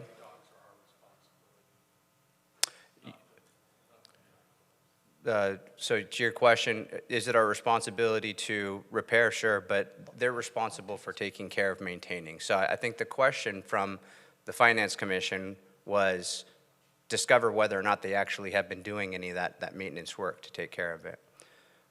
But again, I'll open it up to fellow council members, because again, we're not making a decision tonight, but we are giving a little bit of, I guess, we can provide some suggestions or direction. I would propose that we get these batting cages going again, prioritize fixing the batting cages before finishing out whatever we have planned for the lights. So guys, just on questions on the budget, I guess if you really distill it down to what we're facing is, I've touched on it several times, we have a structural deficit where our expenses, our recurring expenses are exceeding our recurring revenues. If you look at that number, about 70% of that is our pension debt for our public employees. Every city deals with this. We're no different. Expenses are increasing at about 5% a year. Revenues are about 2.5% to 3% a year. So you can just see how this number just starts to grow and grow and grow. And Robert, you touched on it last time. We've done I think a yeoman's work with other cities, right? Of like just the managed hiring process, looking at these positions. That's why there's 80 plus that are vacant, because we haven't filled them since we got in 22 and said, let's put basically a hiring freeze to ascertain, you know, do we need these positions or not? And we can try to keep cutting, but you mentioned at the last meeting, we've basically already cut as much as we can. So what we need to do, and we've touched on it, and we'll, you know, touch on it throughout the rest of the year, is to find new sources of revenue. And we need to find creative ideas to bring in revenue that isn't a sales tax increase, that isn't a hotel tax increase, that isn't destroying our city with high density housing. So we need to take bold ideas to bring in new source of revenue. We need to optimize our leases, which we are doing. We need to optimize our assets. We need to explore creative ideas. One of them is like the lifeguard tower advertising. We are, you know, that's been very successful. We've got some big, I know I talk to Chief McCoy about it all the time, some big sponsors that have utilized that space. So we just need to keep continuing to bring forward ideas to bring in revenue that again is not a sales tax increase, that is not a hotel tax increase, that is not destroying our city with high density housing. And we got to get serious about it. We are, but we need to bring a lot of ideas forward. People don't like the ideas being brought forward. Fine, let's talk about other ideas. And I would request not to attack people personally that bring forward proposals, but we need to explore everything that has to be on the table if we're going to get ahead of this. And we're no different with every city, as you mentioned, like sales tax is kind of stagnant across the state. And that's why you're seeing a big push from this council to support our businesses, to highlight our businesses, with the digital grant program, the Men with the Mayor series, to let everyone know that these businesses exist so they keep their dollars here, explore business investment. We have a lot of cutting edge businesses that are coming to Huntington Beach to locate their headquarters, like TSC Conductors, amazing cutting edge company that is located their founding in Huntington Beach. So we need to encourage that. Our Streamline program, touched on it before. That process to cut the red tape at City Hall increased permits issued by 23% year over year. We need more of that. We need to entice more big business to come here and really get our city on a strong financial footing. So when you really distill down the budget, that's the issue. And we need to get on top because on the pension debt, just so everyone understands, CalPERS, California Public Employees Retirement System, to meet their pension obligations, their fund that they invest needs to get a 6.7% annual return. When they don't achieve that, like they did several years ago when they got a negative 7% return, the city has to fund that gap. So we had to fund a 13% delta in order to make that 6.7% return. When you don't, you can imagine it starts to accrue an unfunded pension debt. And so that is always a moving target as well. As like I said, 70% of our structural deficit is unfunded pension liability debt. So just know that like we're gonna have these conversations, we're having them, it's gonna continue to happen, but we need to bring in more revenue. Thanks for that, Mayor. Back to Councilman Williams. I think everybody's on board with batting cages. It's my understanding that the operators, and Ashley, you can touch on this, I think they're bringing forth a much larger scale plan that would include not only batting cages, but an enclosed structure that would have multi-use, but so rather than, and if that's true, please elaborate. But I saw plans 6 months ago and was wondering, where the progress is. But it's my understanding, and you can elaborate, that yeah, they have some big plans if they were to get an approval to deploy this whole, what I would say, a magnificent plan where it looks like they're willing to put millions and millions of dollars of their own capital in regards for some things that they want. But can you elaborate a little bit on specifically the batting cage portion, please? Sure. So the previous batting cages were a 7-bayed system with a dedicated pitching machine. So if there was a slow pitch machine, there was only one type of that, and everybody had to wait in line. What the sports complex operators are envisioning is a enclosed space that would have functional, maintaining 7 lanes. The pitching machines would be a variety of pitching speeds, so you would just wait in line, push a button, the speed of choice would be what is pitched to you. With that flexibility of those machines being able to be moved around, they're also envisioning an opportunity for some group training space, agility training space, and a way to garner additional activity through different revenue streams that would come in and use that space. So they're formulating a plan that they're going to bring before council at some point where we can evaluate the plan, the amenities, the benefits, the potential cost, a holistic approach to the entire complex. Is that correct? Correct. What we're seeing a trend in is outdoor batting cages are kind of going away, and an indoor facility, especially in a marine environment, will help preserve equipment. So it definitely is a proposal that's worth entertaining. And do you know when they plan on bringing forth their entire holistic approach to the sports complex for review and a study session, whatever it takes to determine the viability? I don't have an exact answer on that, but we are continuing to meet weekly with them and hope to bring something forward soon. Thank you. Batting cages, I'm just going to finalize that. Yes, many emails I've gotten. I think personally I probably spent $10,000 in coins myself at the previous batting cages. So, I'll personally invest in that. I think that it is something that we should talk about sooner rather than later. I think the public wants it. We heard about it tonight. But if it's within the context of a grander plan, then I'm excited to see what that plan is. 2 more quick questions, granular detail on a few of the public works projects. So we list millions of dollars here, $4 million in regards to residential overlay, slurry / paving. Is there an area in which the public can actually drill down to see what areas are getting paved? Yes. So for residential, we have a 12-zone program. So the city is divided to 12 zones. We actually have a zone that we attack each year, so we could share that map. It's actually on the city website for Public Works, so that gives you an idea of when we're in town. Okay, and then do you know specifically if BOLSA is on that plan over the next year? Because a lot of people have been asking me about BOLSA. Okay, so that's the residential network. Okay. The arterials are a little different. They're on a different planning program, but Okay. BOLSA's actually out to bid right now. BOLSA is out to bid right now. Okay, thank you so much. Appreciate it.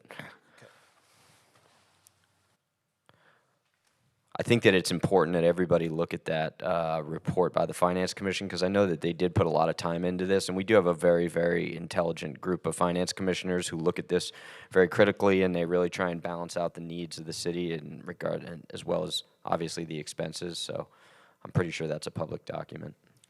One thing on that, though, I believe one of their recommendations was get us off the CalPERS system. Was that right? Yes. Do you guys know what that would cost to get, if that was possible, to get the... That would require extensive legwork in discussion with CalPERS as to calculate the liability that the city would end up coming out with. Right. And so, you know, there's various things that go along with trying to leave CalPERS.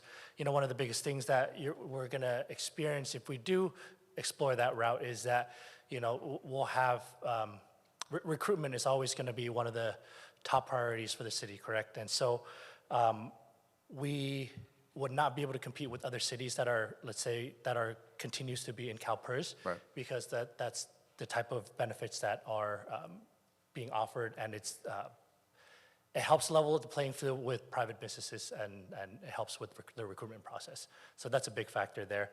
And then, you know, other areas where we would have to explore as well is typically employees will have vested interest in the years of service that they have with CalPERS, and so it would be extensive and time-consuming to calculate exactly how much that would be.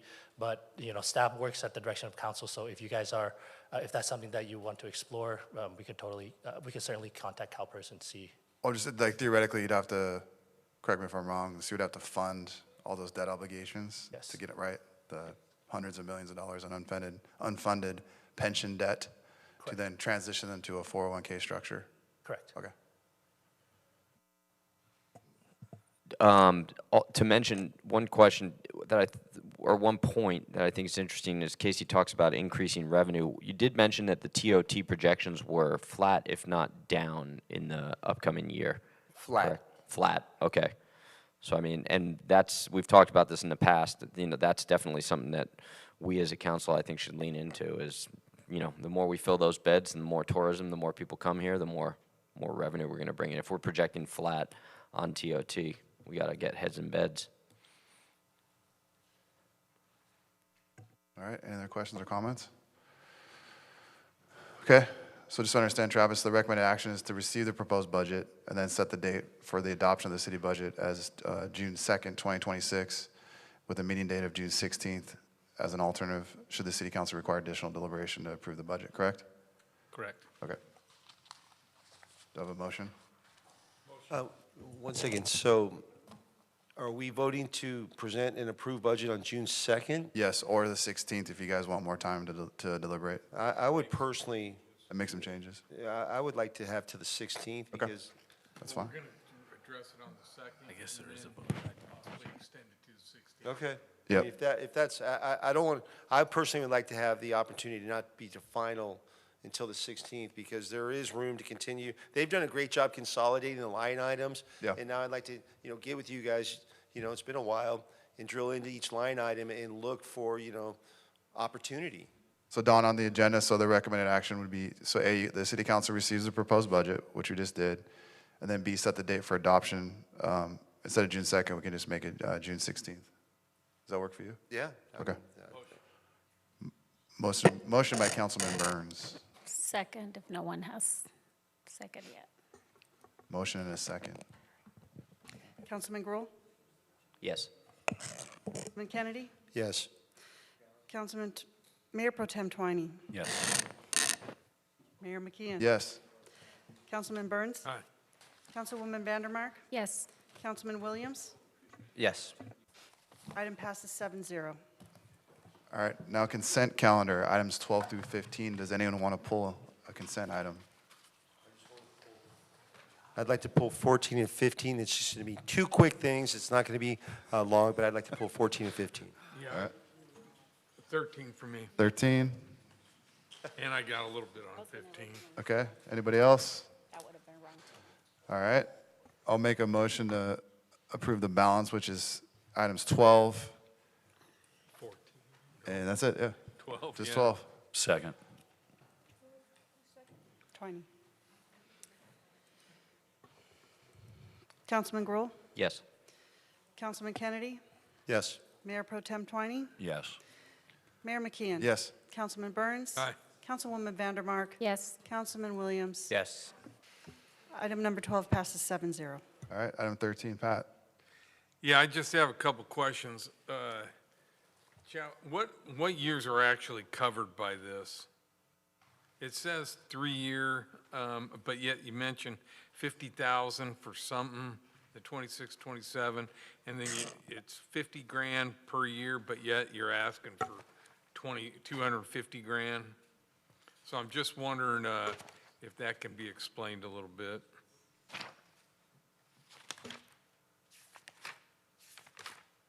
So this is for 13, the 13. playground. Playground equipment. Yeah. It's a not to exceed amount of 250,000.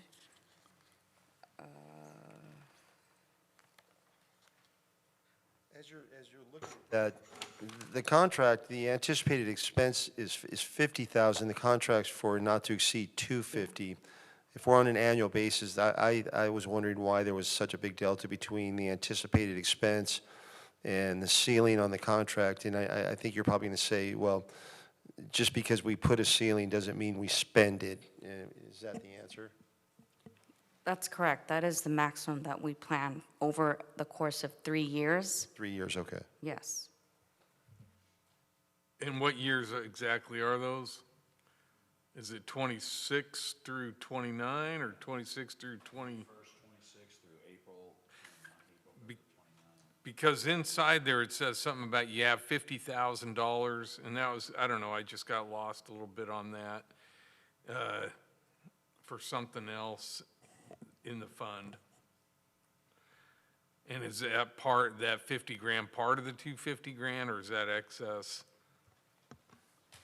No, we have 50,000 budgeted. For 26, 27? That's correct. And so are you An asking? allocation. So on this, the contract would provide up to $250,000, but the department can't spend over what's budgeted in any fiscal year. So if I'm correct, we have $50,000 budgeted. The staff report talks about some of that capacity is to address any unanticipated repairs, emergency response needs, or unforeseen conditions. But if it went over in 1 year what's budgeted, that 50,000, then either other funds would be used, or they'd have to come and have a budget adjustment, say maybe mid-year. But they can't, each individual year, you can't spend more than what's budgeted. Over the 3 years, you can't spend, you don't have allocations except for they come each year. And so, but the contract, they can only spend $250,000 in the contract. Yeah, they anticipate 50 grand a year, but yet they're asking for an extra 100 grand over anticipated expense? Yeah, so if there were unanticipated things that happened over the 3 years of this contract, if they were able to get budget for it for some reason, they could take care of those things. And we would never know about that if it was spent on something, because we approved 250. But we're only budgeting 50 right now. For this year. Right, so next year, they would have to draw down from the remaining 200 and say, for this year's budget, for the playground, for this single source vendor who's the only one that maintains the equipment we buy, Playworld, they would say, hey, we anticipate now 75 or 25, right? Yes, So we so- will know. We would have to approve it just like we're doing right now. This just avoids recontracting for another $50,000 increment. So we budget 50,000, we vote Finding on money that. someplace else to pay for that. Is that what, kind of finding money to put, Yeah, or, cover that or if we over need the it? 3 years, next year, if they were aware of some other larger repairs, then maybe there'd be a request in the budget for a higher number. On the other hand, next year, if there was nothing wrong, they wouldn't ask for anything. There'd still be 200 remaining. And let's just say hypothetically, year 3, there's no need. The other 200 that was just purely contractually bound but never spent would still be there and the contract would expire. Yes, and it's not required to spend 250. Yeah, I realize that. All right, that's all I had on that. I'll move the item. Second. Okay. Motion by Burns, second by Kennedy. Thank you. You're welcome. Councilman Gruhl? Yes. Councilman Kennedy? Yes. Mayor Pro Tem Twining? Yes. Mayor McKeon? Yes. Councilman Burns? All right. Councilwoman Vandermark? Yes. Councilman Williams? Yes. Item passes 7-0. Item 14, Don. The only reason I wanted to pull this, Chow, it looks like basically the RMRA, Road Maintenance and Rehab account, is granting us about $5.6 million. I wanted to pull it just for one reason. When I was looking at the PowerPoint, it shows all the streets that are going to be paved, kind of back to, I think it was Councilman Gruhl said, you know, what streets are being paved over here. So if we just pull up the PowerPoint, I just wanted to show the residents that money's coming from, it's being given to us, correct, Chow? Correct, it is an allocation. Yeah, okay. And so this shows, you know, where the money's going, and it actually lists the streets. So it's kind of interesting, just to show the residents in case somebody's saying, what about my street or road? There, that's it. There's 2 pages, yeah, there's a page worth of streets right there. Then they're all arterial.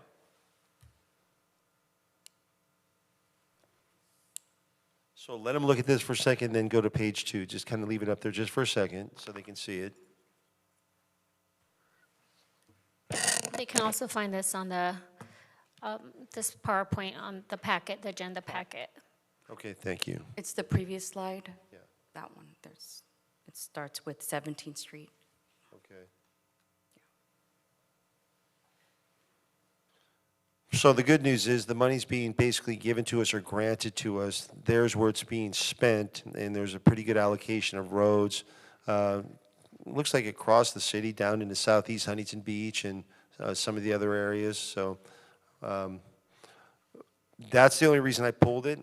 With that being shown and said, I'd like to move that item. Second.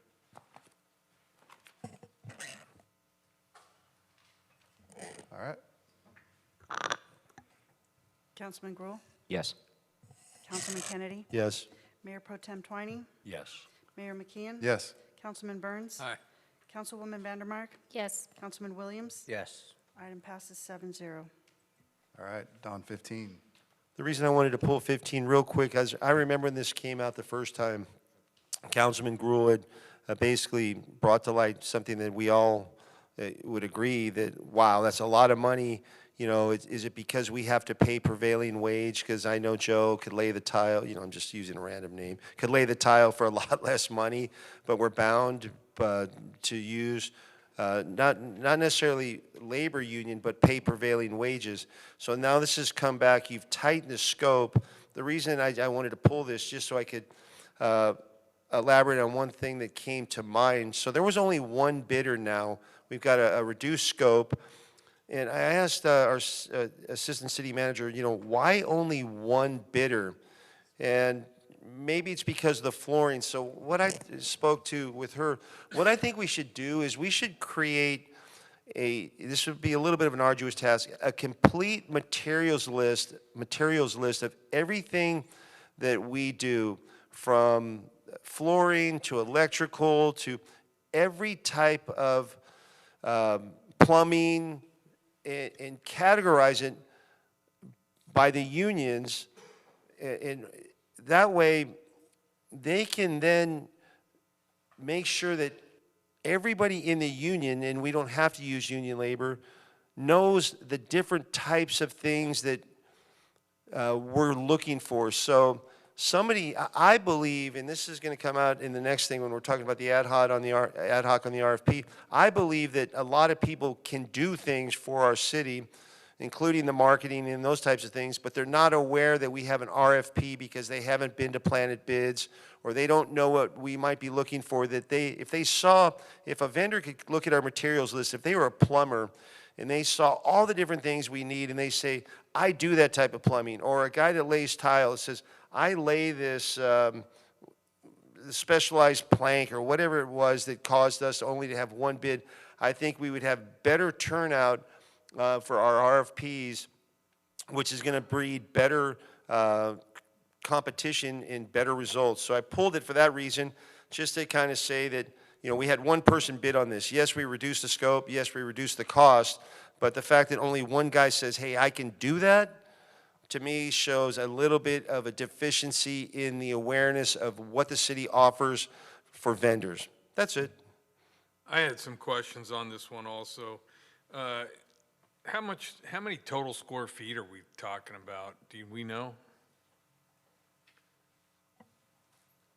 I'd have to verify that in the bid specs, and I can get back to you on that. Okay, and then it mentions luxury vinyl planks.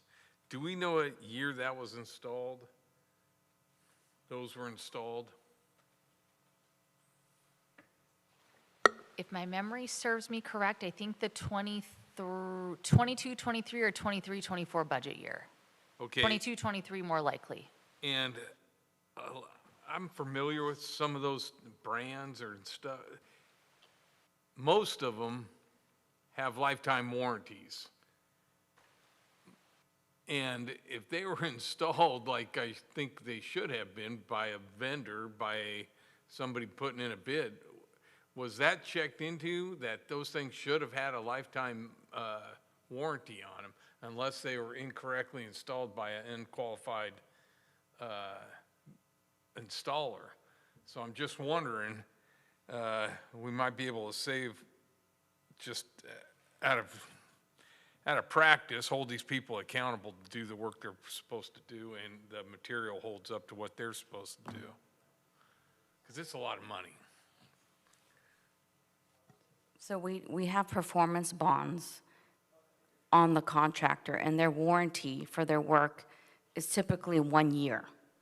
The material, though, itself, the material, because I've installed some of it, and it's supposed to have a lifetime warranty. That's why I'm just asking if we followed up on that and checked on that to see if there was a, because a few years isn't, I mean, too cool. And if I could clarify, it's to remove the existing flooring because it's right now the floor is slippery, and when it's attached to the pool deck, as people are walking through, it's creating a hazardous surface. So this is actually taking the LVP and replacing it with a non-slip rated tile, so it will provide a more safe environment coming off the pool. All right. So that, sorry, Andy. So that leads me to one thing. We have to have better foresight. I mean, vinyl plank around water equals slip. You don't have to be a rocket scientist. So now I know we're going with a specialized non-slip tile of some sort, but porcelain. Yeah, we have to be more cognizant of just what we're doing, because it is the taxpayer money, and it's unfortunate that we put that stuff in, to Pat's point, 4 years ago, and if it was because the materials were now worn, and that's why we're replacing it, then we would be looking to see what kind of material warranty we have. But the fact that we're pulling it out when it still has a lot of economic life left in it, we missed the ball on that one. So we got to be a little bit more tight with thinking about, the vinyl plank in the water. It's a no-brainer. I've slipped on that kind of stuff left and right, especially in flip-flops. Does anybody know from the 2023 budget how much it cost us to put this in 3 years ago? I don't have that information on me. I'd have to check our records. Okay. Be curious to know. So we put in the LVP in 2023.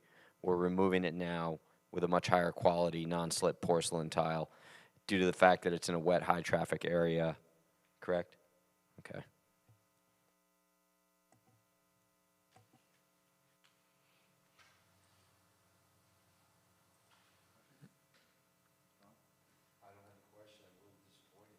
Yeah, I'm just trying to think of if there's any recourse, but if it's not because of tear or damage or inability, the performance of the planks, just bad choice before, I hope there's some guarantees that the porcelain tile is going to be a better non-slip, because non-slip porcelain. Yeah, no kidding. Hey, Chow, it's just my curiosity what the slip-resistant rating is on this luxury vinyl, since it's going to be wet. So it'd be nice to know that. They should, the manufacturers should know what the slip resistance is on it. We're taking it out. Oh, okay, still want to know what the slip resistance is on the new stuff. Just, they should know that right off the top of their head. Thanks. So if we can, let's table it until the next meeting, just to get some of those answers. That's my motion. Second. I would second that, just to make sure somebody's, laid it in the water, walked across it, not just with bare feet, but with flip-flops. Because porcelain to me seems like it's going to be slippery too. Now, it may have like a matted finish. But it's still slippery. I mean, so until somebody walks across it with a bunch of water or runs across it like a little kid with flip-flops, we should do that before we approve the money. Yeah, they're putting down some other flooring, but it's cool. But if we can, my motion would be to table it until we get some of these answers, or at least it's thought about. I would second that. I mean, we can get to it quickly. I would just say we should just lay a big field of it down and let some people run across it with water on it and see what happens. Yeah. Well, there's an actual test for that. Put a car dummy out there. Motion and a second. Table till the next meeting? Correct. Or- Yeah. okay. Councilman Gruhl? Yes. Councilman Kennedy? Yes. Mayor Pro Tem Twining? Yes. Mayor McKeon? Yes. Councilman Burns? Aye. Councilwoman Vandermark? Yes. Councilman Williams? Yes. Passes 7-0. Tabled till next meeting. All right. Next item, administrative item 16, approve the recommendation by the City Council Ad Hoc Committee to end the request for proposal for creative strategy, branding, merchandising, media, communications, and film industry development services process and not award a contract. Staff, please introduce the report. Thank you, Mayor. As you're aware, the city went out for this RFP for this creative strategy, branding, merchandising, media, and communications. The city council set up an ad hoc committee to help review that, along with staff that would be reviewing those proposals. After meeting with the ad hoc committee and reviewing those proposals, the recommendation, as you pointed out tonight, is for the ad hoc committee's recommending to discontinue or close the RFP and the process for now, and evaluate those opportunities in the future. I'll start it. When this first came out, they started with the audit, and I read the audit. I liked what I heard. I thought it was well done, and I liked all the ideas presented. Unfortunately, this whole thing became ugly and political. And I think there was a lot of misinformation put out there to make it ugly and political rather than actual practical and good for our city. After going through, I spent 10 hours going through those RFPs on a Saturday and a Sunday. And I felt confident that we could have made the right choice, but we missed a window on really one reason it was being put forward kind of expeditiously. And I think it's unfortunate. We had a good idea, and to make some what seemed investing in our future, investing some money to make more money than it was going to cost, of course. That's good investing. And it just went sideways, and it's unfortunate because I hope it doesn't prohibit or discourage people coming to us with good ideas and it fall apart because of politics. Politics sucks and it's ugly, and I think this was a classic case of it. I was one of the members of the ad hoc committee as well, and we received basically 10 serious proposals, and I read them, each one of them, probably 3 times. I did, after I read them, I went and had numerous meetings with VHB, Chamber of Commerce, DBID, and I went through some of the metrics that, and I want to back up. I need to, and say that I believe that the recommendations or the original Wolf House consulting report brought up several very, very important items, and it, unfortunately gave us fortunately or unfortunately, gave us the basis for a very, very good RFP, and we got a number of very good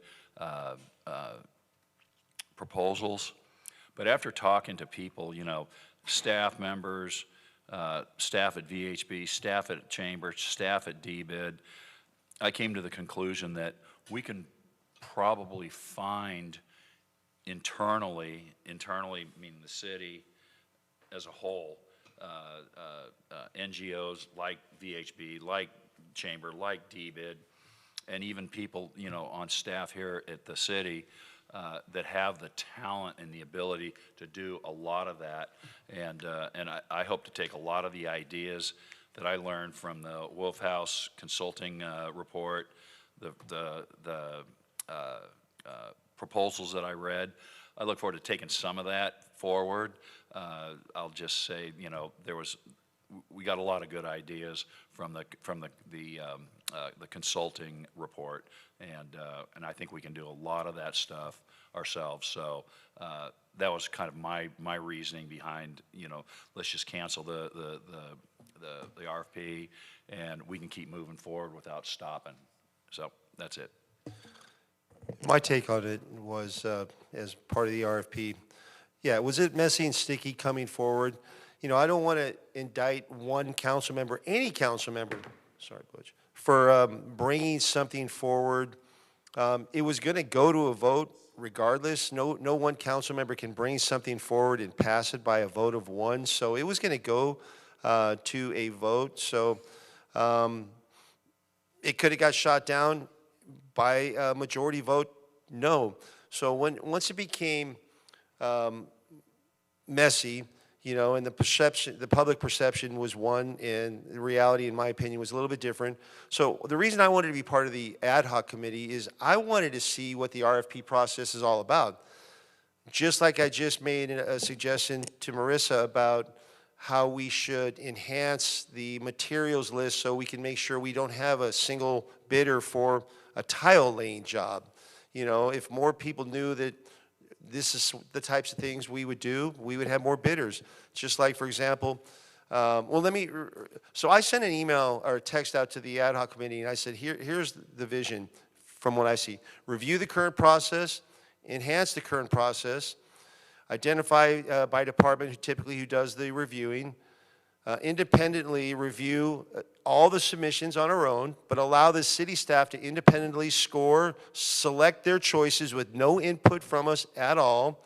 In the end, we would discover and identify any weaknesses, suggest enhancements, and then come back to the council body with our suggestions on enhancing the process.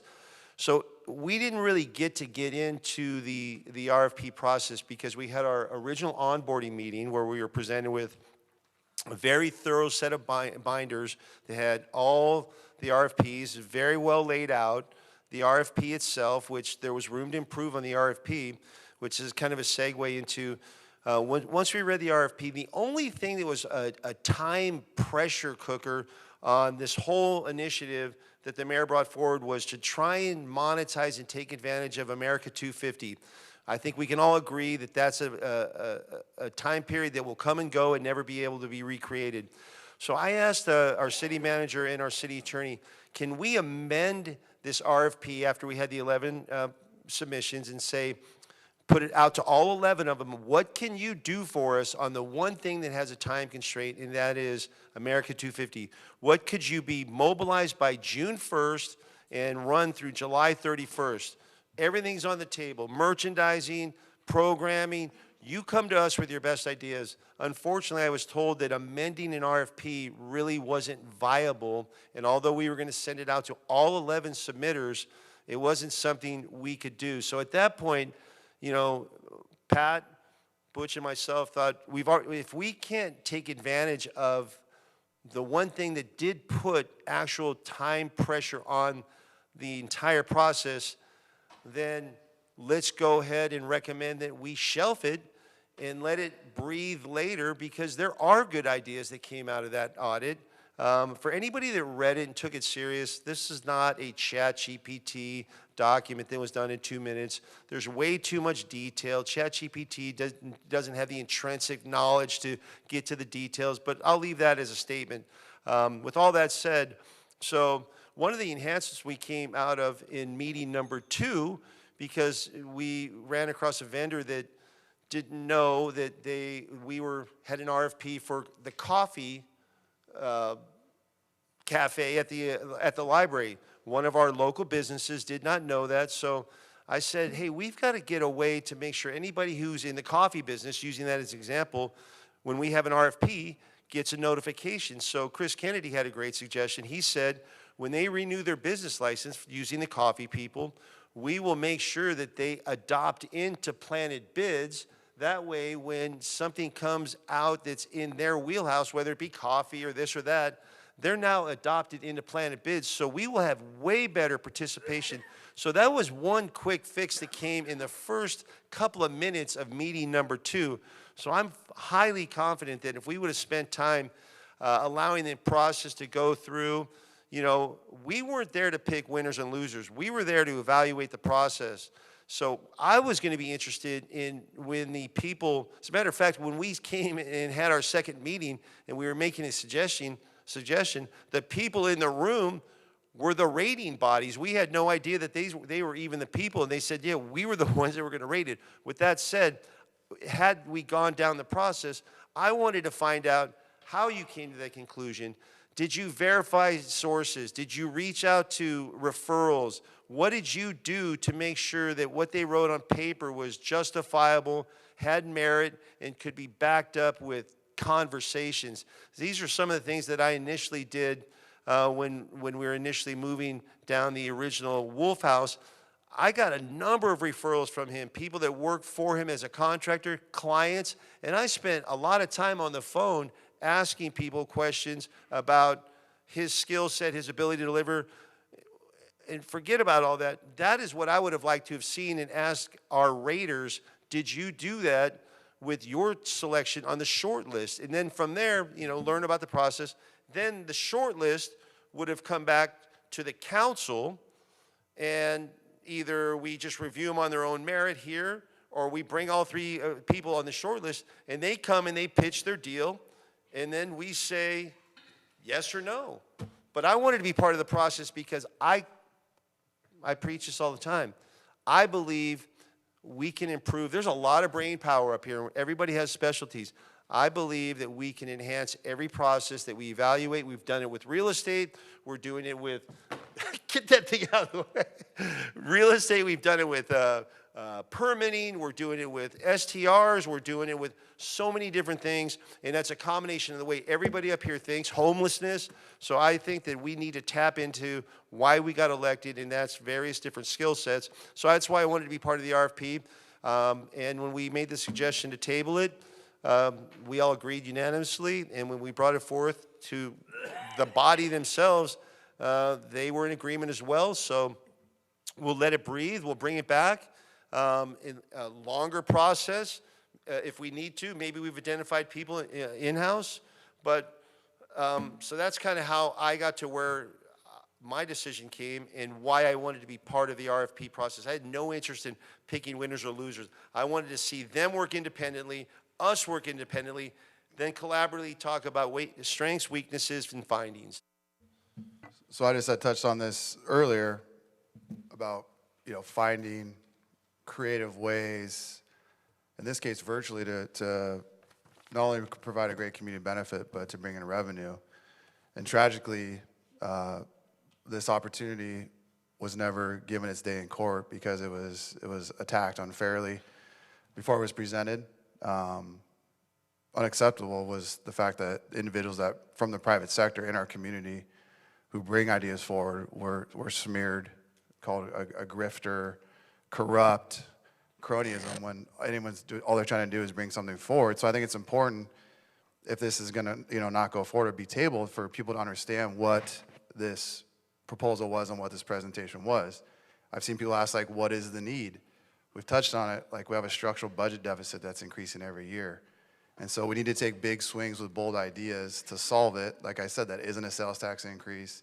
It's not a hotel tax increase. It's not jamming our city with high-density housing. And to clarify, this was not a public relations proposal. It wasn't a branding proposal, right? This was a proposal to build a brand ecosystem that functions together by building systems into our city and then training our city staff to operate them after the firm is done. So if we're gonna look at this ourselves, it's important to understand that. So those systems that were gonna be built were creative direction and communication infrastructure, a film and digital media office development, a film commission, and a municipal merchandising modernization program, right? Merch program. And so these systems would function together and create extremely large revenue streams and help get our hotel occupancy that is currently at 67%, when it needs to be up over 80%. Councilmember Gruhl touched on it, like that's Visit HB's job, is they work for the hotels, they don't work for the city, but yet our occupancy is only 67%. So at this point, it's obvious that we should take matters in our own hand to help, I guess, Visit HB with their goal of putting heads in beds. And so we need to work together with the Creative Media, Merchandising, Film Commission to drive more tourism, more economic vitality to fill our hotels. And as Councilmember Burns touched on it, this was an investment over 2 years with defined monthly deliverables, whereby if these deliverables were not met, the city could terminate the contract. And as I mentioned last year, the city spent over $8 million on professional service contracts, yet none of those contracts had the ability to bring in revenue, where this proposal of $360,000 per year did have the potential to bring in very large revenue streams to the city that were essentially virtual without building physical infrastructure or development. Now, since this process has started and is now ending, anyone that's reached out to me to inquire about this proposal or express concerns admitted that they had not read the audit that was presented, nor had seen the presentation that was agendized on the April 7th meeting. So the audit was $30,000. I've had several people in this industry, inside our city and outside our city, said that audit in the private market would cost easily over $100,000. One of the main successes that I've always touched on is the fact that we have always been told that we cannot trademark our Quad HB logo by previous attorneys because it's been out there for too long. I didn't think that was true. Mr. Wolfhouse didn't either. He came in, got us in touch with patent attorneys, and great news, our Quad logo is currently being trademarked with a huge list of items that can be placed on coasters, hats, candies, etc. That's pending. It will be locked in the coming months. That alone, just trademarking our logo, is worth millions of dollars in revenue in the city. So everyone I've told about this, they were extremely excited about this idea, building the systems of this city, and the large revenue it could bring to the community, and the benefit we would create. So I think it's really important, if Julie can help me out, that we go to the presentation that was agendized at the April 7th meeting so people can understand what we're talking about. It's the PowerPoint presentation? Keep going.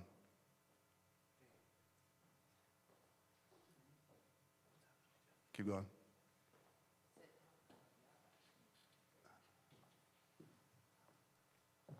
Shannon didn't have it. Can you go to the April 7th meeting then, Julie? Can you go to the April 7th meeting and pull it up? All right. So basically, just to go through it, is in Huntington Beach, we own the brand our brand Huntington Beach Surf City, but we don't own the revenue. So we have a systems problem, not a revenue problem, because we have decades of broken systems and oversight gaps that have drained our community of millions of dollars annually, and the idea was to fix these things.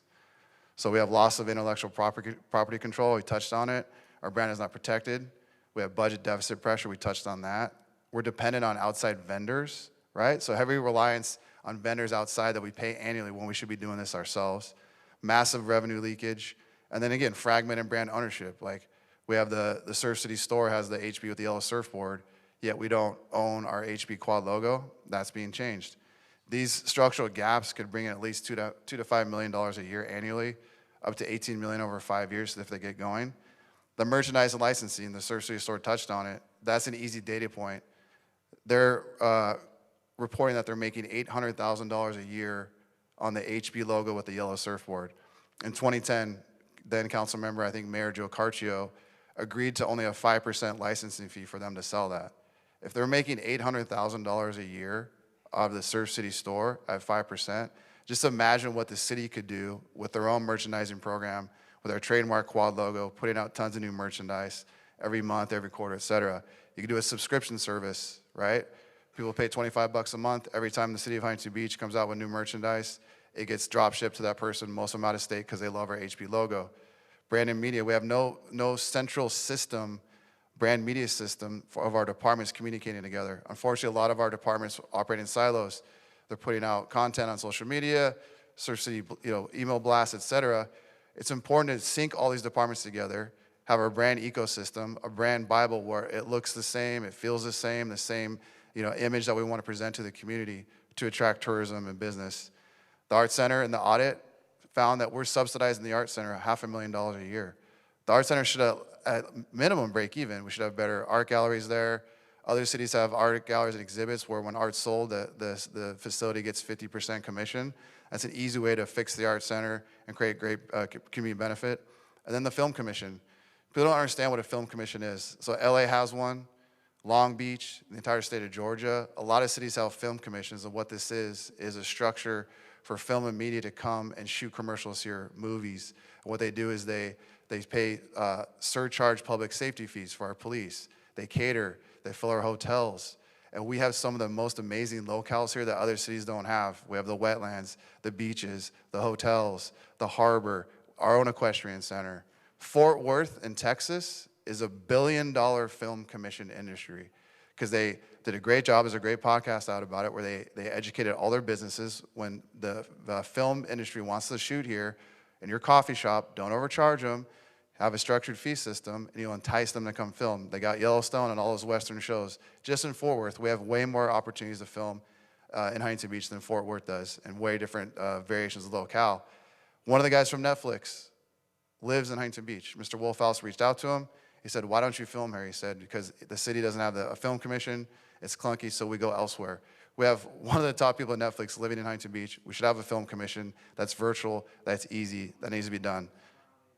So, again, we just can't sit by idly and let this opportunity go to waste. And if we're going to table it and work on ourselves, we need to really understand these systems that we're going to focus on. Don touched on it. His references he talked about, it's in that presentation on the April 7th meeting. I thought it could be brought up tonight. It's not ready. Jelly Roll, everyone's like, who's Jelly Roll? He's one of the biggest country artists in the world. He just won 3 Grammys. Direct quote that says that Tyler's by far the most creative person I've worked with in the industry, and I am in an industry with the most creative people in the world. So that's from the top guy. Took Joe Rogan's company On It, sold it for hundreds of millions of dollars.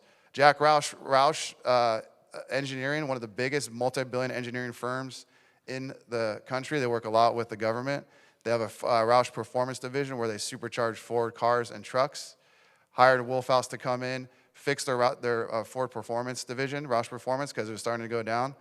Took them, exceed their revenue by over 30% in 1 year. The commercial he shot for Roush Performance got nominated for Commercial of the Year and got second place that year in the entire country. I actually talked to Jack at his shop, and he gave me a tour outside Detroit.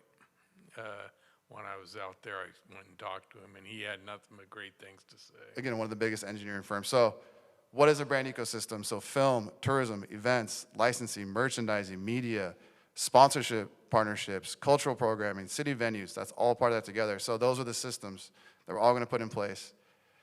And then lastly, what I really liked about it, and I hope that we focus on this as well, is to bring a pathways project. So really, if we're going to create these new systems in the city, we need a pathways project, a pathways initiative for our youth to now have internships that can come into our city and learn skill sets and stay here. So civic pathways. So we have rich talent, pride, and industry, but we're losing our young people, not because they don't love this city, but because we don't show them a culture, a clear future here. So while we offer programs like junior lifeguards and police explorers and volunteer opportunities, these experiences aren't structured as visible pathways for everyone's interests. So this was the idea that now we have these new systems, we can reach out to Golden West College, which we've already done, and provide meaningful careers now in film and media and merchandising, and create opportunities for our young people to learn, skilled trades, earn enough money now that industries are created in our city and these systems, especially the Film Commission, and then afford to be able to live here and work here, et cetera. That was a big piece that I loved about it. I'm hopeful people, again, can go on the April 7th agenda, pull up this presentation. It's very well done. I was hopeful to show it here tonight. But focus on it and just understand that's what this was a way to build systems into the city. You have one of the most talented people in the industry who's moved back home here, and he's getting just dragged through the mud. It's totally unacceptable. Like, we have a lot of great private sector experience here, and if they bring forward ideas and proposals, if you don't like it, that's fine. Come up with a different idea, but you don't need to attack someone personally. Up here when we're elected, we get it. It's part of the job, unfortunately, that we get attacked, but I think it's totally unacceptable. Point of order, for can I private just call the individuals to be question? I'll call the question. No motion. I've said my piece. I'll call the question.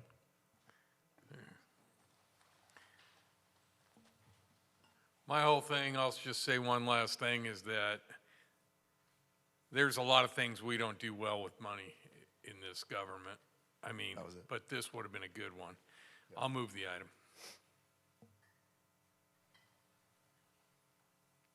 Do we have a second?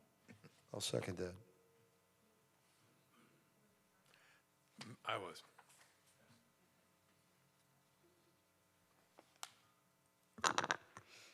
Councilman Gruhl? Yes. Councilman Kennedy? Yes. Mayor Pro Tem Twining? I'm going to vote yes on this, but I just want to explain one thing that maybe the mayor didn't, maybe I didn't tell him this, but, we read 10 very, very good proposals, and there wasn't one of those proposals in there that anybody, any of the 10, other than maybe Wolf House, said that they would be able to have any deliverables in the first 60 days. You read it. The first 60 days were interviewing staff, interviewing, retailers, interviewing these different people, and nobody could have met the 4th of July deadline that we wanted to, really cash in on. So that was the reason that I recommended let's hold on. Anyway, I'm going to say yes. Hang on. Don, what are you doing? Yes. Mayor McKeon? Yes. Councilman Burns? Aye. Councilwoman Vandermark? Yes. Councilman Williams? Yes. Item passes 7-0.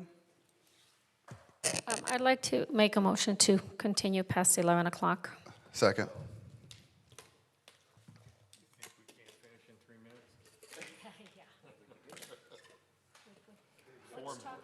Okay, roll call. Councilman Gruhl? Yes. Councilman Kennedy? Yes. Mayor Pro Tem Twining? Yes. Mayor McKeon? Yes. Councilman Burns? Aye. Councilman William? Oh, me. Yes. Councilwoman Vandermark? Councilman Williams? Yes. Thank you. All right, item 17 was brought forward by me. A couple of veterans in town had reached out and expressed frustration. They had been affixing American flags to the light poles in front of their house for 35 years. And recently a complaint was sent to code enforcement, and we don't have a policy to allow that. So we thought it'd be a good idea so they don't have to necessarily take it down and try to find a system or a program that would allow residents to do that. So in talking with Public Works and Chow, we kicked it around, the idea of basically like a city-sponsored flag program, which would allow residents and community groups to proudly participate in the display of the United States flag on select city-owned streetlight poles on a temporary basis and or for the holidays. And a framework for this policy could include, or may include, city staff could install and maintain the mounting hardware. Residents could display the flag on an existing eligible pole in front of their residence with that hardware. Communities can display the American flag on existing eligible poles throughout their community and collective, with collective concurrence. So that's all it was just to have direct staff to develop a city-sponsored flag program policy that establishes simple, uniform guidelines that honor the U.S. flag code, promote community pride, and then maintains the safety and integrity of city infrastructure. And then they would bring it back for us so we could kind of kick it around. But that was the genesis of it, and I think it's a good idea. Questions? Go ahead. Oh, no, go for it. So we don't, I'm a little confused. So the street lights. Yep. And then the way it stands right now, you hang anything on the street lights, then that's a code violation. Correct. Okay. Some are owned by Edison and some. Yeah, some are Edison, some are city-owned. What they expressed to me is they've been waving the American flag on the pole in front of their house, the light pole, for 35 years. And all of a sudden, they were told to take it down because someone complained to code enforcement. And we don't have a set policy, so by law, they have to. So this is a way to say, hey, can we create a sponsored flag program to allow them to do it and install with safety brackets, right? So they take away that concern, and then we could tailor it to certain times of the year, certain time periods, maybe 30-day increments, some other ways. But that was to basically talk with, Chow and Public Works and have them bring something back where hopefully we can, satisfy everybody if it's possible. Okay, so this is just then they'll come back with detail on this. Correct. We'll discuss it at a further date. That's right. Have there been any actual code enforcement violations for people doing the flags? It's in process right now. So he reached out, upset that he was told he had to take it down. He doesn't understand why, because he's been doing it for 35 years. And I was explaining to me that someone recently filed a complaint. So we have no process or permit or code to allow this. So we thought this would be a good way to pause that enforcement, see if we can get this flag program back in front of all of us to vote on and see if there's now a mechanism for them to be able to fly the flag on the light pole in front of their house. When it says, I think it said something about select city poles. I mean, if we open it up to a neighborhood, could we open it up to, essentially all the light poles that the city owns within the neighborhood so that people aren't, being... For sure. Yeah, I mean, I think anything's on the table, honestly. I think Chow, right, we just have to go see which ones are city-owned, and yeah. There's a lot of ways we can go with this. I think it's a good idea. I think it'd be pretty cool, actually. It would resolve the safety piece if there's a, city-installed bracket or mounting hardware, and I think I saw one in your neighborhood, right? Don't you have one? What? Didn't you have a flag up there?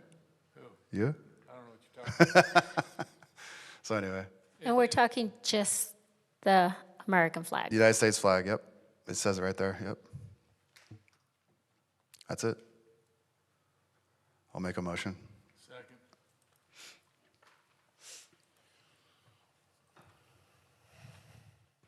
Councilman Gruhl? Yes. Councilman Kennedy? Yes. Mayor Pro Tem Twining? Yes. Mayor McKeon? Yes. Councilman Burns? Aye. Councilwoman Vandermark? Yes. Councilman Williams? Yes. Item passes 7-0. All right, item 18, new addition, Councilman Williams, Gruhl, and Mayor Pro Tem Twining, ad hoc for the Committee on Juvenile E-Bike Safety and Enforcement. All right, if you guys don't mind, I'll speak to that. I'll try and keep it brief. I'll just read the issue statement. The new statewide parental liability provisions that took effect January 1st, 2026 provide additional enforcement tools, yet our current municipal code lacks a mandatory parent-guardian education component and comprehensive policy guidance for Huntington Beach Police Department. So a limited scope ad hoc council committee would allow council members to review the Huntington Beach Municipal Code, meet directly with the police chief or any representatives he chooses and the city attorney or anyone he wants from his office, and explore options such as mandatory education for the parents or guardians. So that's not something that's in our municipal code right now, but that is, from my understanding and talking with city attorney, just taking a high view look at it, as a charter city, that is something that we can do. And the idea behind this really is to focus on, it's the mob mentality that wants to terrorize the public. It's the ones that, education isn't really gonna work so much on them because their intent is to go ride against traffic, a wheelie at your car, bad intentions, we've already kind of seen what this mob mentality does when they get together with the incident that happened last week. I've come across so many people that have stories of just, having bad experiences with these mobs out there on the street that are terrorizing them. A guy in the wetlands the other day told me about how he got ran over, knocked unconscious, and he woke up spitting out what he thought was dirt. He was spitting out his own teeth. We got an email just last week about a gentleman that was visiting from Arizona with his wife, and on his way back to the hotel, one of these mobs came up on him, blocking the sidewalk. He's trying to get by. They got aggressive, and they're pulling out a taser, and he's got more of them ganging up on him. And it's time and time again. I run out there a lot on the boardwalk, and just last week I see them playing chicken with people that are just trying to walk along. They're riding their bikes as fast as they can at them and swerving at the last second. And so what I would like to do is get this ad hoc committee together just to see what can we do as a council, especially with the municipal code, to help our police officers to enforce and maybe require mandatory diversion training for the parents whenever their children are doing things that are just over the top. I don't want to go after the kids that just kind of ride outside the bike lines or a little timid on the sidewalk. And so I'm hoping the police will be able to use their discretion. So that's basically the idea behind the ad hoc committee, and I'm sure we'll iron out a lot of the wrinkles when we get together. Thank you, Councilman Williams. And I wanted to jump on this because I've experienced the same thing. I've read the emails. I've seen it with my own eyes. And we need to be clear here. This is not about micromanaging the people that are utilizing e-bikes. E-bikes obviously are a huge asset, not just to the city, but for people in regards to transportation. You can look at it from the perspective of clean energy, et cetera. I mean, the list goes on. But this is specifically, at least from my perspective on part of this, is the mobs, right? We need to define what that is, and they are out there to terrorize. I see it every single day. I imagine people who are watching this right now also see it, the offensive wheelies in the middle of the street, the thumbing of the nose, then you're not going to do anything to me. And then furthermore, I've heard from younger kids, granted I'm a father of 4, so I'll say this, it's not my own kids, but I've heard from other kids and their friends that there are groups of kids that go around and they're like, it's the old James Dean movie, right?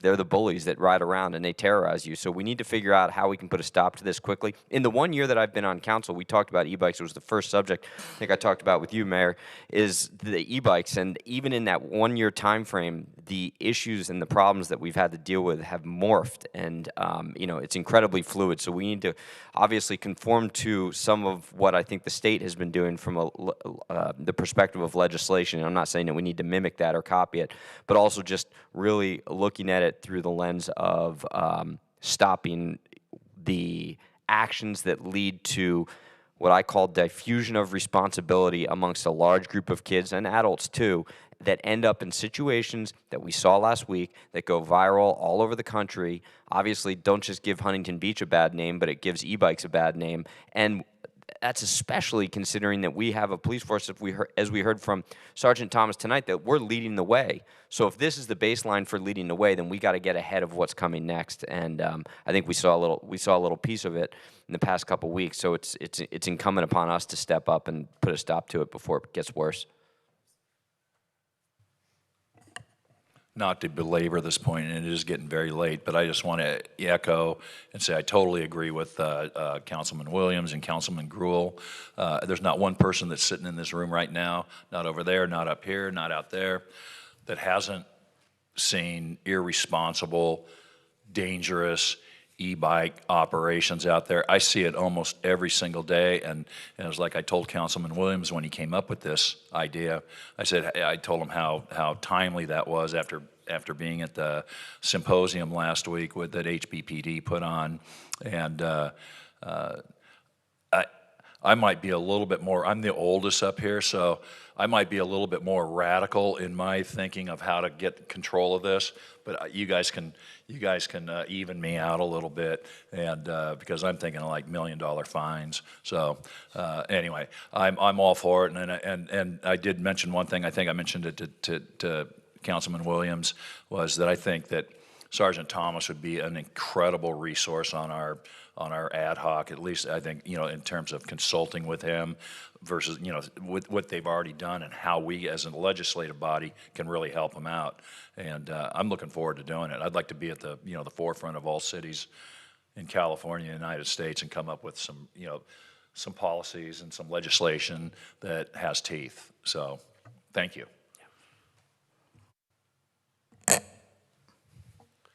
Create some videos. I know a great videographer. Wolf House. You got a motion and a second? Is that a Did motion? you want to Bush? speak at all? We need to make a recommendation on what 3 council members. I would suggest the 3 council members that bear the name on here, but I'm open if anyone wants to change that. I'm fine either way. If somebody does not want to be on that ad hoc, I'm in. If not, I'm happy to let the you 3 and just keep us posted. I'm good with the 3. Okay, so I'll move the recommended action is to create an ad hoc council committee on juvenile e-bike safety and enforcement consisting of 3 council members, myself, Councilman Gruhl, Mayor Pro Tem, Butch Twining, to research current local and state laws regarding e-bike operations by minors, consult with the Huntington Beach Police Department on enforcement challenges and resources needed, develop recommended policy direction and potential amendments to the Huntington Beach Municipal Code, and report back to the full city council within 90 days. Second, or Don. Second. Butch did.